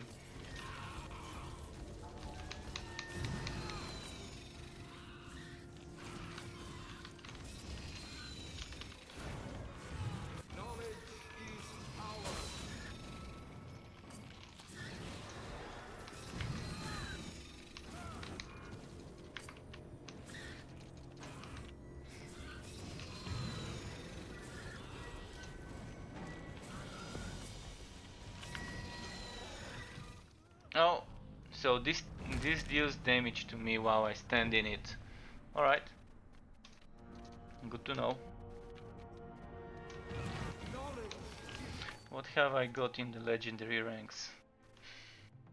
Okay.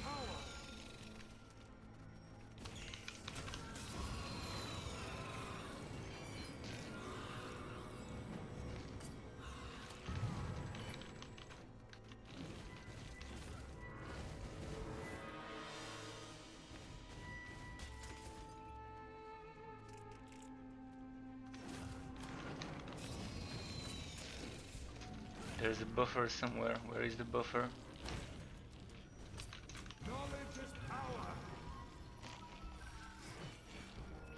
Oh, there we go, it's here.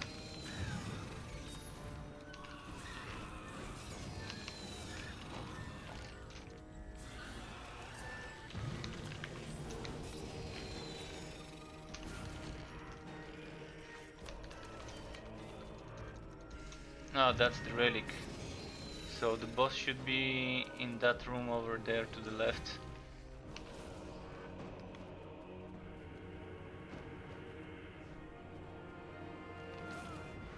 Yeah.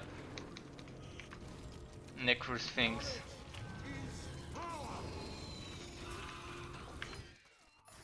Oh, a lot of damage.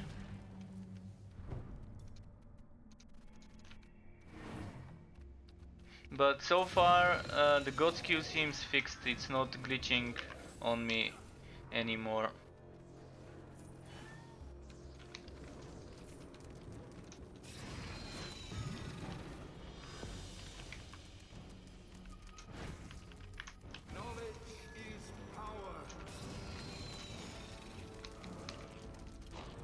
Shit, got stunned. Well, there's too many elites around the boss. I might just go and pull them away from him, kill them alone, and then go back to the boss fight.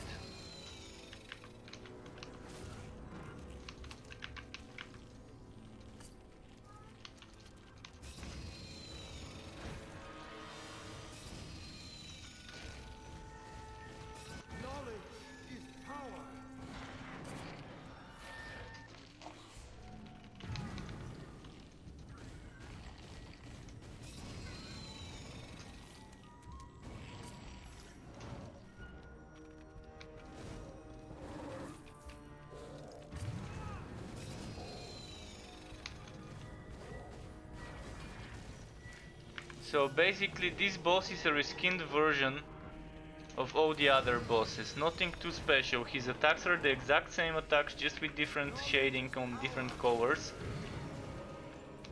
He's behaving the exact same way some of the other bosses with those glowing things above them do. So this is like a version of those glowing thing bosses. He has those AoEs on the ground, he has the dash attack on the side, he has the frontal dash, not dash attack, but the frontal slash attack. And he probably has a tail whip as well, if I stay behind him. So nothing new, just a reskin.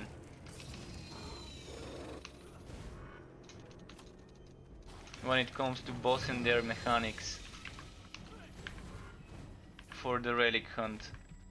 The one good boss that was with new mechanics was the one at the end of the campaign. that had the shields and everything.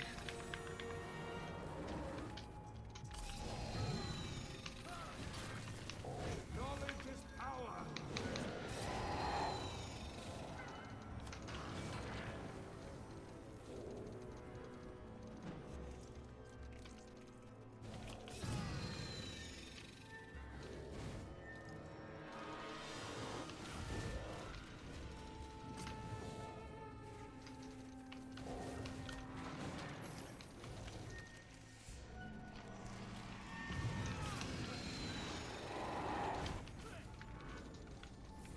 Knowledge is power.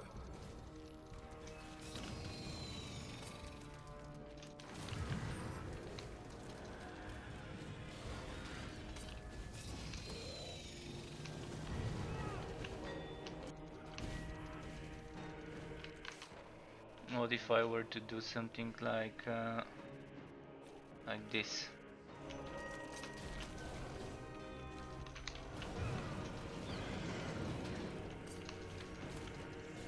Going easy mode with the firewalls. But yeah, firewalls are easy mode most of the time, because you can just let it stay underneath the boss and to do damage.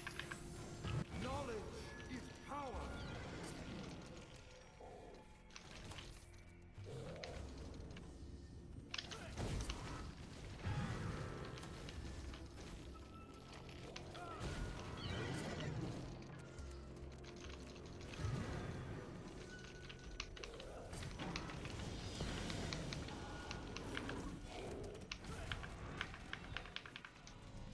Alright. Those damn elites. Let's try again. Knowledge is power. Alright, let's keep trying.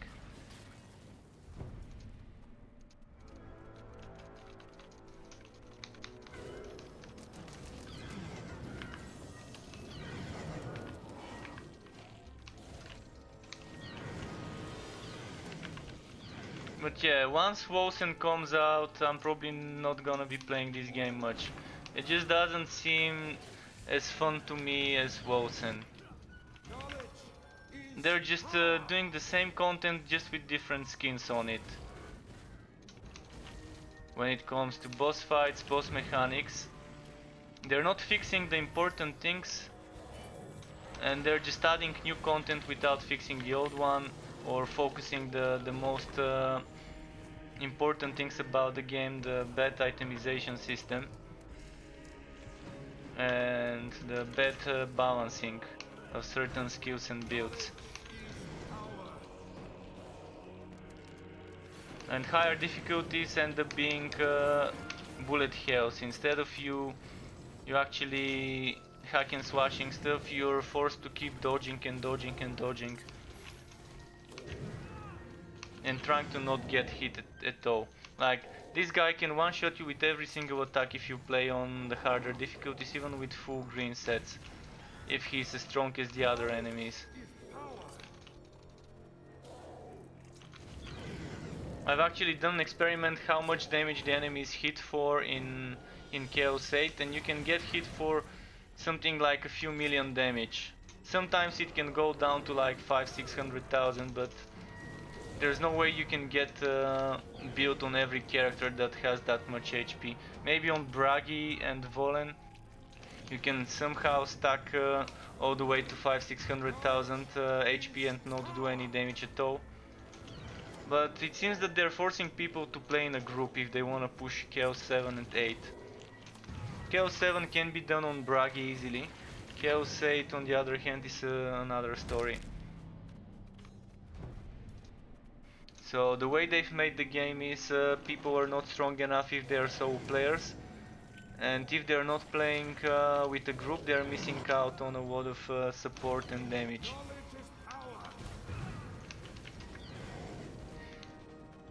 I still would not recommend people buying this game. If you wanna buy something better, buy Wolsen.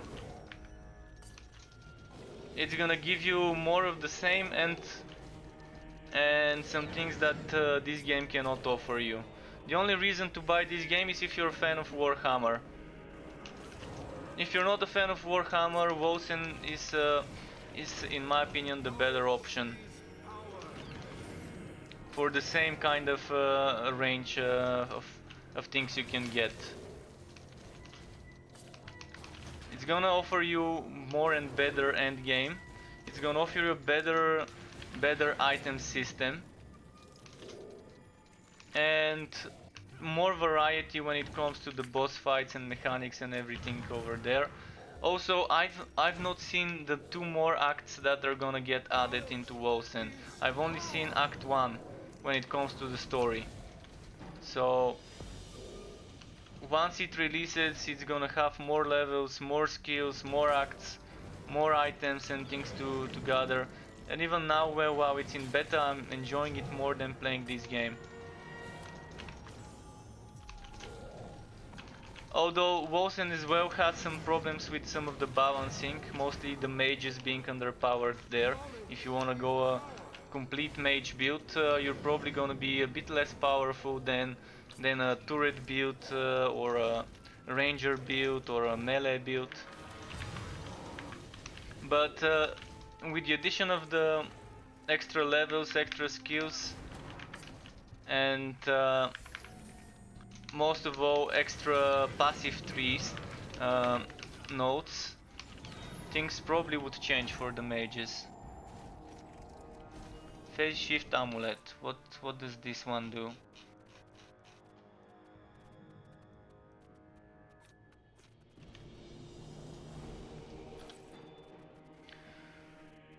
Resistance to damage over time, max HP, max energy, cost reduction, wood quality. Nearby enemies take more damage.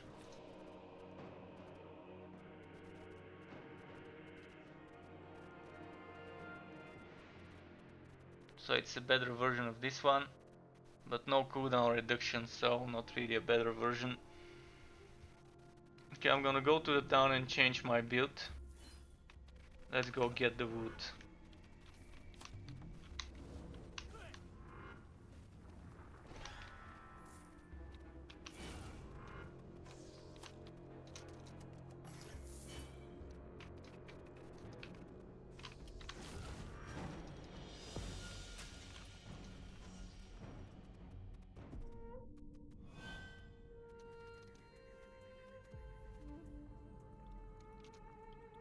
Oh no, fuck, I accidentally started the quest. So yeah, let's reset.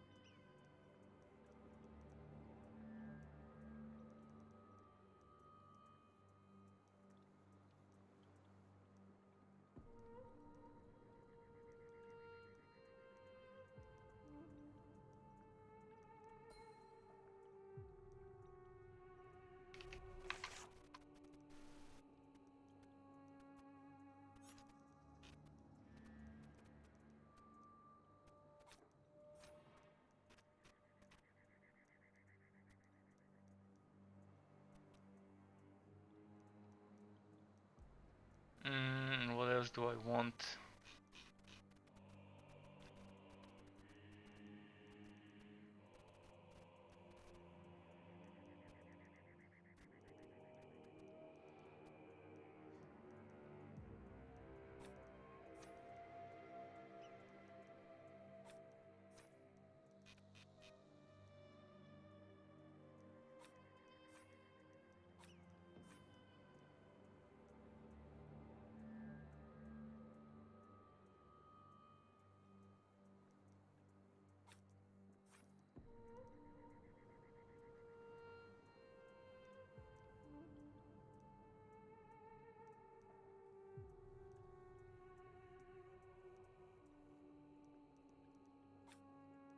can try playing with this one for a bit. In the meantime, let's demote this one and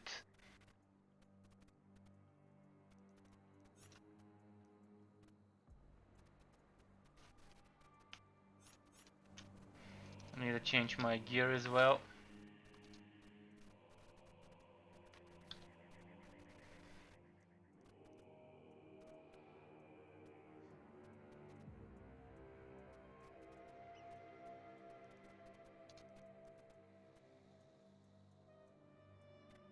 I don't think I've tried the Belcuradris recently.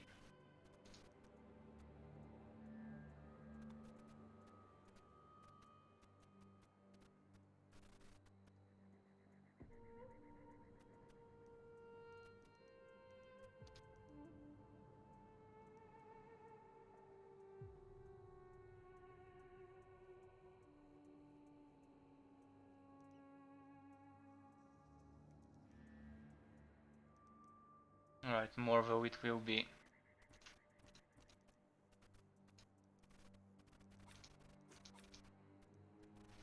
I need a helmet for this set though. Morvo's helmet.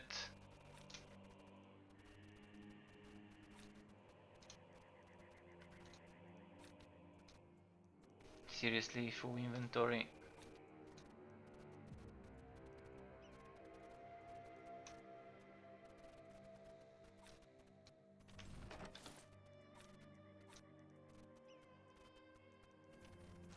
Let's see what other Morvo things have I got here. Morvo Spouters.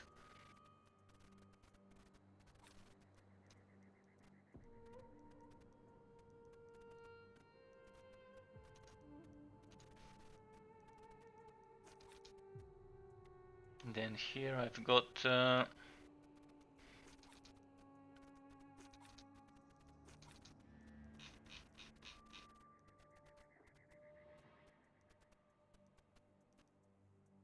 cooldown reduction crit chance. This doesn't have neither of those.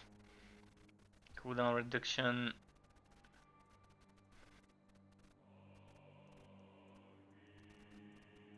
Relentless Sentinel. This is probably what I want.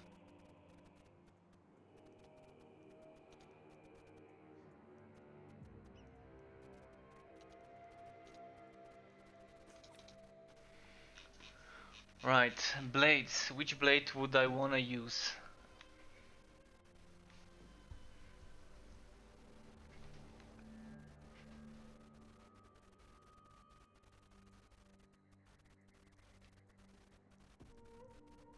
Soulfire used to be the one I normally go for. Definitely not gonna be using Blade of Instability.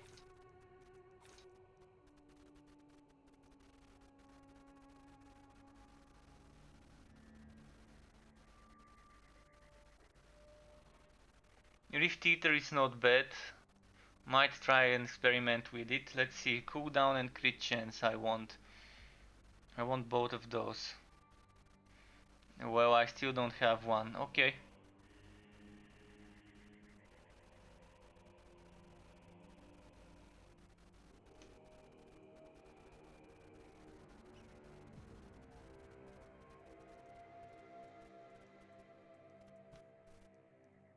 So I'm kind of forced to use maybe Blade of Azire or Blade of Instability.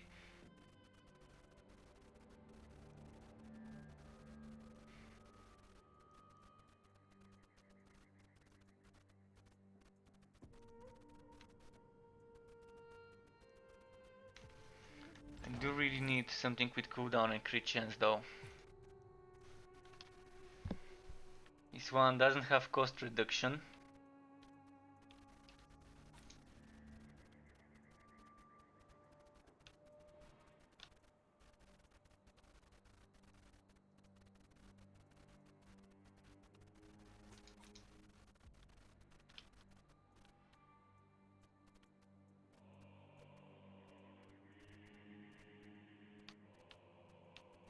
This seems better.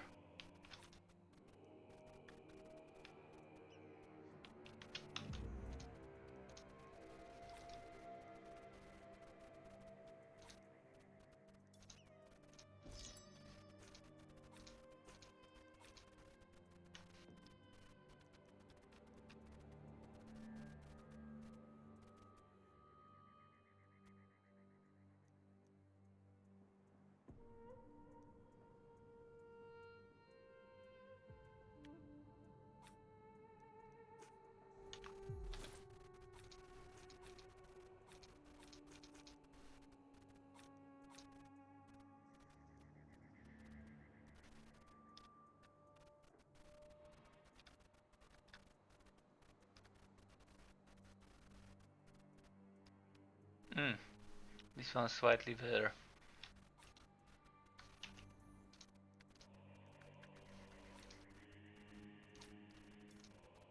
Okay, emptying some of the necessary stuff. Now more of those boots. The green ones should be better than what I've got. No wood quality, but that's fine. I'm not gonna be farming right now.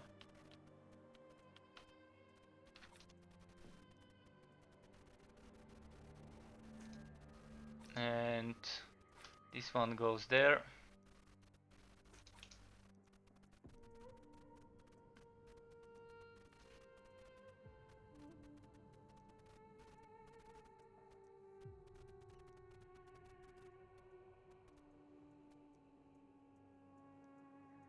Probably gonna use this one for now. But I still wanna experiment with the Rift Eater. And I'm gonna take the one with the cooldown. This one. And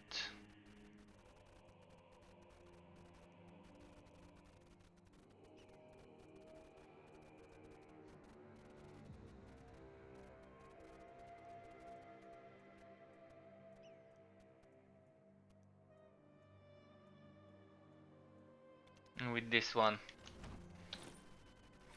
Rings, Ring of Radiance, pretty standard. Dragon's Butt.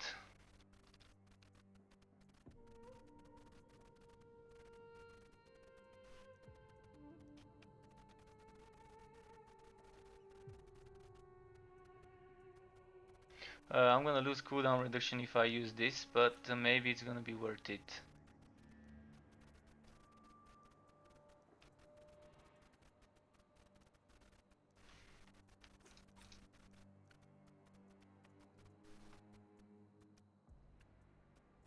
Cooldown crit chance.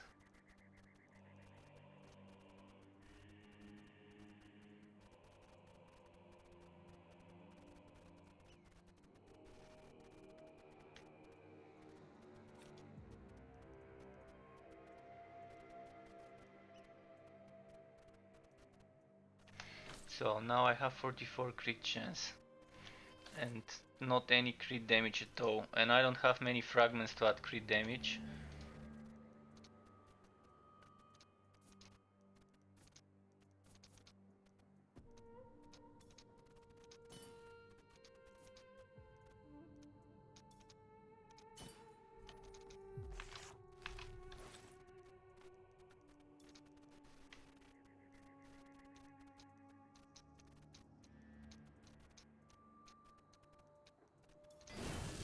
No!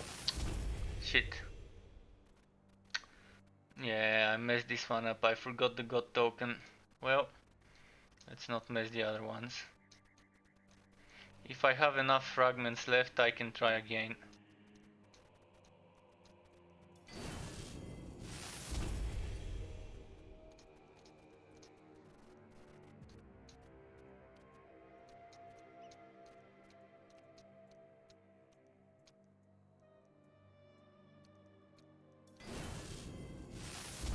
So 3 more. I'm probably not gonna be able to do 4 more, but 3 more is doable.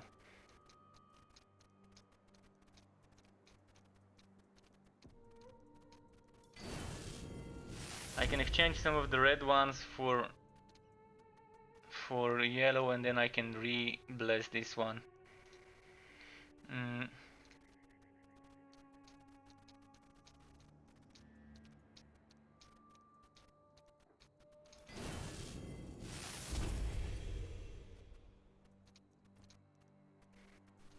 this one's missing a blessing.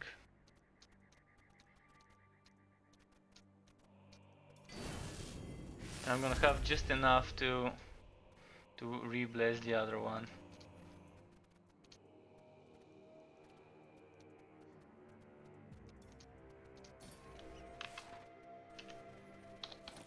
Let's bless.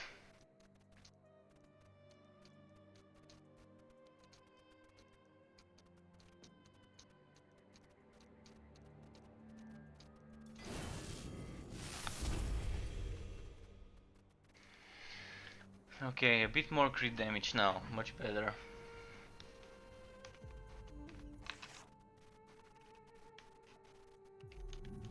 And got skills.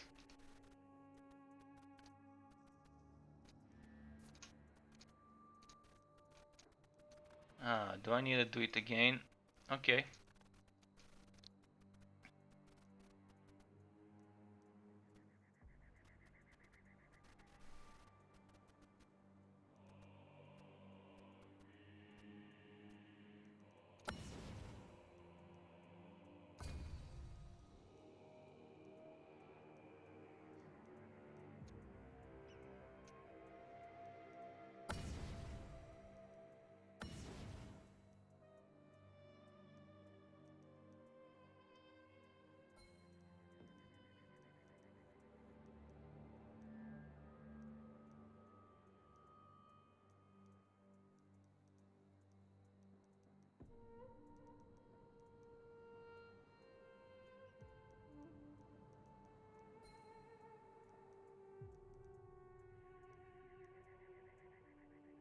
Okay.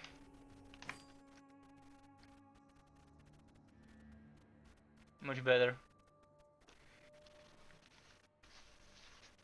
And that's without counting the 400 I can get from duelist chain reaction.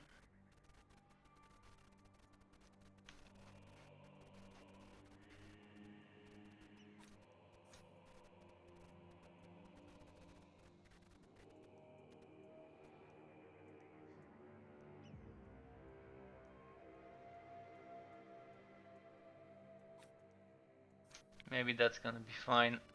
We'll see.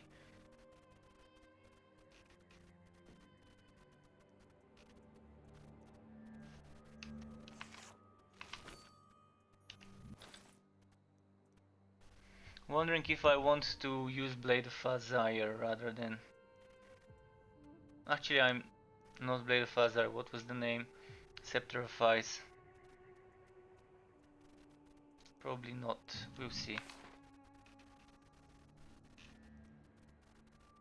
I can still use it. Never mind.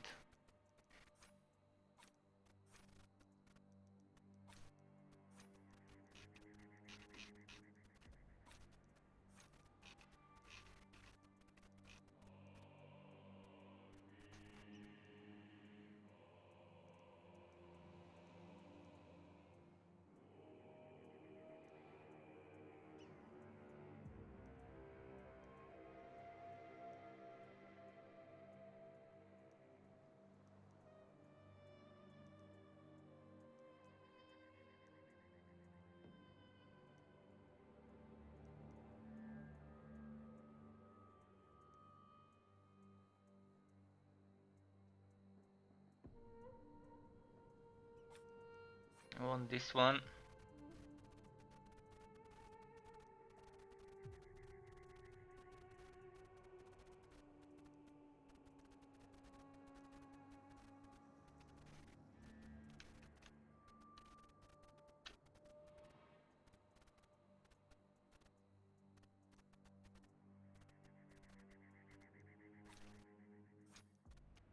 This one.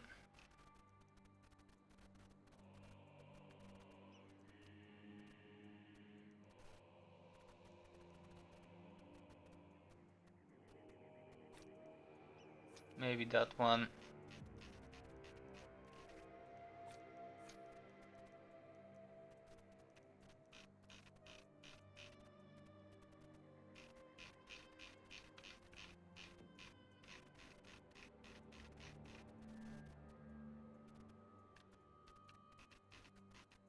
Okay, I'm gonna experiment with this and then I'm gonna switch to Aether Blast if I don't like it. And can actually get this one going. I've got 9 points more. there isn't much I can do right now with the other points. I could probably try and upgrade something, but I really don't want to. It's not gonna be much damage, but let's see.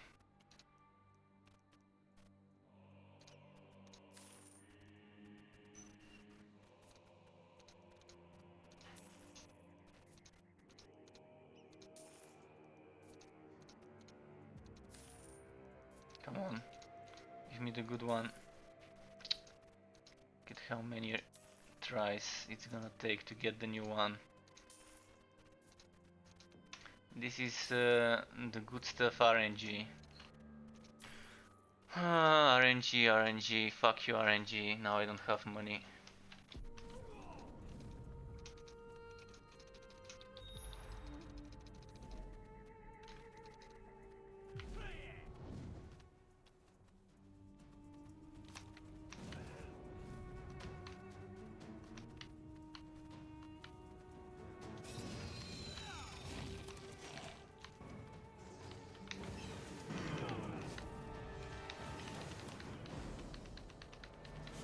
May the winds of magic grant me power!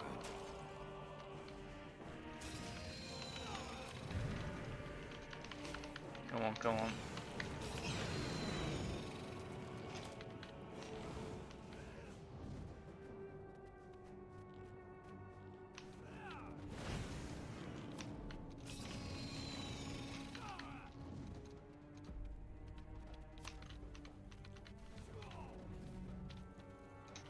Let's see now.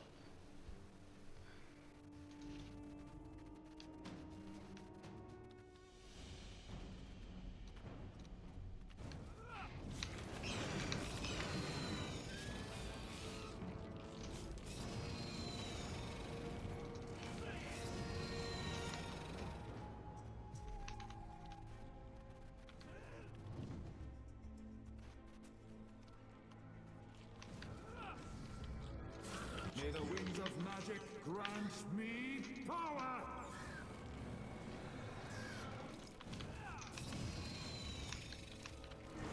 So all that matters is the boss fight. I mean, the regular mobs killing them shouldn't be that much of a problem if you don't let them hit you with their charged attacks like this guy. Winds of magic grant me power!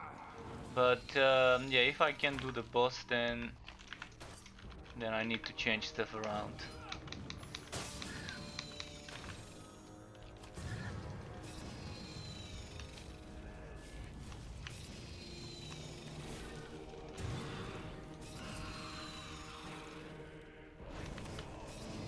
May the winds of magic grant me power!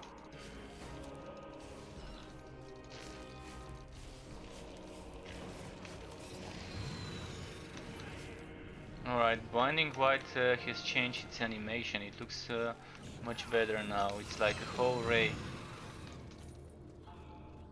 Something did 12 million? Okay. I like that number. Not sure what did the 12 million, but it was something.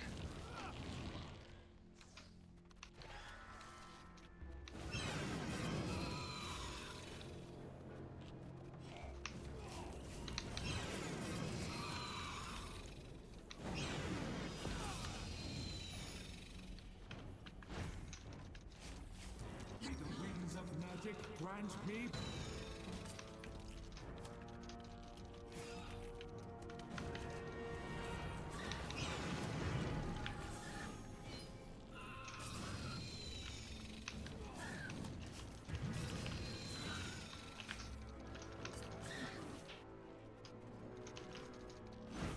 May the winds of magic grant me power! No, I'm having problems with the mana again right now. Not sure how I used to play this build before, but I had found a way that I never ran out of mana when I played it. But I'm testing something I didn't test before. I'm testing using the potions. Before I was not using the potions.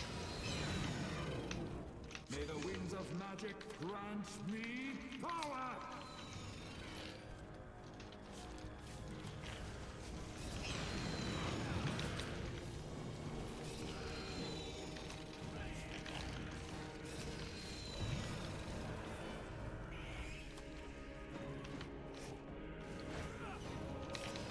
May the winds of magic grant me power! Not sure why there's some enemies with some arrow, red arrow on top of them. But I do see them every now and then.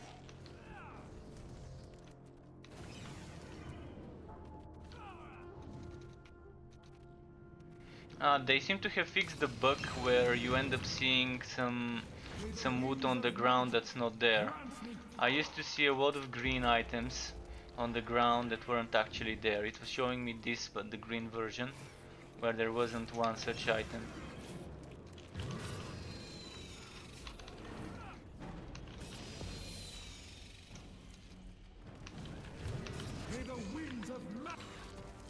Shit, so many elites, I'm gonna die.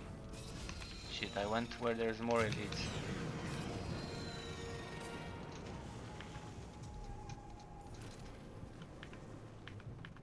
Heal, heal, heal, heal.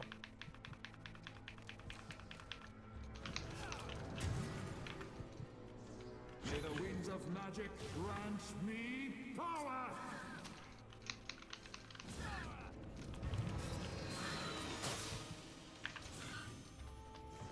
Fuck.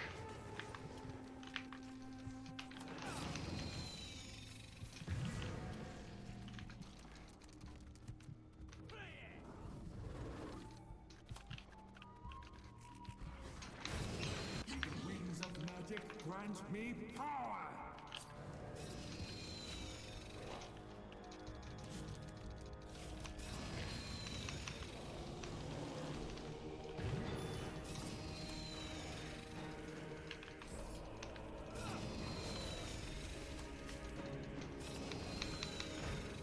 Okay. May the winds of magic grant me power!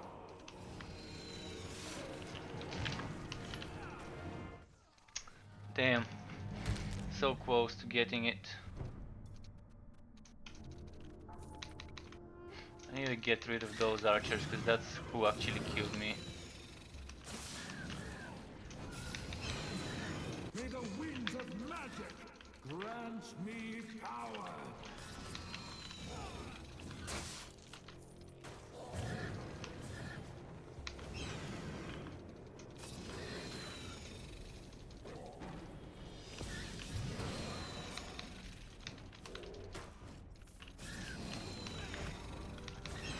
May the winds of magic grant me power!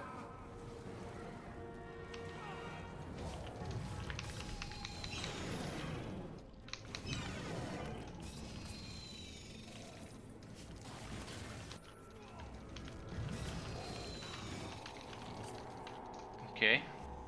Got him this time. Let's see the wood. Maybe something good would drop. Oh, actually, never mind. That's not a invasion. Not a relic hunt. And again, I'm here in this place.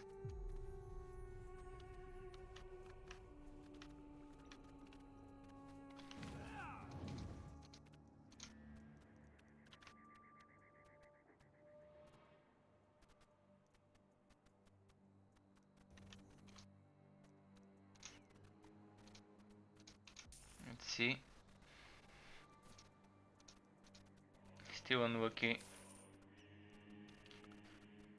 Again unlucky. Might as well start this one and do it. And I wanna fight the new enemies. I'm sick of fighting the old enemies.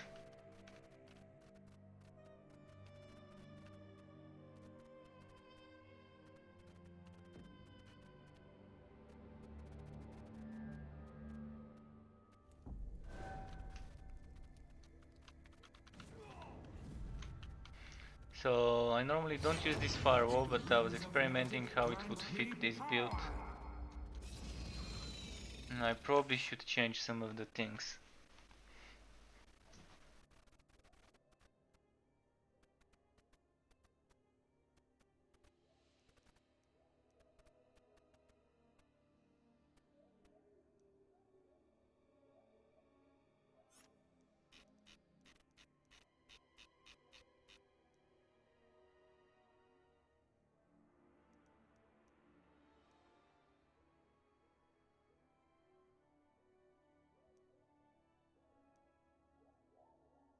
Oh, I see what I thought that this was energy cost reduced, but no, it's increased. That's what was bugging me.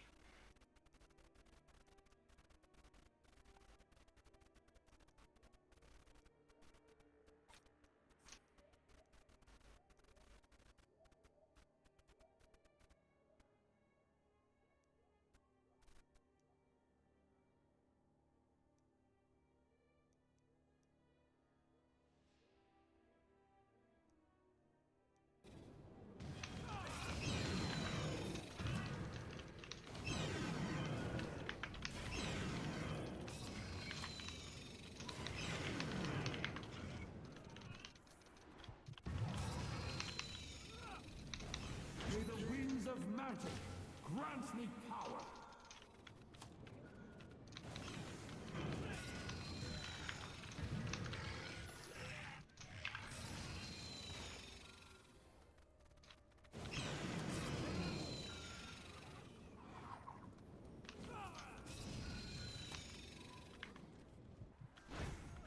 See, this OP enemy, I'm not sure why this enemy exists in the game. The one that damages you over time as soon as it dies, and it's unavoidable. The only way to avoid this is to play braggy and to use your invulnerability. Or to somehow try and start some healing right when the enemy dies. This is just terribly badly designed enemy.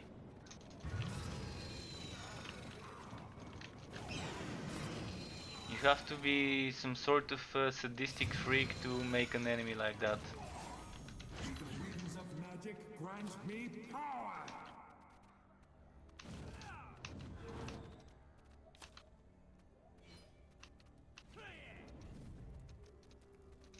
Let's see if this drops anything. But yeah, I'm definitely not having fun playing that game. Not sure why I even decided to check it out. May the winds of magic grant me power. I spent so many months I keep going back to the game, and every time I go back I end up realizing I should not have done it. I did have some more hopes about this update, but I guess yeah, it's more of the same.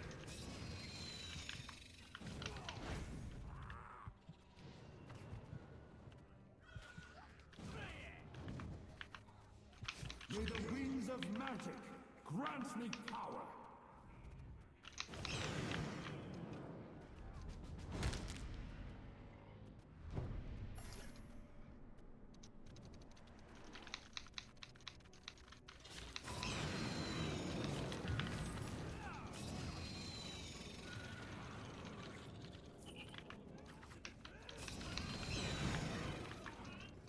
May the winds of magic grant me power.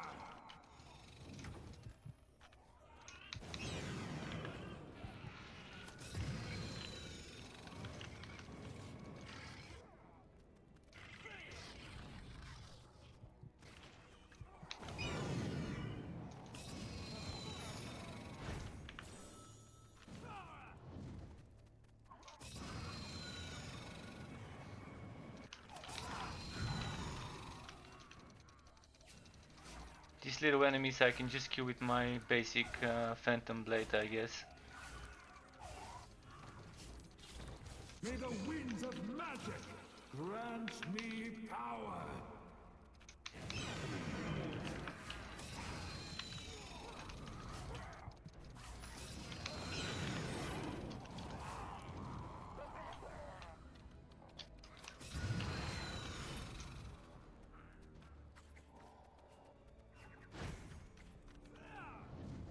Another one of those floating enemies. Not even gonna kill it.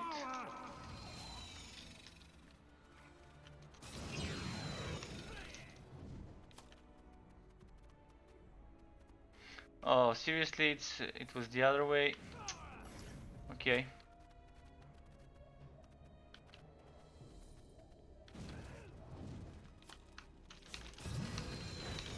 May the winds of magic grant me power.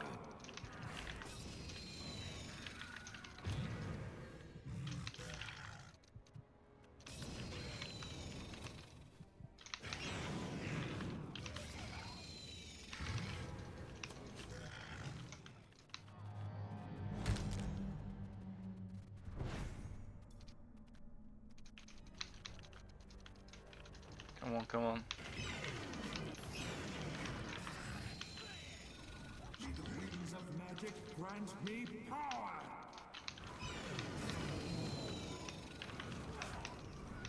Come on.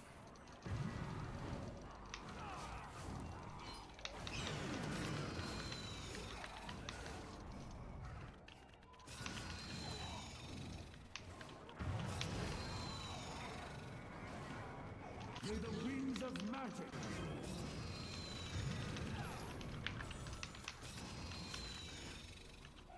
Alright, the boss probably is that way.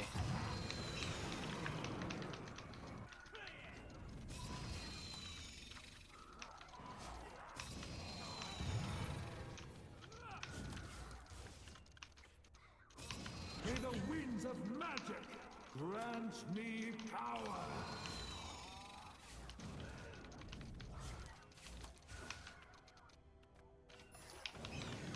Oh, it's this guy.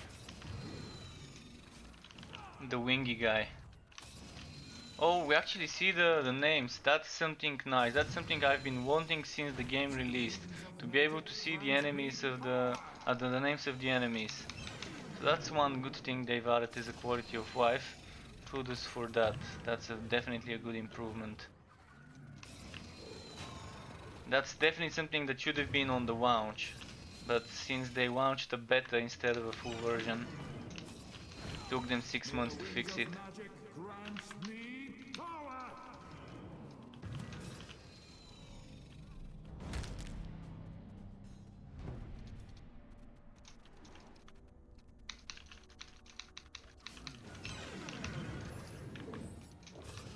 So this one's called a Jabber's White. Nice name.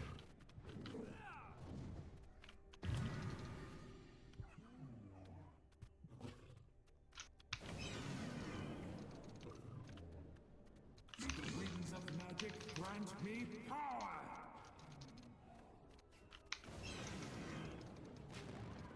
Ah, fuck. Again.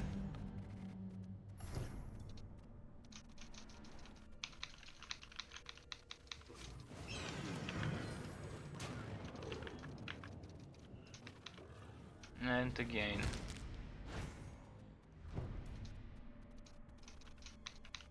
And this is Chaos 4, this shouldn't... oh, it's Chaos 5, but still it shouldn't be that difficult. Chaos 5 should be easy to do with full red gear, and Chaos 8 should be easy to do with full green gear. That's one of the other things, that they're just making the game to force you to play with the team if you want to benefit from all the bonuses you can get by playing with others.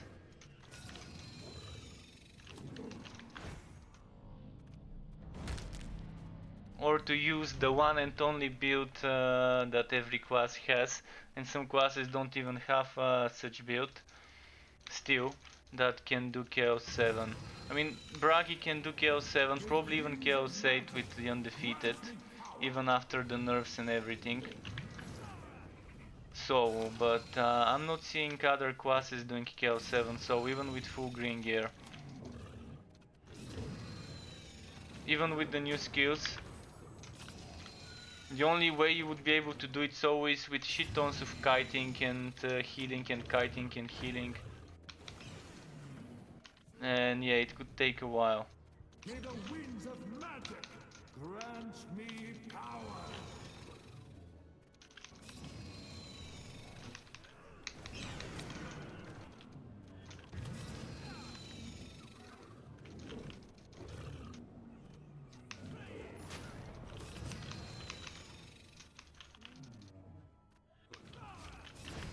May the winds of magic grant me power.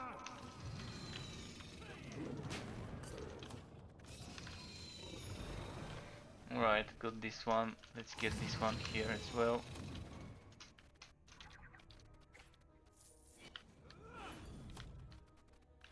How's my wood quality? 3285.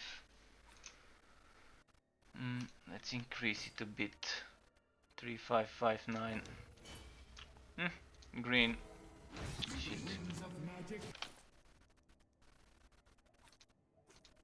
So what do I drop now?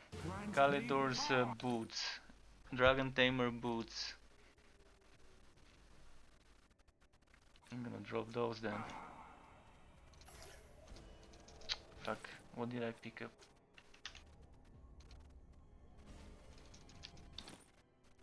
Let's see. Alright, not too bad.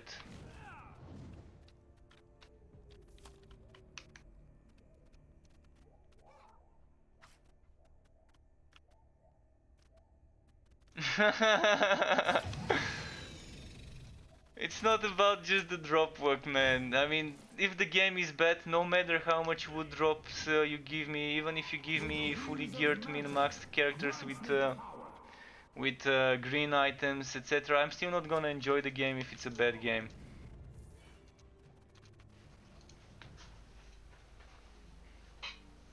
Because for me, the whole I like playing games just for the sake of killing stuff and chilling. I don't play to get stronger. I don't play to get gear, but the gear is the enjoyable part for me. But even if I have fully geared character, there's still gonna be things to keep me playing the game if it's fun for me and if it's not pushing me into being some try-hard min-max setup or whatever.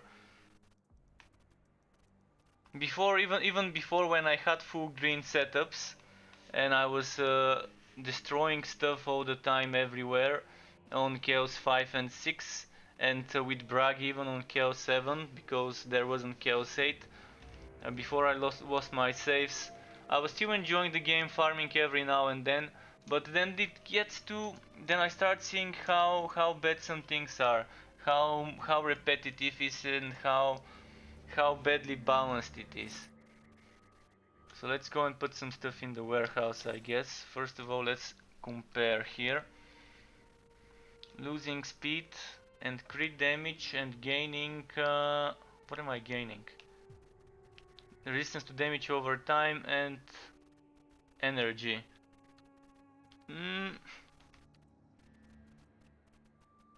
It's not bad, I mean, but probably not ideal.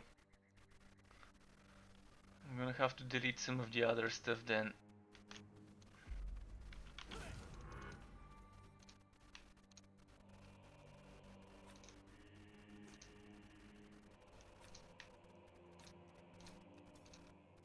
I still believe that this game and Wolsen are the closest to alternatives of Diablo 3 for people who are bored with Diablo 3, but if I had to choose between the two games, if I hadn't spent money on both, I would prefer spending the money on Wolsen, even though this game would end up being cheaper now with the reduced price of the game itself and the season's pass. I still think Wolsen, once it launches, would offer more for the ARPG community than this game could. Maybe this game in a year might be worth it if they change the whole gear system and rebalance everything and make things not being ridiculously strong and difficult to complete. Okay, let's see, what other set do I wanna play with? Let's play a bit with Belkuradris. Belkuradris, I need a helmet though. I had one over there.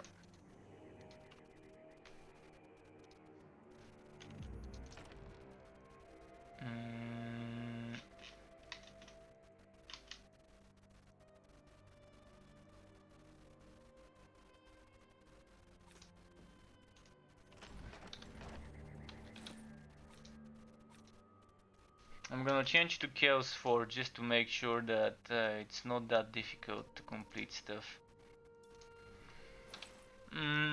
Chaos 4. So, what else can I equip? Is this better? Definitely better. Less cost reduction, but it's fine, more HP. This one...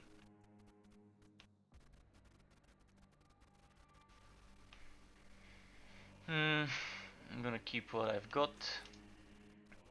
Here... Damage over time. Yeah, the other one doesn't have flat damage. And this whole splitting the damage and damage over time into separate stats is another thing I'm not a big fan of.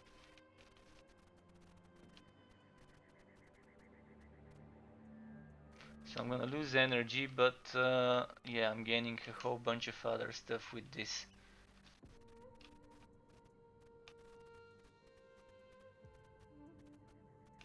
That means I can sell 3 other boots.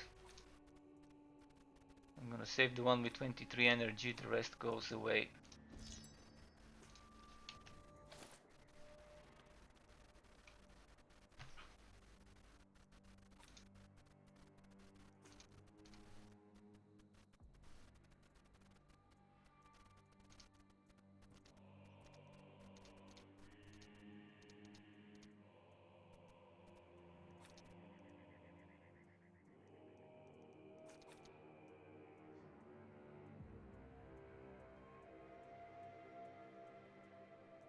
Actually, I can keep this equipped on the other part and here equip something different.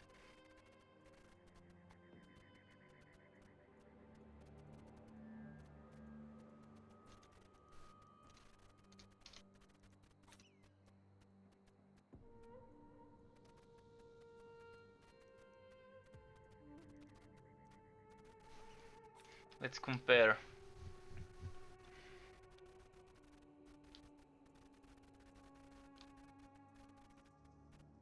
Blade of Instability is better, only the crit damage is less. What about the Rift Eater?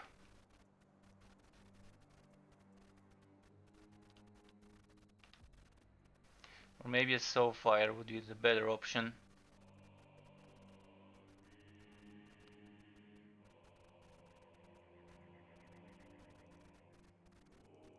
I do need crit chance and cooldown reduction though. Actually, I don't think this can get crit chance. This is the one with the crit chance. So just cooldown reduction, 13%.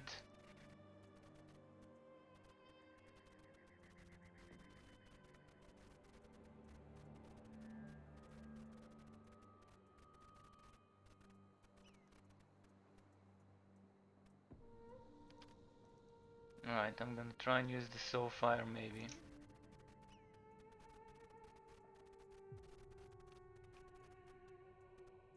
For now Rift Eater, and then if needed I'm gonna use the Soulfire.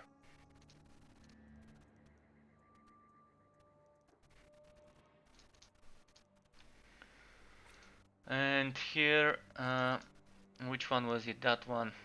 Relentless Sentinel, cooldown crit chance. This is also cooldown crit chance.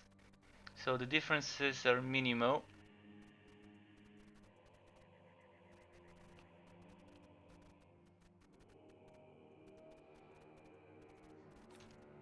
Let's go with this one.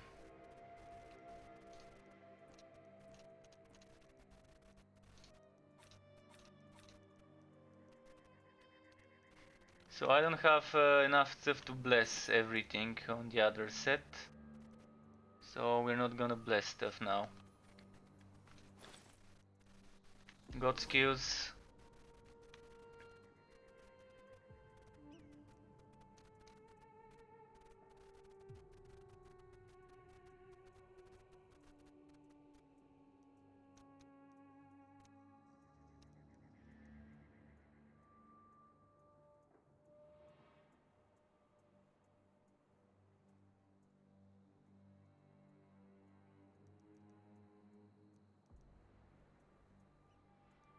Yeah, not worth it going that way. With the introduction of certain things, they made it so that some God skill nodes people don't really want to invest into. So most of the times you wouldn't see people going around here.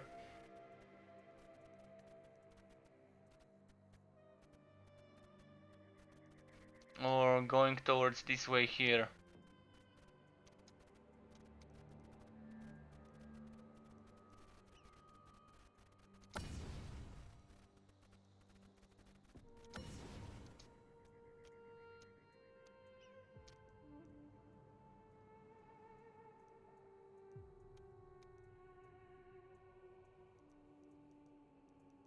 Where does this come from? So this way, then it goes this way.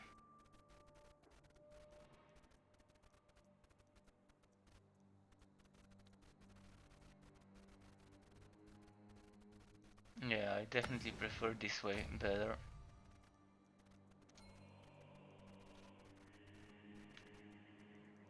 Just a lot of crit damage to miss out on if you don't take stuff like that.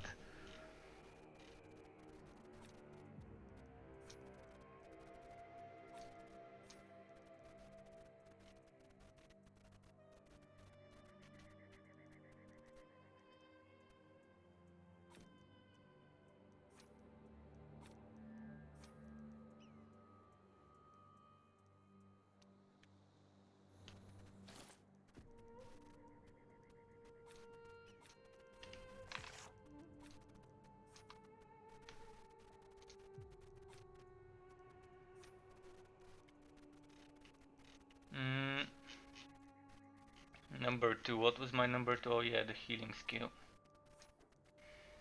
The healing, and what have we got here?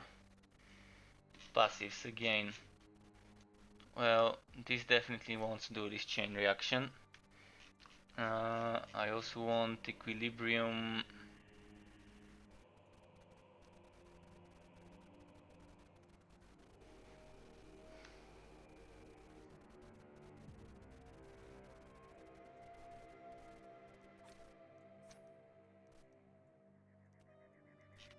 I want veteran's chain reaction for this one for sure.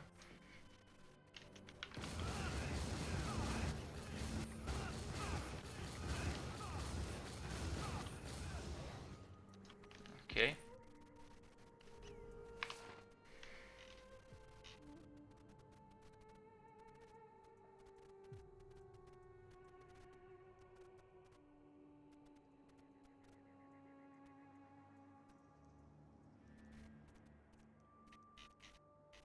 Then what else would I want? This is magical damage, right? Magical fire. Magical, magical, magical. Mostly this is magical and fire. So, passives, passives. Arcane secrets, probably not the best one.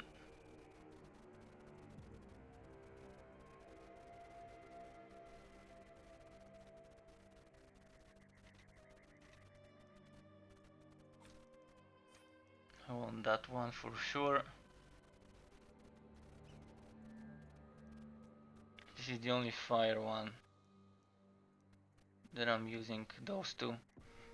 So that's not worth it.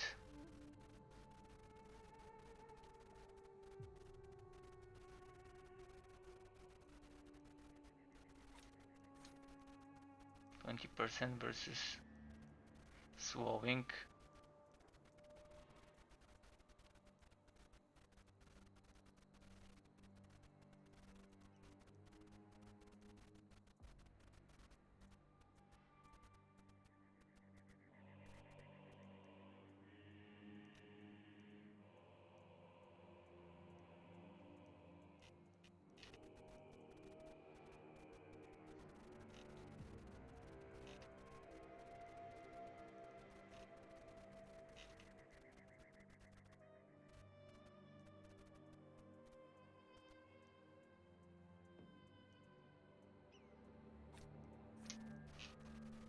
Alright, that seems fine. That's gonna be low damage, but I wanna try it.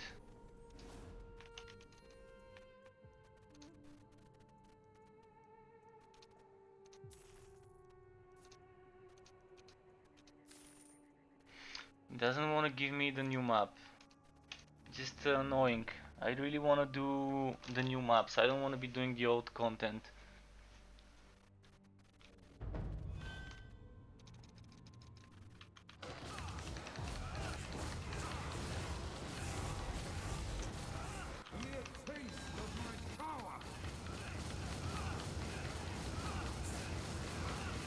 May the winds of magic grant me power!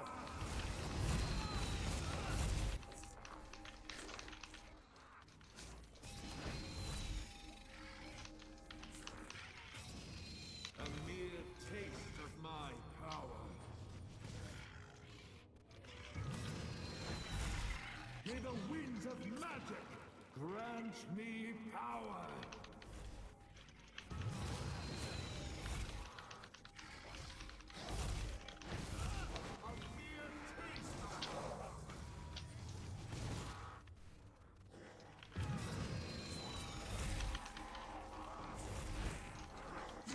Shit, why can't I? Mind.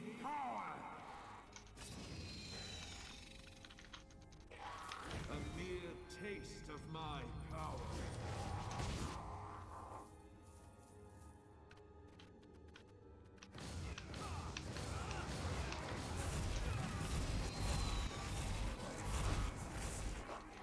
May the winds of magic grant me power! A mere taste of my power!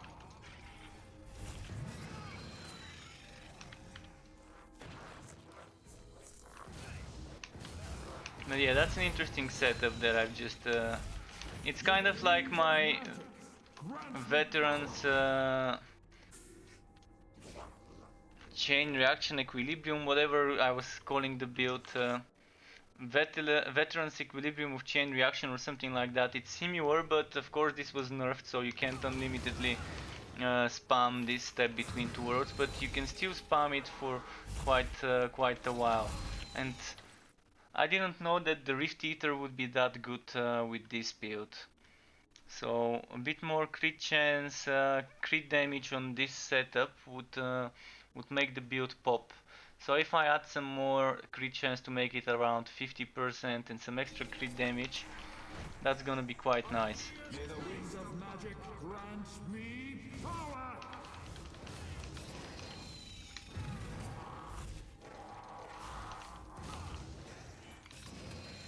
But what matters is the bosses. If the boss takes me too long to kill, because I seem to be having troubles with the energy, so maybe Breath of Fire or whatever it's called, Ethereal Breath should not be taken and something else should be taken, but we'll see. Of course, you can always take. Instead of Aether Blast, you can take something like Tornado or Quake Surge or this thing here, Etheric Orb, or even Firewall if you want it easy, or even Etheric Ray. The Fire Etheric Ray would fit very well into the setup.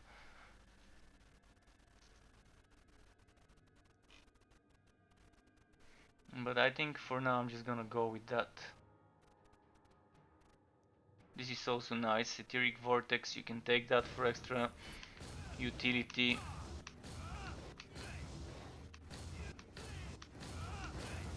This is still one of the best sets to speedrun stuff though. If only there was a potion that allows you to restore energy when using the potion. This would have been amazing.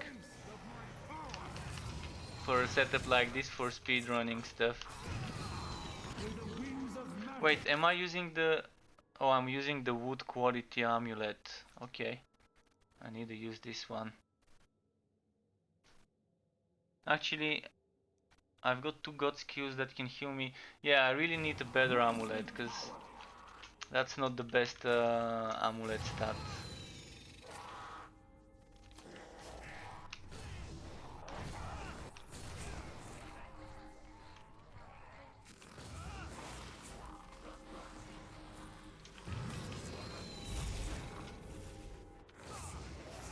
But this is nice because you have 2 things that can proc.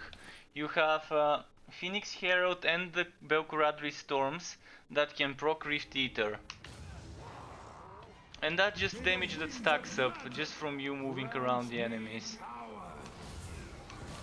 And then there's a Duelist Chain Reaction when you teleport, doing that shockwave that stuns and damages. So there's that as well that can also proc.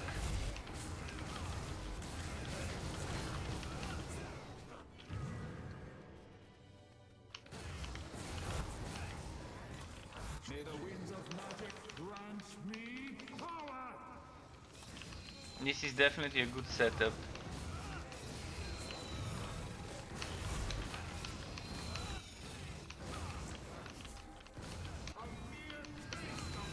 This is Chaos 4. It's not too easy, but it's not too difficult either.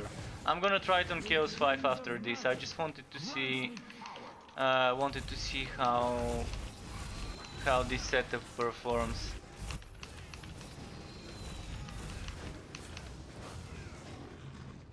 Okay, he's doing the big Nova. Let's wait for the Nova.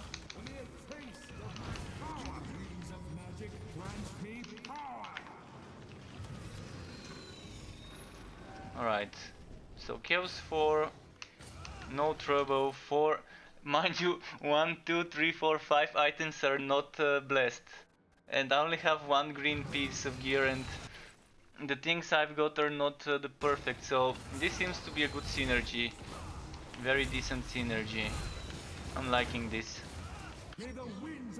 Okay, let's equip the wood quality amulet.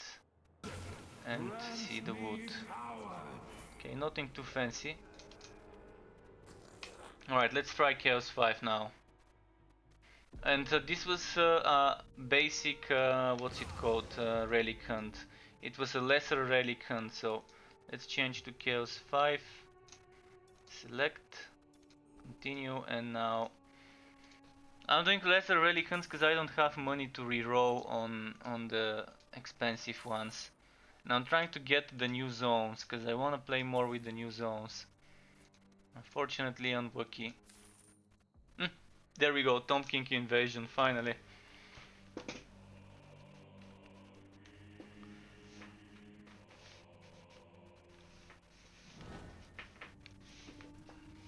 And it's an open area one. It's not the one in the dungeon. A mere taste of my power. The wings of magic grant me power.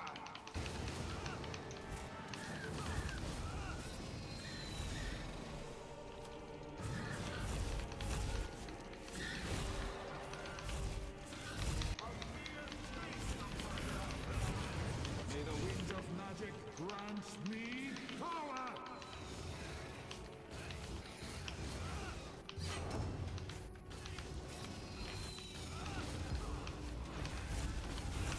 Okay, the Rift Eater is a nice addition. Definitely. Belkuradris, what was the name of the other one? Phoenix Herald and Rift Eater. Winds of magic grant me power.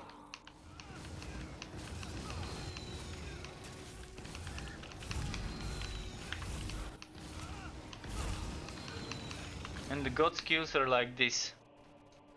All the way here for the crit damage, here for the extra energy. All the way here for this crit damage, and then one more point for the extra energy. So basically it's all the way to this crit damage, and this skill. And the last 2 points I put into energy, because 10% energy is decent for 2 points. Better than 4% damage or 4% HP.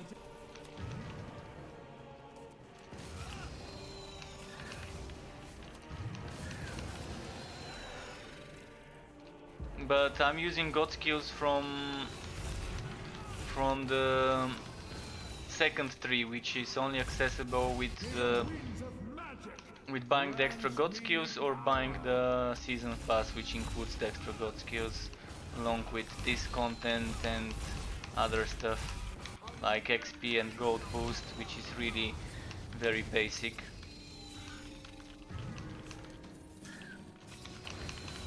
May the winds of magic grant me power.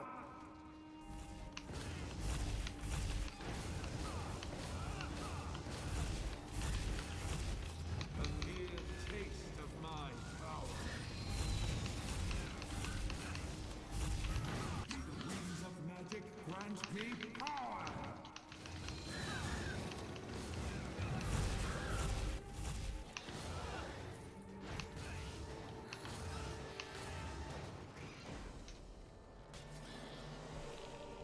Let's see how much damage just my damage over time does without duelist or veteran chain reaction. It doesn't do million, so it's not that much. And on Chaos 6 and 7 there's definitely gonna be trouble if I don't have green gear, but I think this build with green gear would be okay for Chaos 6. And for team play Chaos 7 maybe as well. It could be able to do something, but I don't see this sewing on Chaos 7. Even with full green gear it's probably gonna be difficult.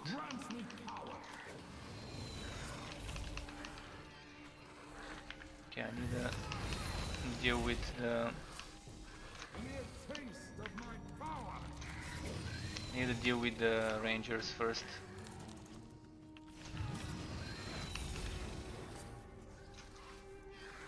May the winds of magic grant me power. Ooh, that was close. Taste of my power. No! Just when I was about to teleport away from it.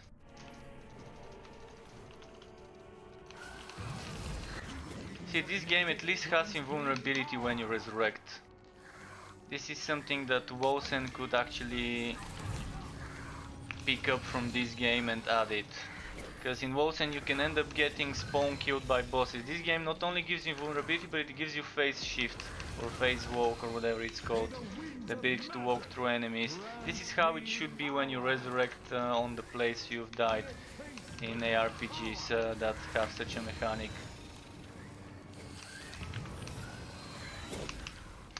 Seriously? I didn't know he can reach that far. I guess long tail, long range.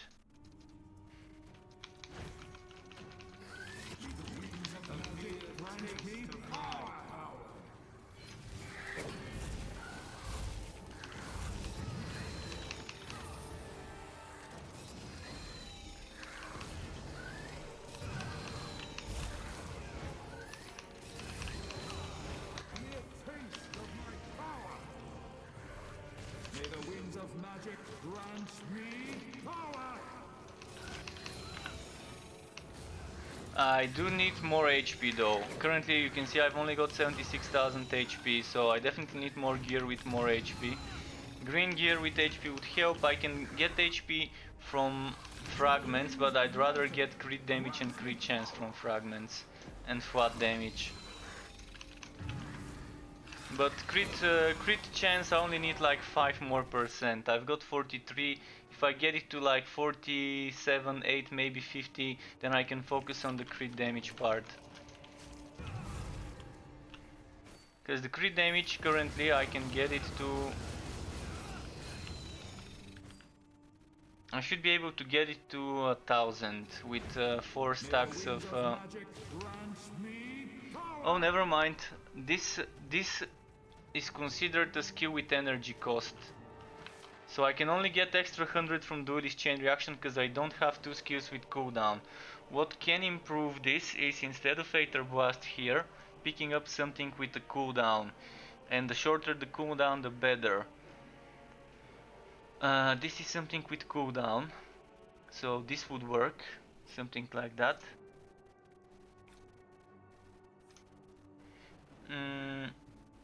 What else has a cooldown and can be picked up for this build?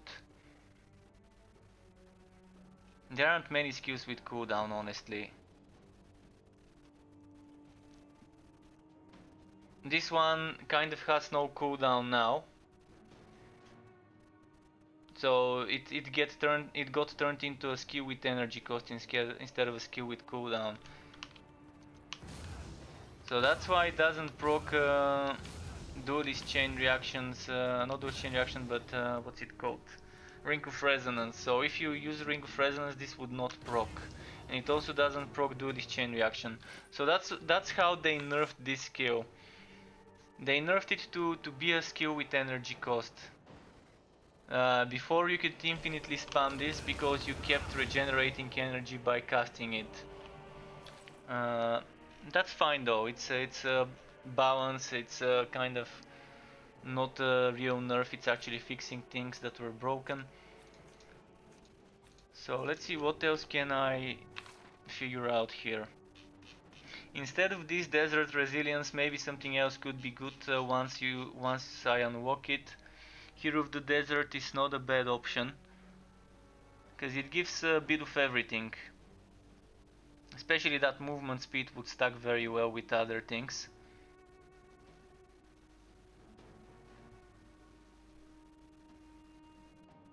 Maybe this extra potion damage would be fine.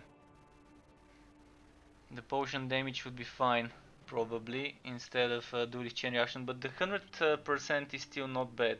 After using Blinding Light or Etheric Vortex, so I can get that 200% crit damage, and there we go, 802. Alright, let's go check the loot. But before that, I'm probably missing some chests over here. Yeah, let's check what this could drop. And I want the wood quality amulet. Oh, actually it's equipped, never mind then. I forgot to equip the correct amulet as well.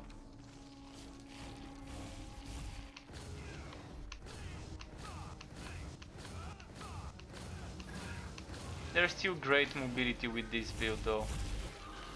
Even if you stop every now and then to refill the energy, once you refill it, there's a lot of... Alright, and another green drop. What dropped this time? I can't pick it up. Okay, I picked it up. Vortex Amulet. Again, another Vortex Amulet today. Oh no, the other one was Phase Shift. Vortex damage. Okay. It doesn't have cooldown reduction, it doesn't have crit hit chance. Actually, let's compare it with this one. And what's important is cooldown reduction and crit hit chance, because it affects the god skills. And this is how the game is kind of broken. The god skills don't trigger things that say after using a skill with cooldown, but they do benefit from cooldown reduction, because they're counted as god skills with cooldown, and cooldown reduction reduces god skills and regular skills cooldowns. And I think they can make the game a bit better if god skills also count as skills with cooldown to trigger things such as Ring of Resonance and what was the name? Duelist Chain Reaction and other chain reactions. So this is not a bad drop, but definitely not good for crit builds and builds that require cooldown reduction. And that extra gold drop could have been wood quality or something else. The counter attack damage as well. Magic grant me power! So I'm gonna probably do 1 or 2 more maps, because it's 36 past midnight here. And yeah, I can't talk. I mean, I can keep streaming after a certain hour, but I can't talk, so I just choose to not stream after a certain time. Okay, few more maps. Did I get some fragments? I keep forgetting to farm fragments. I wish that exchanging gear like this with donation filled this bar faster, so we can get fragments easier. Fragments are very painful to farm, and if you want to farm fragments, you want to equip things like this one in the build, and you want to make sure you're using this one. Oh, okay.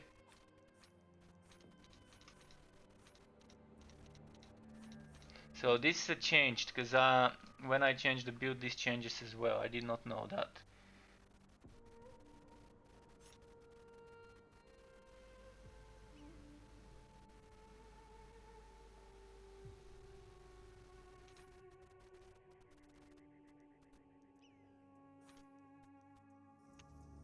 Okay.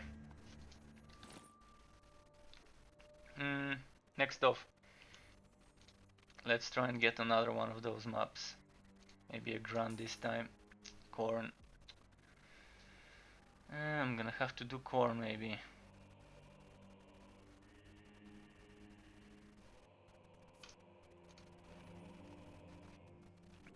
It's gonna have to be corn, because I don't have much money to keep re-rolling.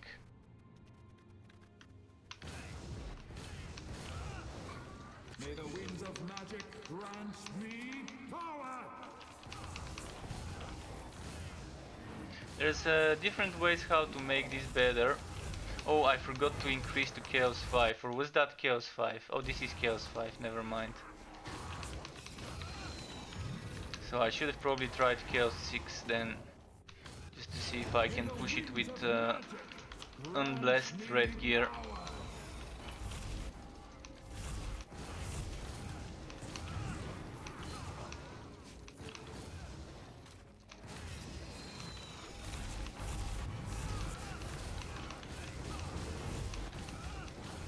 The good thing about this dome is it actually fits well with the build, because the dome can still crit, and the dome hits a lot of targets, which means a lot of chances to proc the Rift Eater. I ported right into the attack of the enemy. Unlucky. That's the risks of porting left and right when there's an enemy charging a one-shot attack.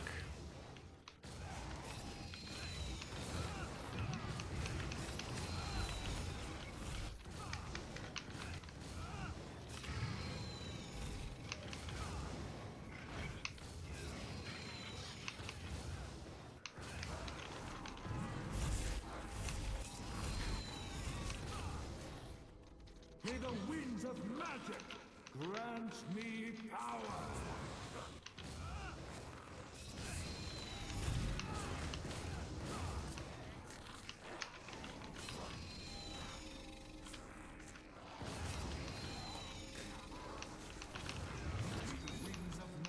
Grant me power!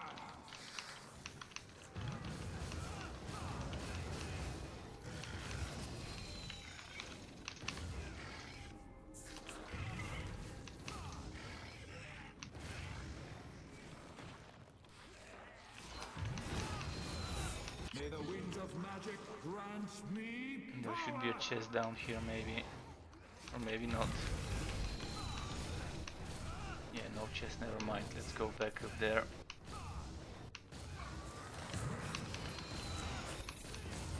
But there's probably chest at the end of this tunnel here. May the winds of magic.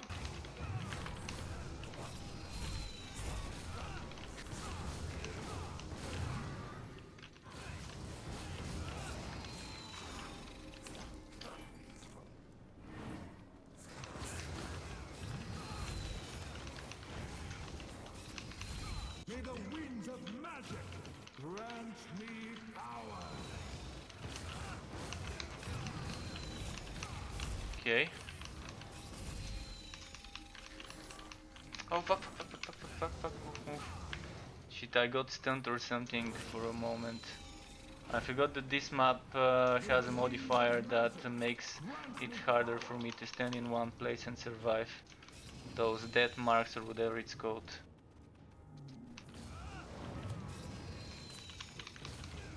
And then the boss also casts some sort of marks.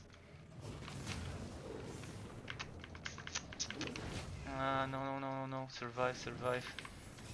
Phew, okay.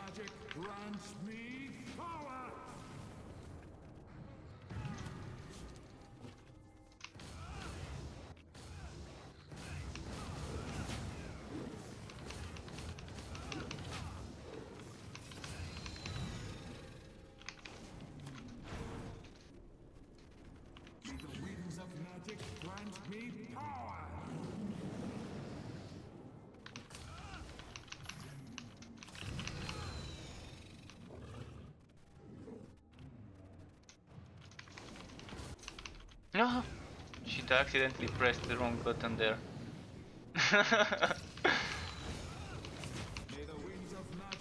Alright, he should die now.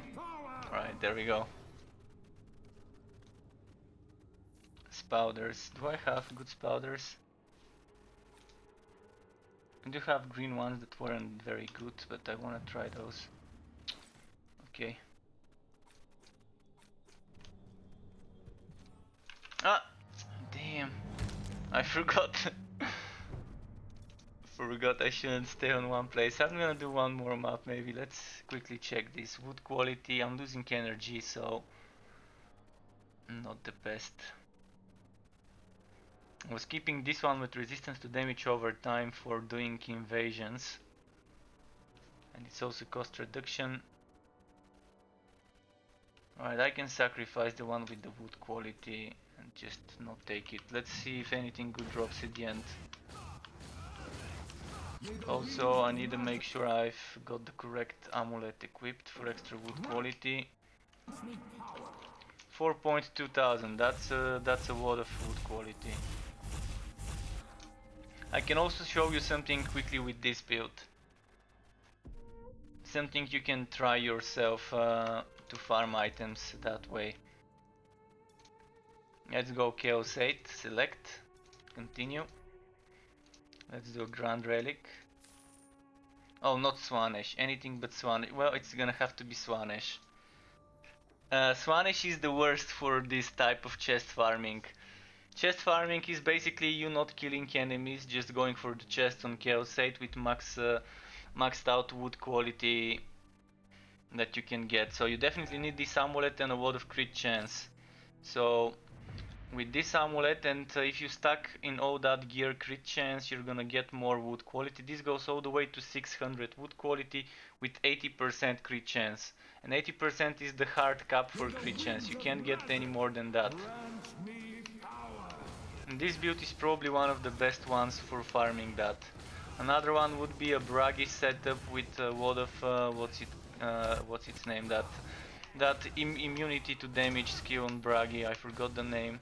Ancestors, what was it? Something.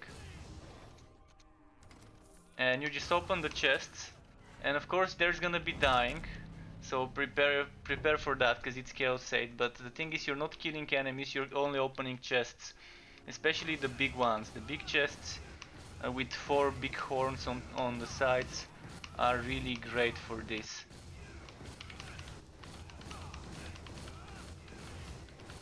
I think I've missed something over there.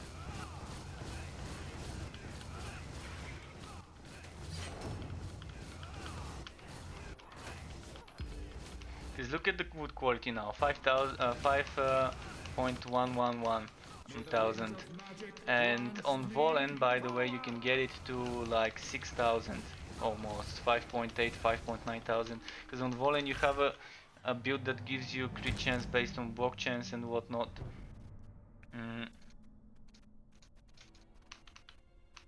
So I'm gonna go down there. The big chest would be somewhere down here.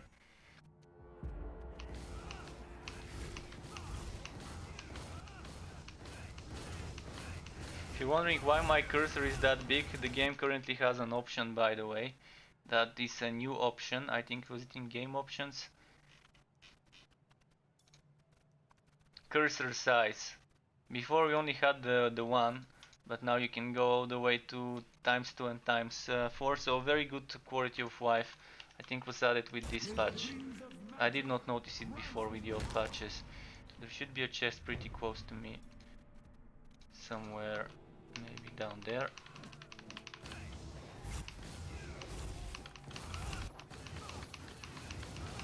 So this is the big boss. I don't think I'm gonna be able to kill the big boss, but let's try and find the big horned chest.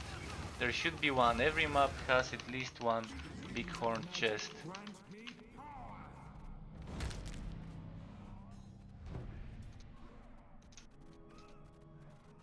Well, I must have missed it somewhere. Well, maybe this time we weren't lucky and there wasn't one such big chest. That's pretty strange though, because normally there always is at least one big chest with those 4 horns on the side. Maybe I missed it somewhere in the forest part. But yeah, I definitely won't be able to complete the boss here on this difficulty, because even the little guys can one-shot me here. And I'm barely doing any damage. And this is Chaos 8 after all. So let's leave the area and try another one. What we can do is probably expeditions would also work. I'm not sure whether there were chests there, but let's see. If there's chests in expeditions, maybe this same thing would work there as well. I've never done it in expeditions with this setup, the Chaos 8 setup, but let's see. Maybe I can get some chests. And we're not aiming for the relic chest, we're aiming for the big chests. But mind you, we're losing 900 wood quality by not doing relic hunt. So that's a lot of wood quality to lose.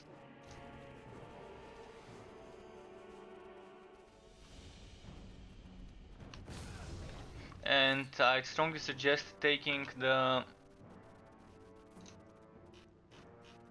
what's its name?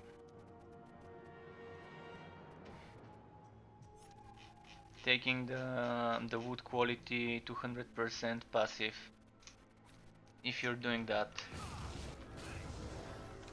Otherwise, yeah, you're not doing damage, so you don't need all that damage stacking and everything. You need as much survivability and movement capabilities when farming Chaos 8 chests.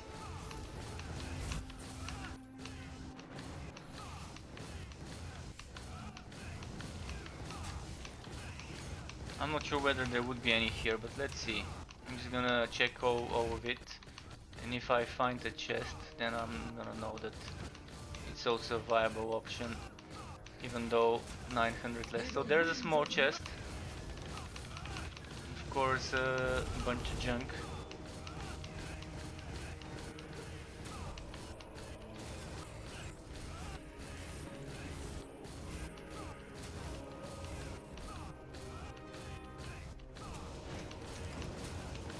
Another small chest, so no big chest so far.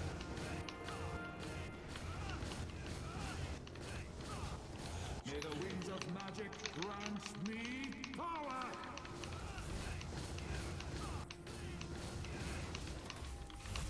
Fuck, don't die, don't die, don't die.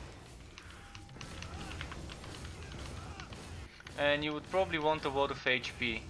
If you're doing that, some HP in the armor won't hurt. So you can try and find gear with a lot of wood quality and HP. That's what you want to prioritize: wood quality, HP, and crit chance in the different pieces that can give you those things.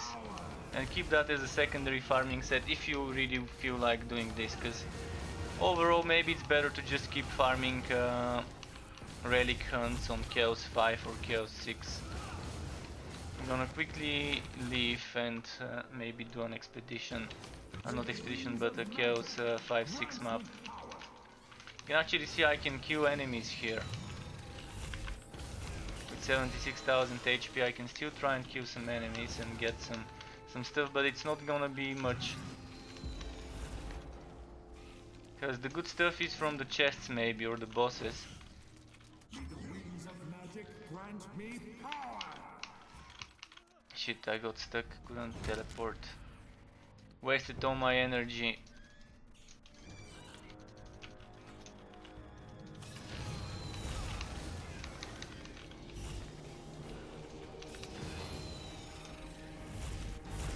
May the winds of magic grant me power!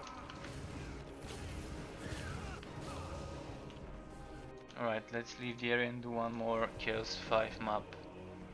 I could try actually Chaos 6 and see how it goes for the final map. Let's do Chaos 6. And how's my fragment? Still not enough to do a blessing of an item. And not enough crowns. And what if I donate a few items? Maybe I can get something.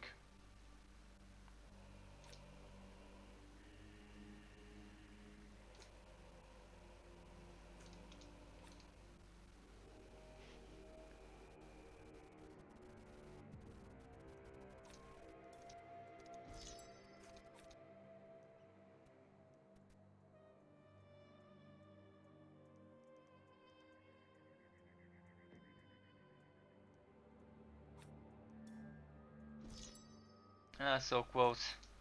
Come on, come on.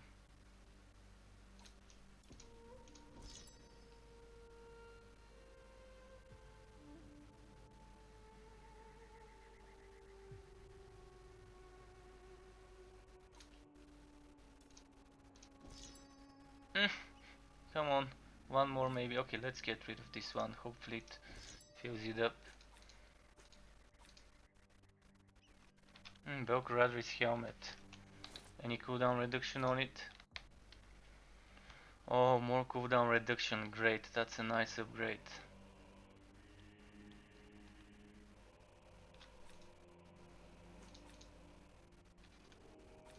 Let's sell the old one.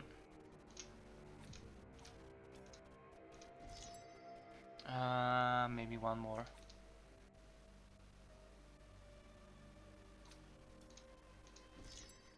Damn, I'm already at the end there. Squeezing me dry for every piece of gear I've been saving for different setups.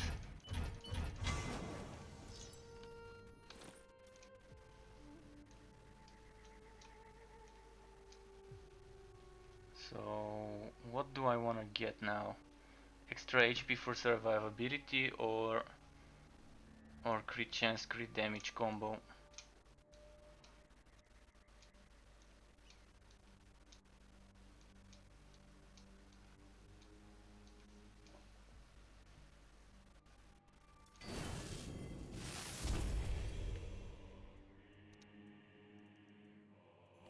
And I'm gonna try something. HP was the green one, I think. Was it? Let's quickly check.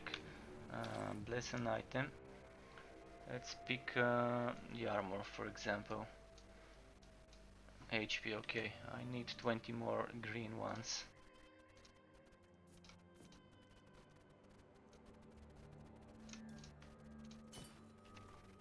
I'm gonna get some extra HP.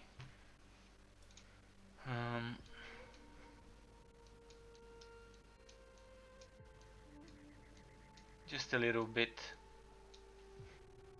18,000, not so bad.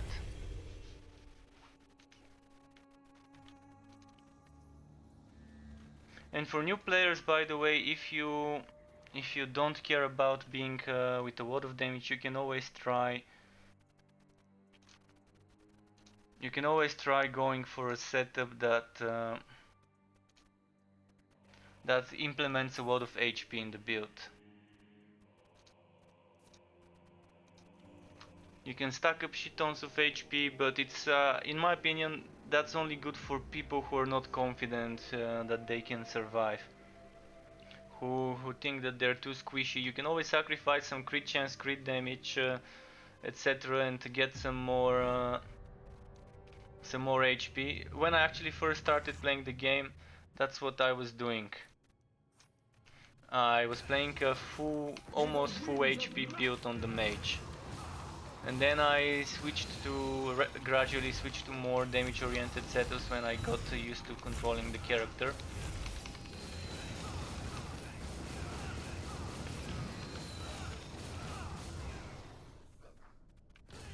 Okay, they're slowing me. I wanna see if there's a chest there, but I guess if there was a chest I would have seen it on the map.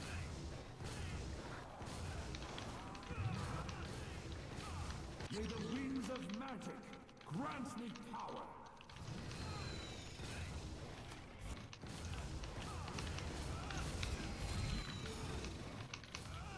May the winds of magic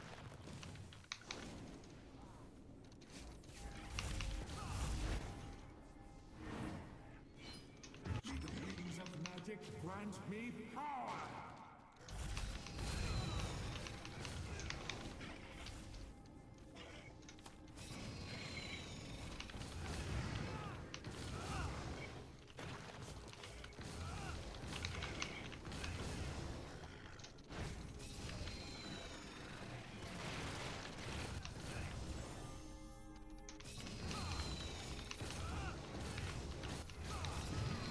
May the winds of magic grant me power.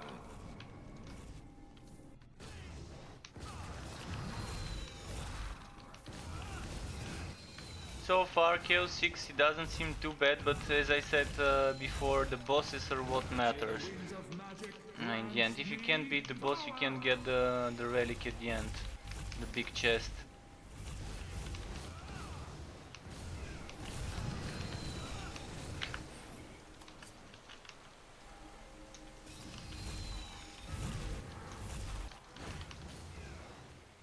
May the winds of magic grant me power.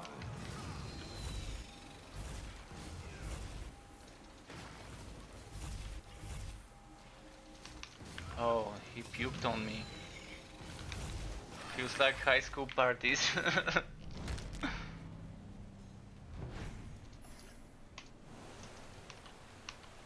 Oh, there's a chest. Let's actually check the chest before fighting them. Should have looted the chest before dying, cause I was that extra 300% wood quality from the buff, the Adventurer's Blessing or whatever it was called.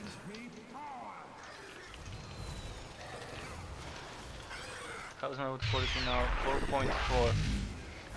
CB Nut3, welcome to my Twitch dude, welcome to the Struck Up, and thank you for the follow. It is much appreciated. This is unfortunately my final map for the day, but I may stream some more tomorrow. Although tomorrow I was planning on streaming Torchlight Frontiers, but I could try and stream some more of this game. But yeah, thanks indeed, and hope you enjoy your stay here. I did not see what hit me. I've already died once, so it doesn't matter if I die more. What matters is not dying the first time, to not lose that extra 300% wood quality. Or was it 400? Another Rift Eater. I wonder if it's better than mine.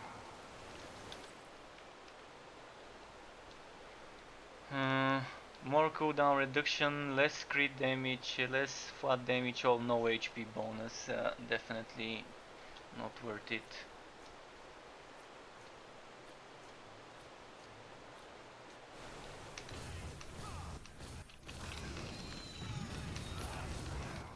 Okay, I can now go to the boss. But first off, there's a chest here that I want to check. Right, nothing good. Well, a chest here. Let's check. May the winds of magic grant me. So will it be this way or the other way? Let's see. There might be a chest down there. Oh, there's one up there. Would that be the big chest? Medium chest.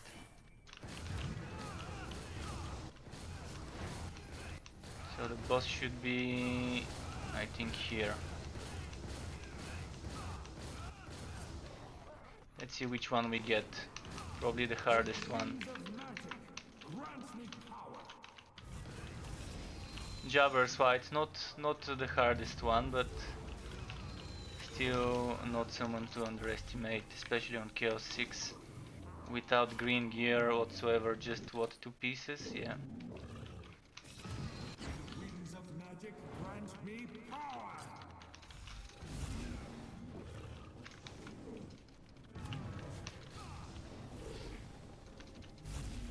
Oh wait, I actually forgot something.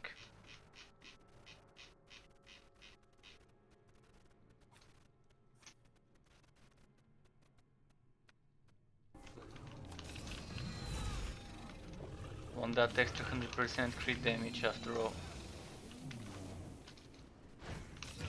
And maybe even 200 if I stack up number 2 and number 4.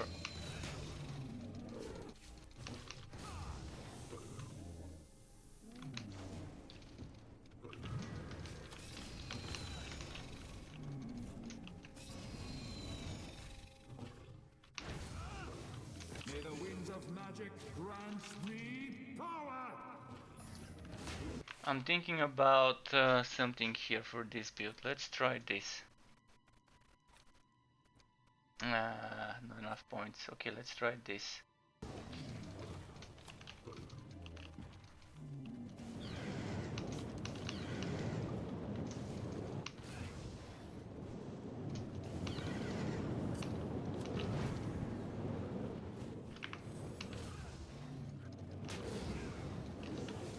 Winds of magic grant me power.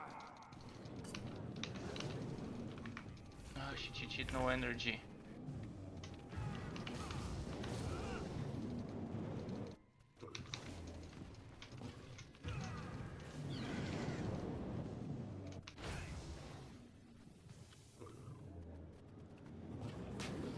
May the winds of magic grant me power.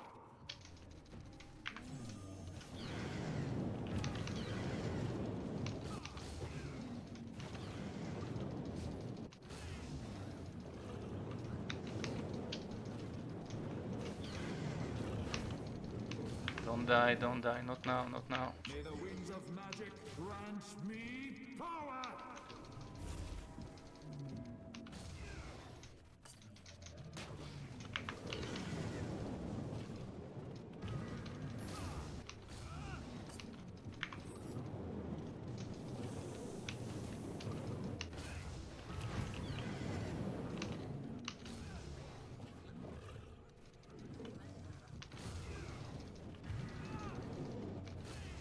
May the winds of magic grant me power.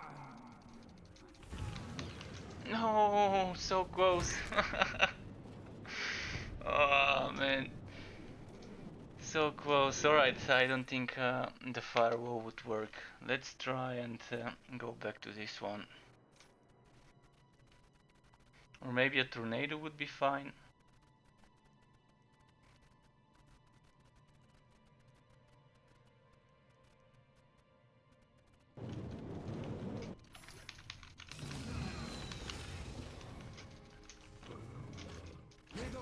of magic grant me power.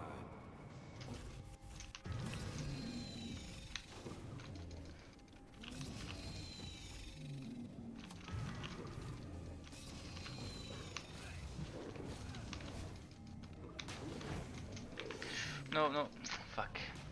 I should have moved on time. I got greedy for damage. You get greedy for damage, then you suffer and pay the price for it.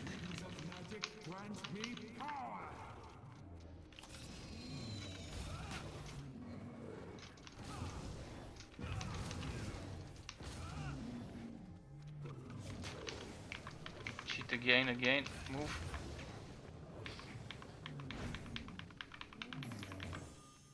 Alright, healed up a bit. May the winds of magic grant me power.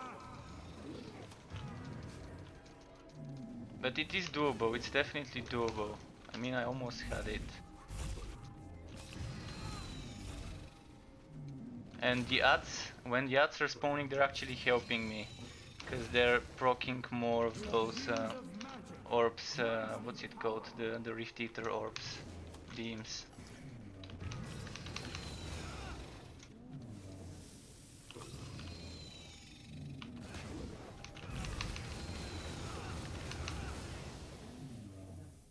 Okay, let's let it trickle a bit.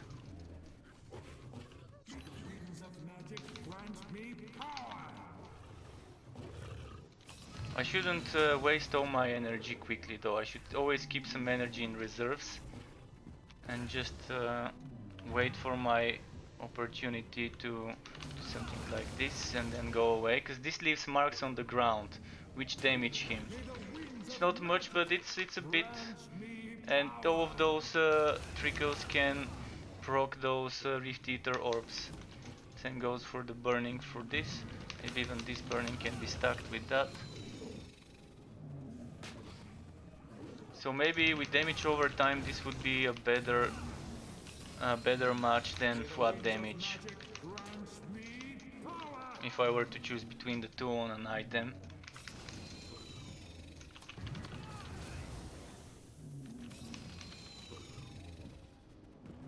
So now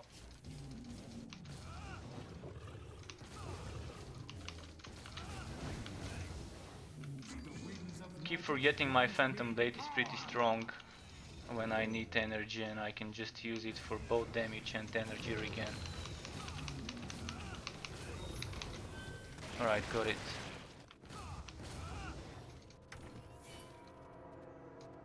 Blade of Instability. I really don't need a red one. May the winds of magic grant me power.